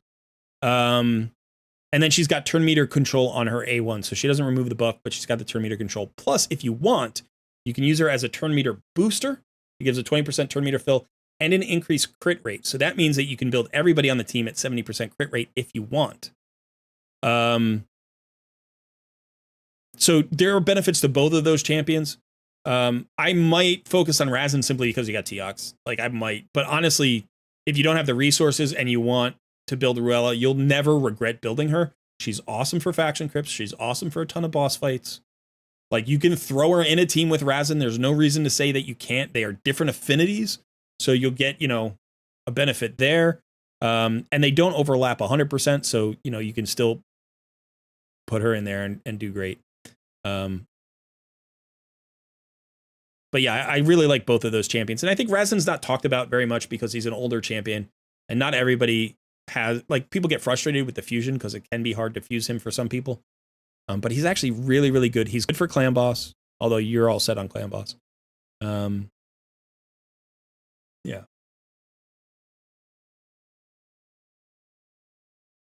You have 7 legendary tomes. So yeah, so I think the nice thing about Razin is he might only be 9 books. I don't think he's a ton of books.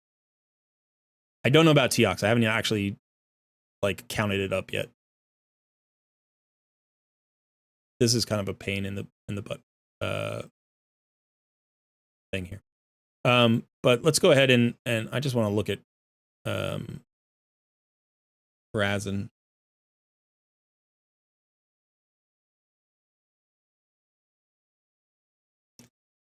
Four, 9, 11, 12. So 12 books, actually. That's more than I thought. I thought he was only like 9. I must be thinking of, how many do we have here? 3, 6, 9. So he's 9. So maybe I did count him up. I just got him reversed. So he's 9. Razen's, what did we say, 13? 12, 4, 9, 12. So you could get most of the way on those two, You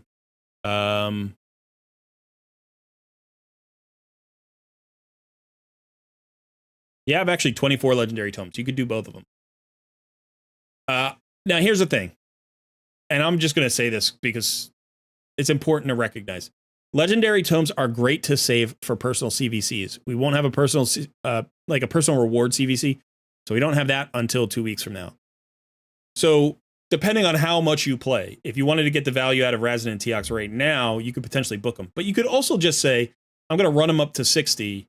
I'm going to focus on getting their masteries over the next 2 weeks, like run them through Minotaur a lot and get them there, and then wait for the next PR CVC and then book them, because you're going to be booking 21 books, which is like 63,000 points or something.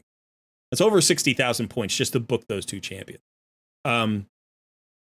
You could even leave them at 50 and just get working on their masteries now, and then take them to 60, the 6-star during the next CVC, the next PR CVC. So that I just wanted to mention, just in case. Or if you're in a rush, you just book them and, okay, CVC, let CVC be CVC. So, so you definitely have the legendary tome. So good job on that.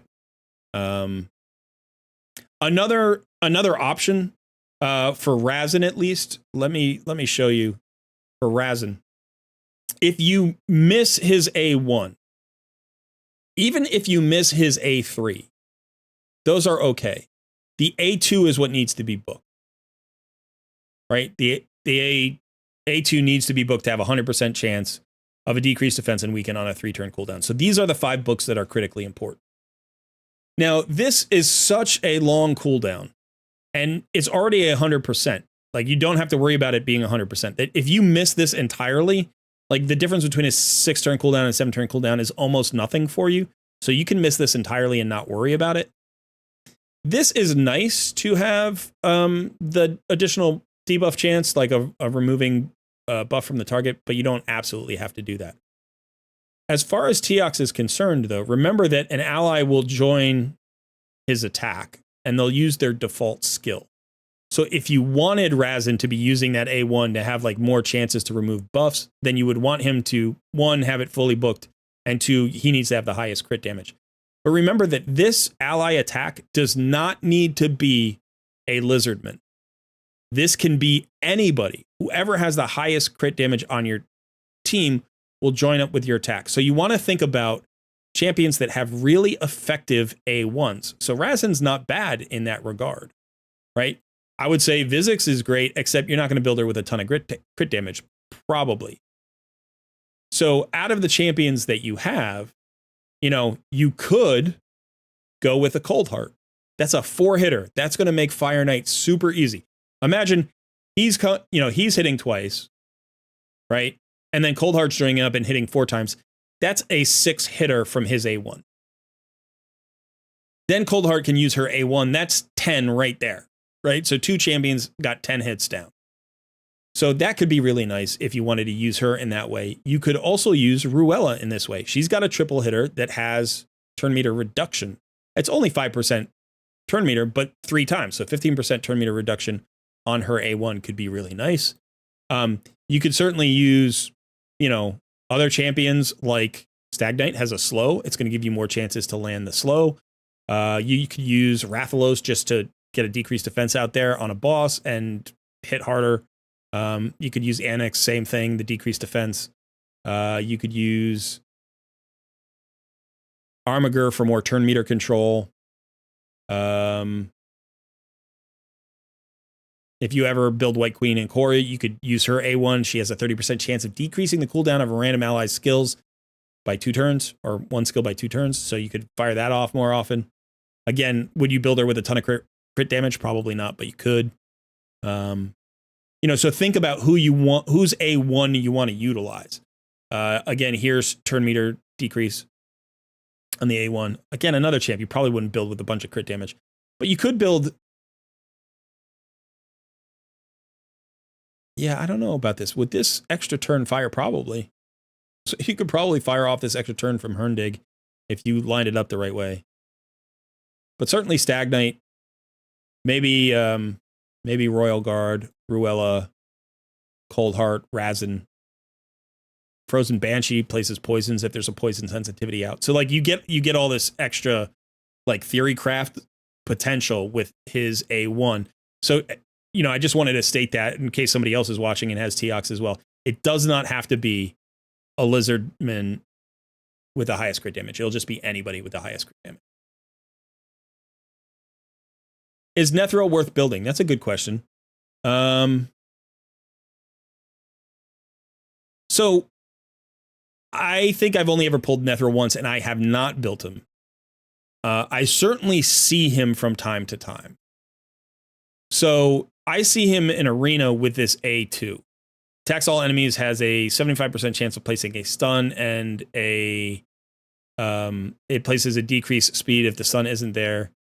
And I think it's the A3 actually. I think it's the decreased turn meter. So this is 100%. This is 100% chance. But it decreases turn meter by 75%. So kind of like Razin we were talking about, but this is a better version of Razin's skill. It's just not as much turn meter decrease. So I think this is the skill I typically get hit with in Arena. And then you can get this plus good poisons for Clan Boss. So I do believe that he gets built, but I see him more in Arena. Obviously, this skill doesn't play, the decreased turn meter doesn't play against Clan Boss, nor does this play against Clan Boss. So all you'd be using is his A1 against Clan Boss.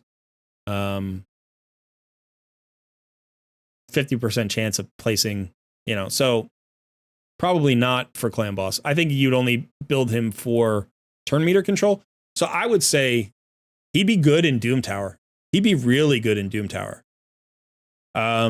Because he's giving you an AoE stun. That's same, better chance than Scylla the Drakes give you. Plus he's giving you a ton of turn meter decrease on a 4-turn cooldown, which is not bad. Plus he's giving you poisons for any bosses that you fight. Plus a decreased speed. Potentially, like, especially in boss fights, like, right? So you can't stun bosses. So you're going to place a decreased speed on boss fights. So yeah, he could be worth building for Doom Tower specifically, or maybe even some dungeons. He might be pretty good against Dragon. I would imagine he's pretty good against Dragon. You turn off his A3 against the boss. Turn off his A2 against the boss. I mean, it would just be the A1 against the boss, but poisons are good.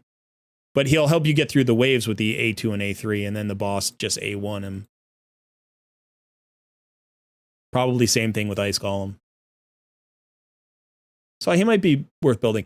He's real old school, right? So it's not like there's a lot of chatter about Nethril right now, but I could see him being valuable. I would say, the nice thing here is you have this. This is a 100% chance of a decreased speed AoE.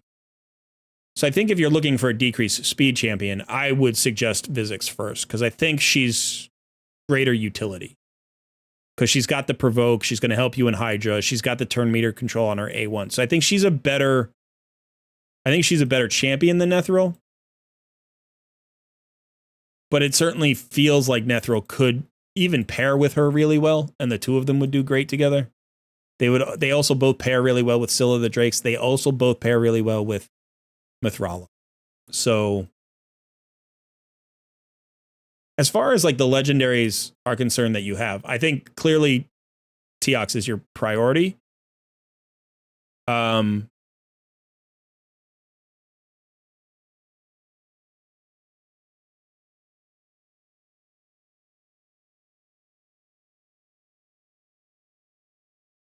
You don't have any bad options.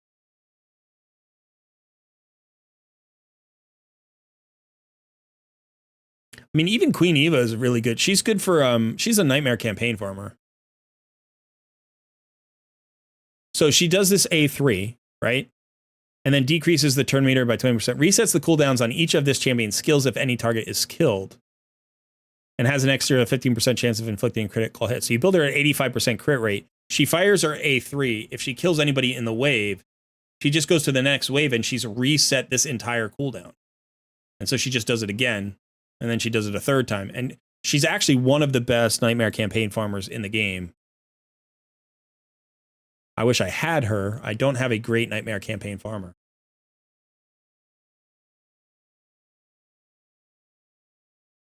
So honestly, I think all of these champions are pretty good and definitely usable at 60. But I think because you pulled Teox, I would prioritize these two, and then I would probably prioritize Vizix, and then after Vizix, maybe Ancora. Maybe not, kind of depends. But she's got an AoE cleanse, and I don't see that. I don't see... No, we were talking about building Skathix. So if you build Skathix, then you don't need Ancora. So if you do build Skathix, yeah. And then so just last thing, I want to look at that arena team again. So here, you know, all you need to do is get him built fat. By the way, he doesn't need defense. He doesn't need any. All he needs is speed. This guy goes in 3 sets of speed or divine speed. And if you can get him even faster than your Deacon, that's not a bad thing. Because remember, Deacon hits when he does his decreased defense. And so if he has an increased attack on him when he does that, he actually hits harder with his AoE decreased defense. Plus, Runekeeper Dazzler has the larger turn meter fill. And I think that your Wukong is fast enough. Your Wukong's already plenty fast. So it's just a question of, is Rathalos fast enough? Probably. So actually, we might be even able to do that with just a tiny bit of silver.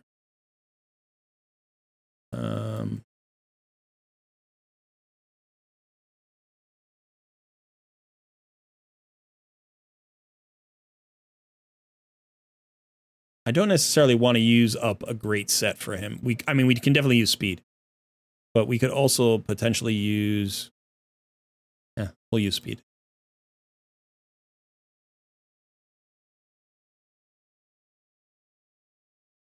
All right, and then substats.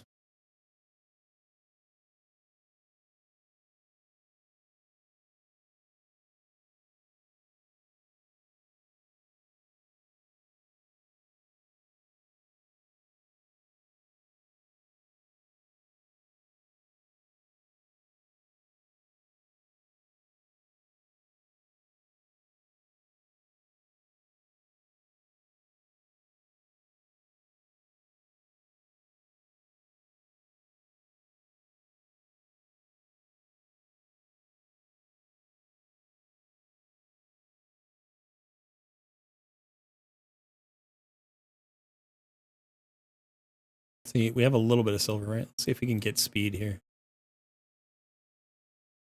Resistance is not bad on him. He's a cleanser, but... And we could roll it again. But okay, so, you know, ultimately what you would want is him running faster than Wukong. The Wukong's running at 245. So what you need is you need your Deacon at, like, again, 260. You want Runekeeper Dazzler. Runekeeper Dazzler could run fast. He could run 270. You could run him super fast. You don't need to run him that fast, but he is really good in arena. So speed is good. And then, is he faster than Rathalos right now? He is. So this could potentially be pretty good. Let's go ahead and try this.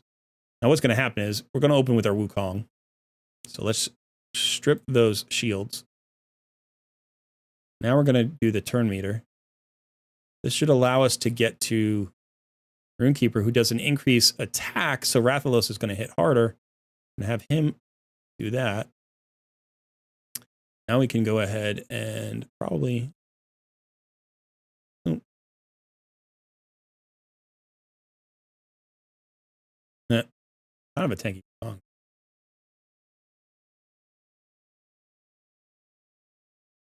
It's actually not bad, even right where it is.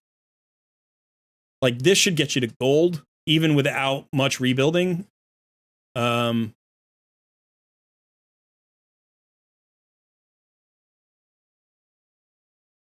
know, you'll figure out champions you need to avoid. Like, I would probably... I mean, you don't even have to avoid UDK. I might avoid like Siphies and Arbiters. But like I'm looking at this page, I'm like, team 1 is a win, team 2 is probably a win, team 3 is a win, 4 is a win, 5 I would avoid, 6 I would avoid, 7's a win, 8's a win, 9's maybe too much power, it's hard to say, but that should be a win. That team composition is awful. And 10 I might avoid. So out of this page, that's 7 wins that are going to be pretty quick with this setup. Right? And once you get it actually speed tuned, it's even easier. You know, and again, you can think about mixing in Herndig. If this is the wrong affinity, you can mix in Herndig because he's a different affinity, right? So you still have that option there as well. And if you ever pulled the Mordecai, you could actually use Mordecai here as well. Mordecai would not be bad because he gives an increased attack plus AoE HP burn. So he really activates Rathalos. But then you only have 1 turn meter filler. So let's do this last one. So this is a bolster set, so we can't strip those off, but we can go ahead and block block buffs.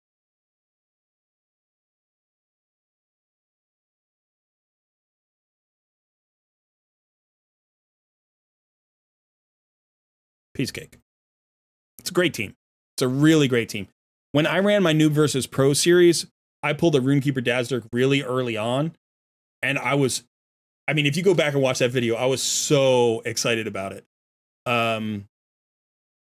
It was during a shard pull. It was probably a live stream, Noob versus Pro, and we did our shard pulls, and I pulled him, and I was ecstatic because I already had Deacon Armstrong and Runekeeper Dazzler. That's as good as it gets for arena epics. Like those two together, because 2 turn meter fillers, it adds up to 40% turn meter fill. Deacon and Arbiter only add up to 45% turn meter fill. So really good. So 2 turn meter fillers, both epics, easy to book, right? Drop defense, increase attack. They synergize with anybody. Plus, Runekeeper Dazzler has a heal and an AoE cleanse. So you can use him in like all sorts of dungeons. He's great against Dragon. He's absolutely awesome against Dragon. And then he's also usable in a lot of other places. And fantastic for faction crypts as well. Yeah, and I would highly suggest pushing your arena because you belong with what you've been doing in other places. I think you belong in gold. You should be able to get gold. And again, like if a team is faster than you, so this is one of the things, like you can always compare team powers, and I do recommend doing this. So your team power is 136 and their team power is 173. So with similar champions, like their fastest champion is probably going to be Deacon. They have an old Hermit Jorg, which is just like Runekeeper Dazzler. That's a 20% turn meter fill and increase attack. So just 5% less than Runekeeper Dazzler. So this team is built exactly the same as yours, right? Chances are they're faster. Because first of all, you're not built as fast as you need to be even at your team power.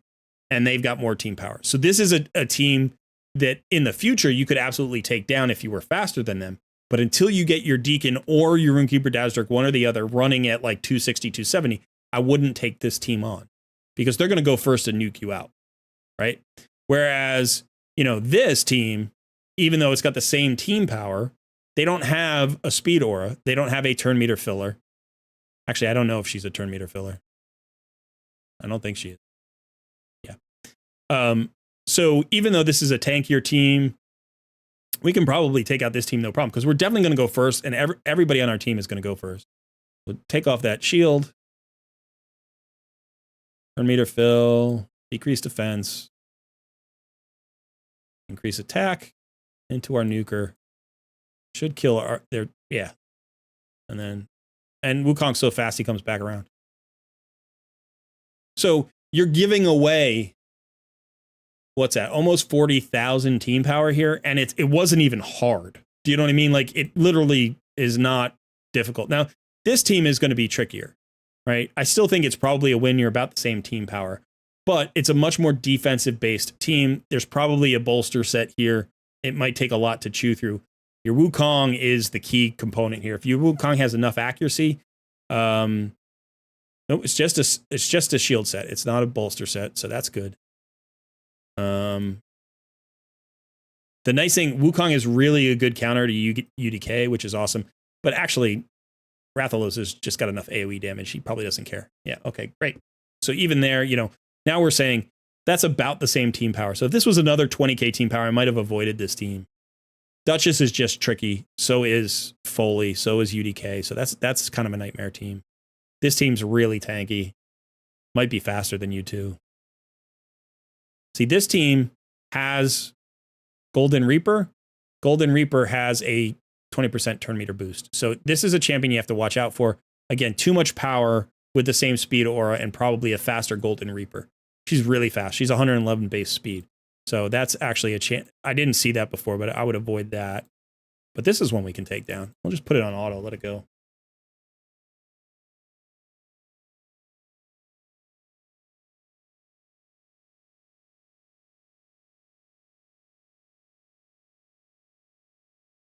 There's that cleanse. It cleanses that HP burn.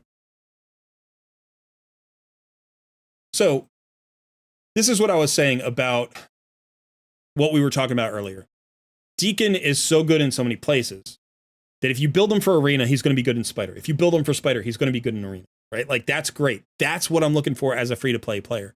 Same thing with, team compositions. How I'm building my dungeon teams and my Doom Tower teams and my Arena teams, thinking about all of the champions that go in there. So, it may be that eventually, and I don't know, but it may be eventually that this is your Arena nuker. You get an increased attack, an increased crit damage, and then you place extra hits on enemies under debuffs. If you set it up the right way, they're always going to be under debuffs, right? If you have one faction ally, it's going to ignore strength and ally protection and shield, so it'll ignore bolster sets because that's a shield. And so realistically, like, you could set this up with just one good Lizard teammate, and he could be your Arena nuke. You know what I mean? And since you're building him for all these other places anyway, like, I want to get as much value out of this guy as I can. I want to put him everywhere. I want to put him in Live Arena. I want to put him 3v3 Arena. I want to put him in Clan Boss. I want to put him in Doom Tower. I want to do Iron Twins with him. I want to do everything with him. I want to try every single thing out of this champion because he's going to be the best champion on your entire roster. And there are other champions that are like that, right? There are champions that are Wukong, Razin, Herndig. These are phenomenally good champions. And the more places you can put them, the better off your account will be. But again, you want to build that works in literally all those places. So for instance, Clan Boss. We look at this Clan Boss team. Where are you? There you are. These champions are kind of great for Clan Boss because you're not going to use them in too many other places. So they're built specifically for Clan Boss. They're speed tuned specifically for Clan Boss. They're on an unkillable team, so they don't need defenses. So all of these champions basically are Clan Boss champions. That means your dungeon champions and everybody else, like, unless the build here for Clan Boss works in all of those places, you have sacrificed them to Clan Boss, which is okay for now. Like, you may change that in the future, but that means you get to save Rathalos for dungeons. You get to save Herndig for dungeons. You get to say, or Doom Tower, or Iron Twins, or whatever it is that you want them for. So that's sort of my point, which is like, sometimes Clan Boss champions need to be run slow and without defenses. And as a result, they're not good for other content. So don't use a universally good champion in Clan Boss. Like, use maybe Geomancer. Maybe Geomancer. But there are only a few champions that, like, can be run slow and still be really valuable in other places, and Geo's one of them. But so that's a thing to consider, right? So anyway, okay, so that is it for me today. I hope you have found this helpful. If you have any questions, definitely let me know. Keep me updated. You too, Liv. I like updates from my Takeover winners. I love to hear about how the account is progressing. Sorry to burn through all your silver today. I hope you can get that back quickly. Get that Deacon up to 250, 260 speed. You're going to love him at that speed. He's going to be so good. He's a god tier epic. So you're going to love him at that speed. And enjoy the arena progress. as you come in here to the Great Hall, you know, throw some affinity bonuses into the right places, and you'll get some value out of that as well. Yeah. All right. Just a reminder to everybody, I am offering my paid takeover services now. And, you know, in those cases, you'll be able to chat with me directly in voice chat. So it's even a little bit more streamlined, efficient, and focused. And again, any kind of takeover that you're looking for, I can do. So just DM me in Discord, and I will share my schedule and pricing with you. All right, that is it, everybody. Thanks so much for hanging out. I got to go hang out with my family now. It's baby time. Baby time's a good time. All right. Thanks, folks. Have a good one.